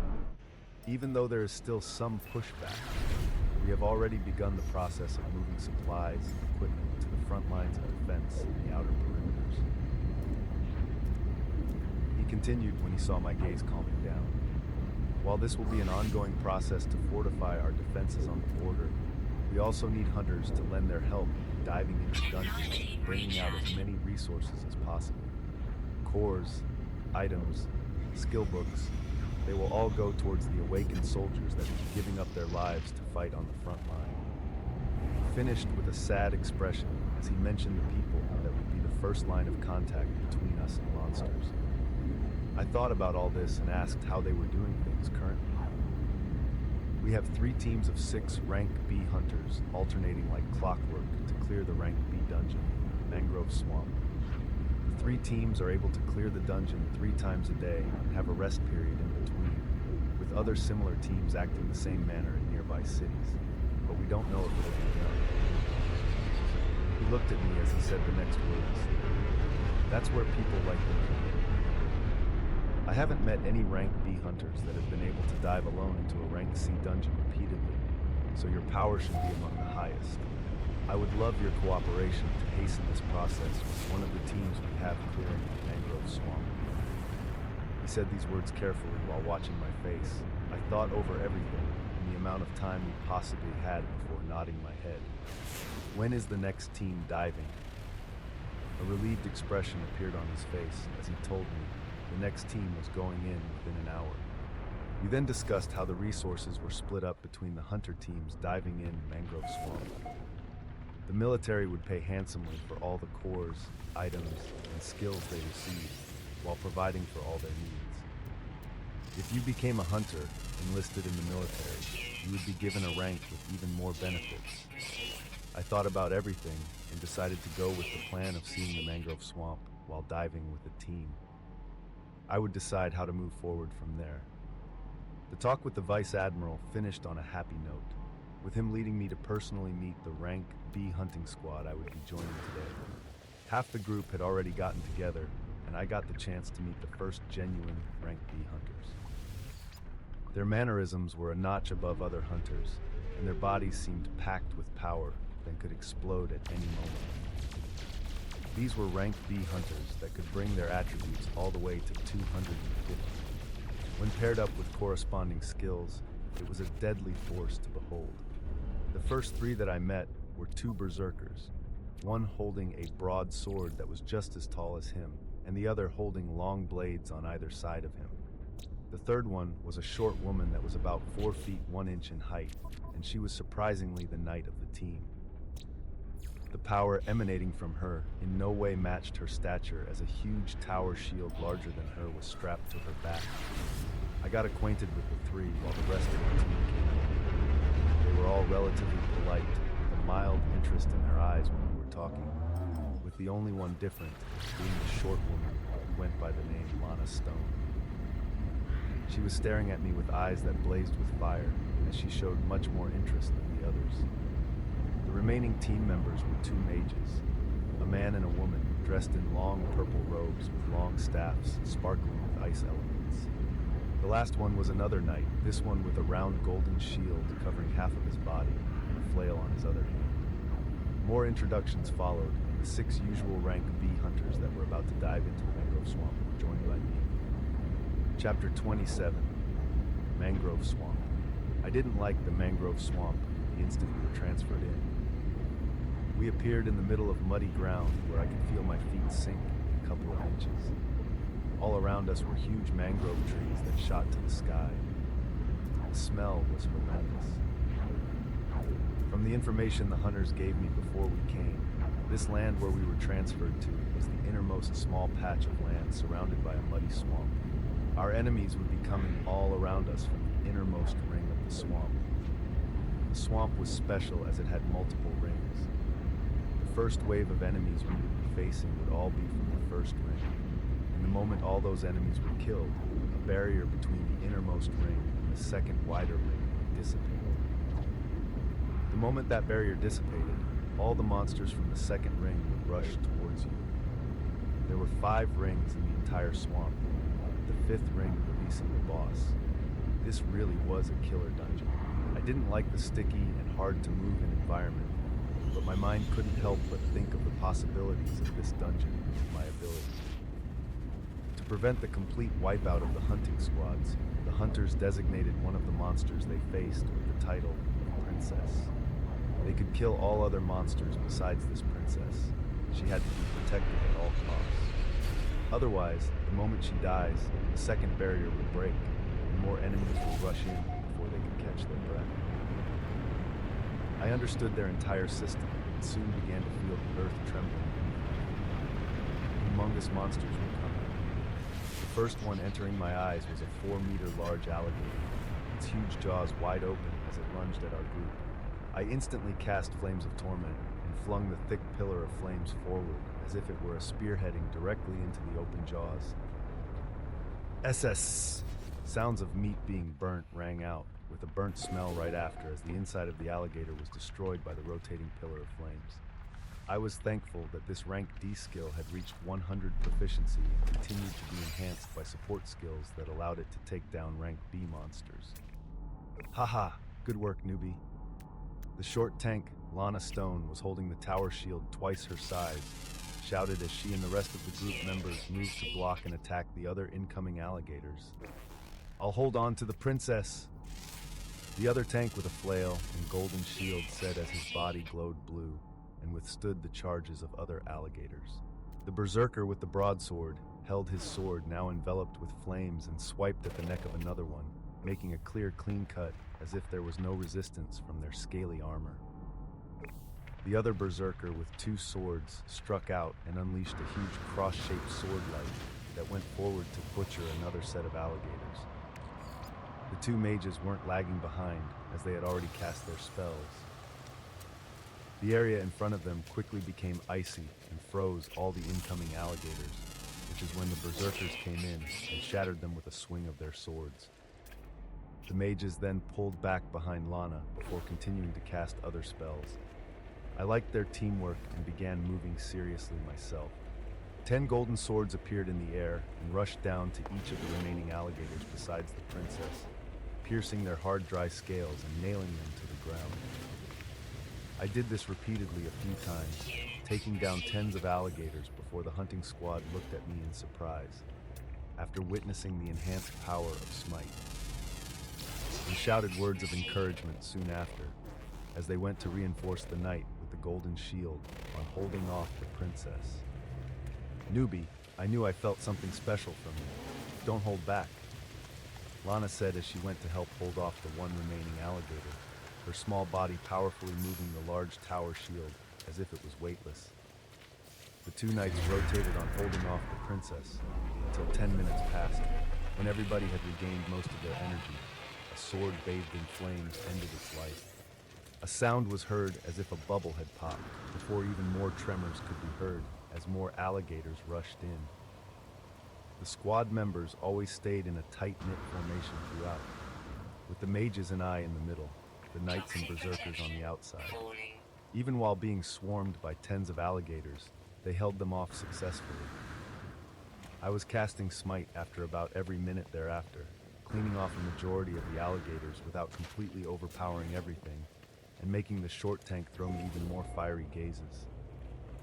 The chosen princess of this round was kept alive for 20 minutes before everyone was good to go once more. We repeated this process until the 3rd and 4th barrier was released, the thrill getting to me as I watched these powerful rank B hunters throw out skills in similar power to mine. The release of the 4th barrier was only done after a princess had been held down for half an hour, the hunter squad regaining their strength at their peak before all of their gazes focused on the male mage. They seemed to come to an understanding as they nodded their heads and told me to not go away from them under any circumstances while we began clearing this next wave. I nodded curiously as I waited to see what surprise they were going to pull off, as I watched more than 100 huge alligators desperately clawing their way towards us. The mage held his staff forward as he protected the circle and aimed it toward the incoming monsters. 30 seconds passed with nothing happening, and then the heat began to rapidly rise all around us. I was shocked as I looked up and saw balls of thick magma raining from the sky and barreling down to the large groups of alligators making their way here. Boom! Sounds like bombs were constantly going off, could be heard whenever the large balls of magma fell down and burned everything around it, turning any that were near into mincemeat. More than half of the alligators were wiped out with this one attack. My eyes shined as I looked at the heavily panting mage that had fallen to the ground. That type of skill, I wanted one. My heart was pounding as I replayed the scene of the raining magma balls from before. This skill, I really did want one badly.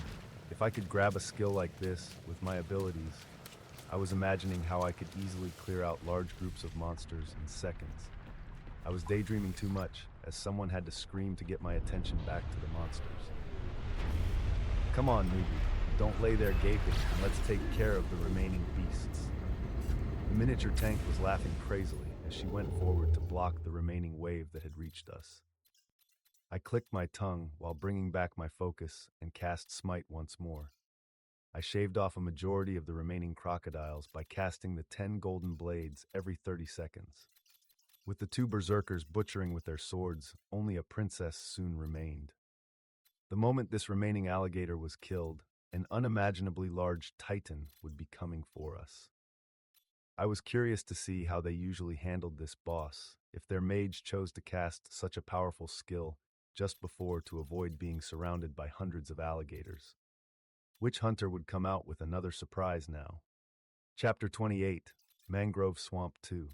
I was expectantly waiting for another surprise from these genuine Rank B hunters. One showed an extremely powerful skill that took out tens of Rank B monsters in a blink, although it seemed to be at the cost of her entire mana reserves.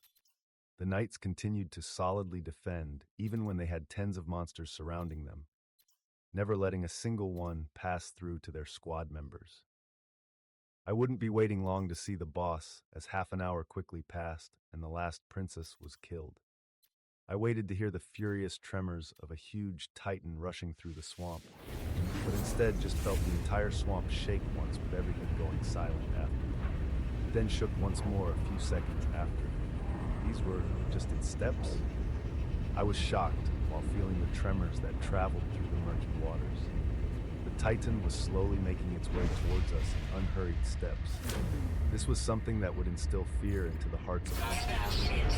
But looking at these veterans that had dived into this dungeon multiple times before, they had determined expressions while waiting for the boss. The berserker holding the huge broadsword spoke to me.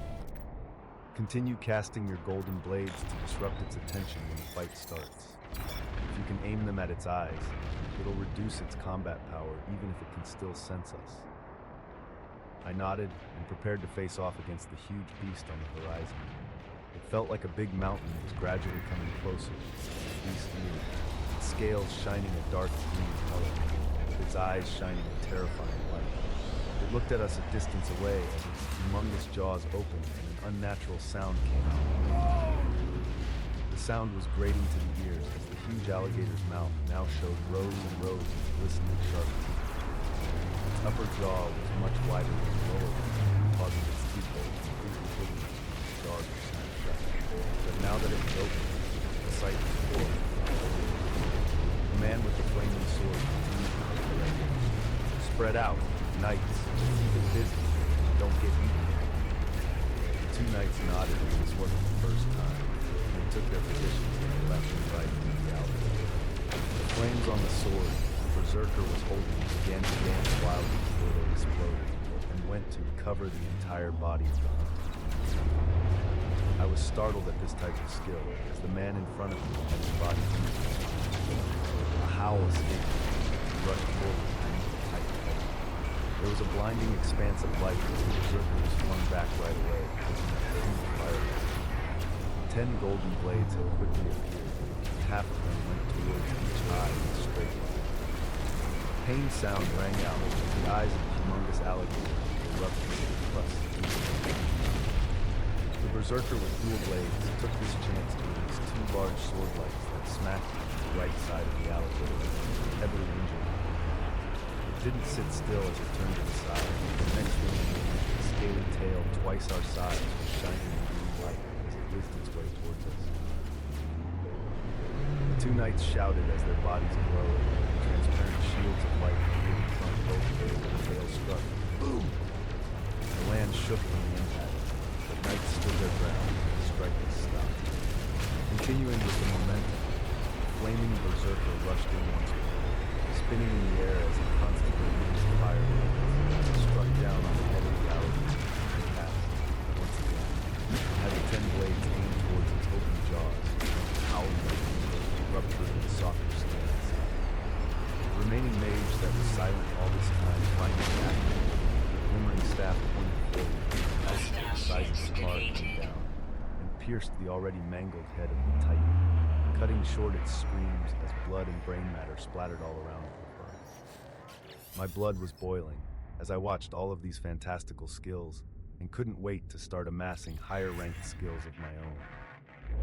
I looked at the corpse of the disfigured titan and promised myself to run this dungeon at least tens of times in the coming days to see what rank B skills would pop out.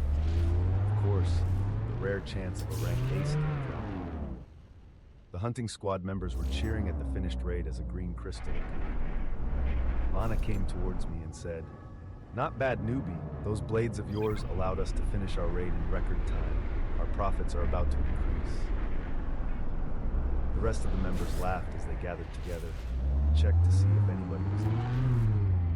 The mage that had cast the amazing-looking skill where magma balls fell from the sky was up on his feet again as they collected the loot and prepared to leave the dungeon.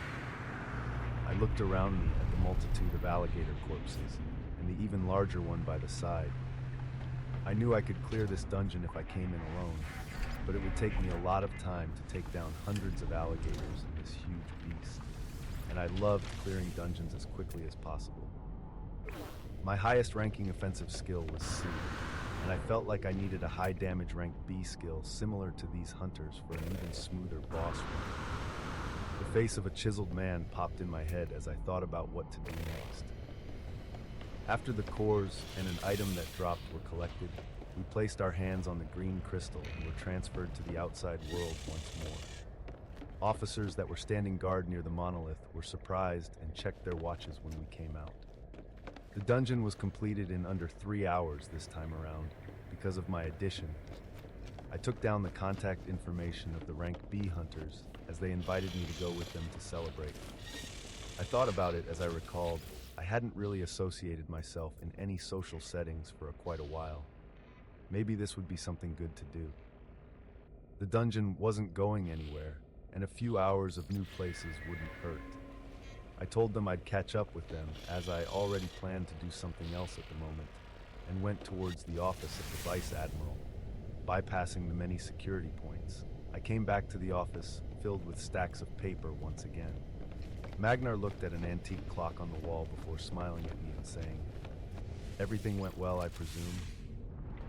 "Very, and I would love to continue to help, but I'm going to need a favor from you first." The man's eyes perked up as he listened to me. This time around, I wanted to look through the offensive rank B skills in the hands of the military that I could learn to make my run of the dungeon even smoother. Even if I was good enough to beat it now, being even more prepared was not an issue. I could have jumped into the dungeon and spent some time clearing it for rank B skills. But the drops were random, so I would never know how long I'd be diving before a skill that I actually wanted to use drops. The lower ranking skills were also quickly losing their effectiveness, as the rank F Fireball would not dent the scales of rank B monsters and wasn't used even once the entire dungeon dive. Just a single rank B skill? I can make something like that happen. Let me call someone in. I nodded at him and waited by the side. A minute later, a woman dressed in business wear came into the room and greeted the Vice Admiral. "Boss, here's the document you wanted." Magnar nodded at her as he grabbed the thick book and handed it to me. "This is the inventory of all rank B skills that haven't been distributed yet. Let us know which one fits your taste, and we'll take it out of storage for you." Magnar looked at the hunter in front of him that was intently looking through the inventory of skill books and smiled at the achievement of recruiting another excellent hunter. Seeing how he almost halved the dungeon run, his help would continue to bring in even more resources in the weeks to come.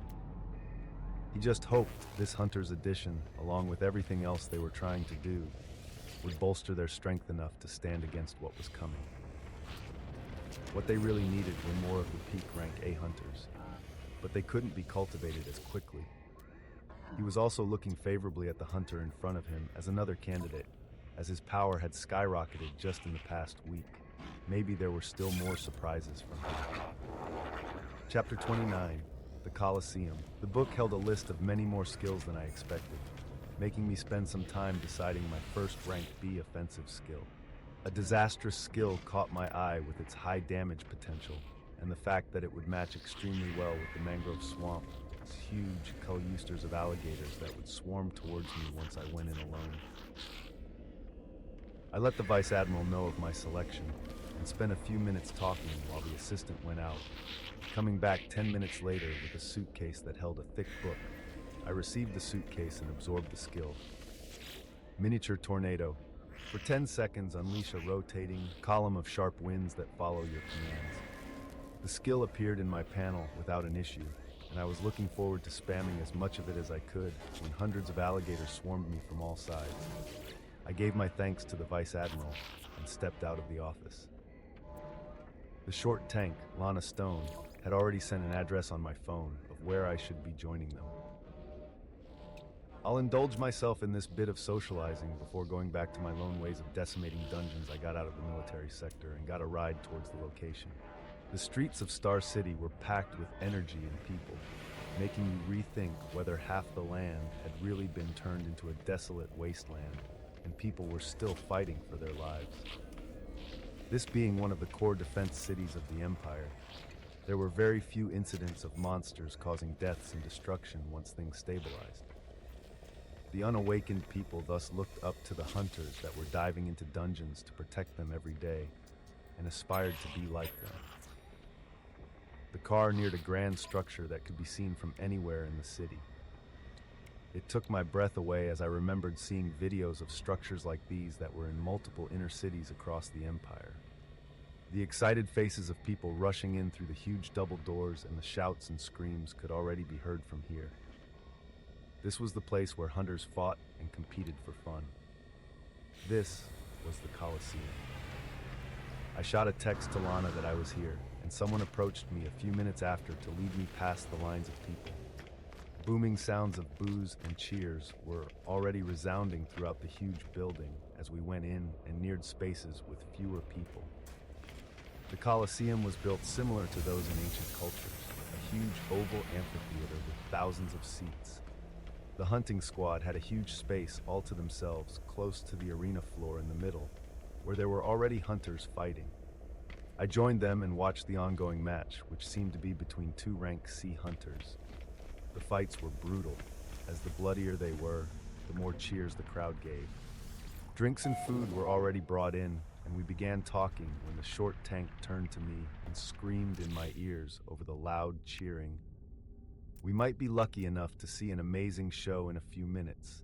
Apparently, Lightning Hand is bored enough once again and is announcing a competition soon.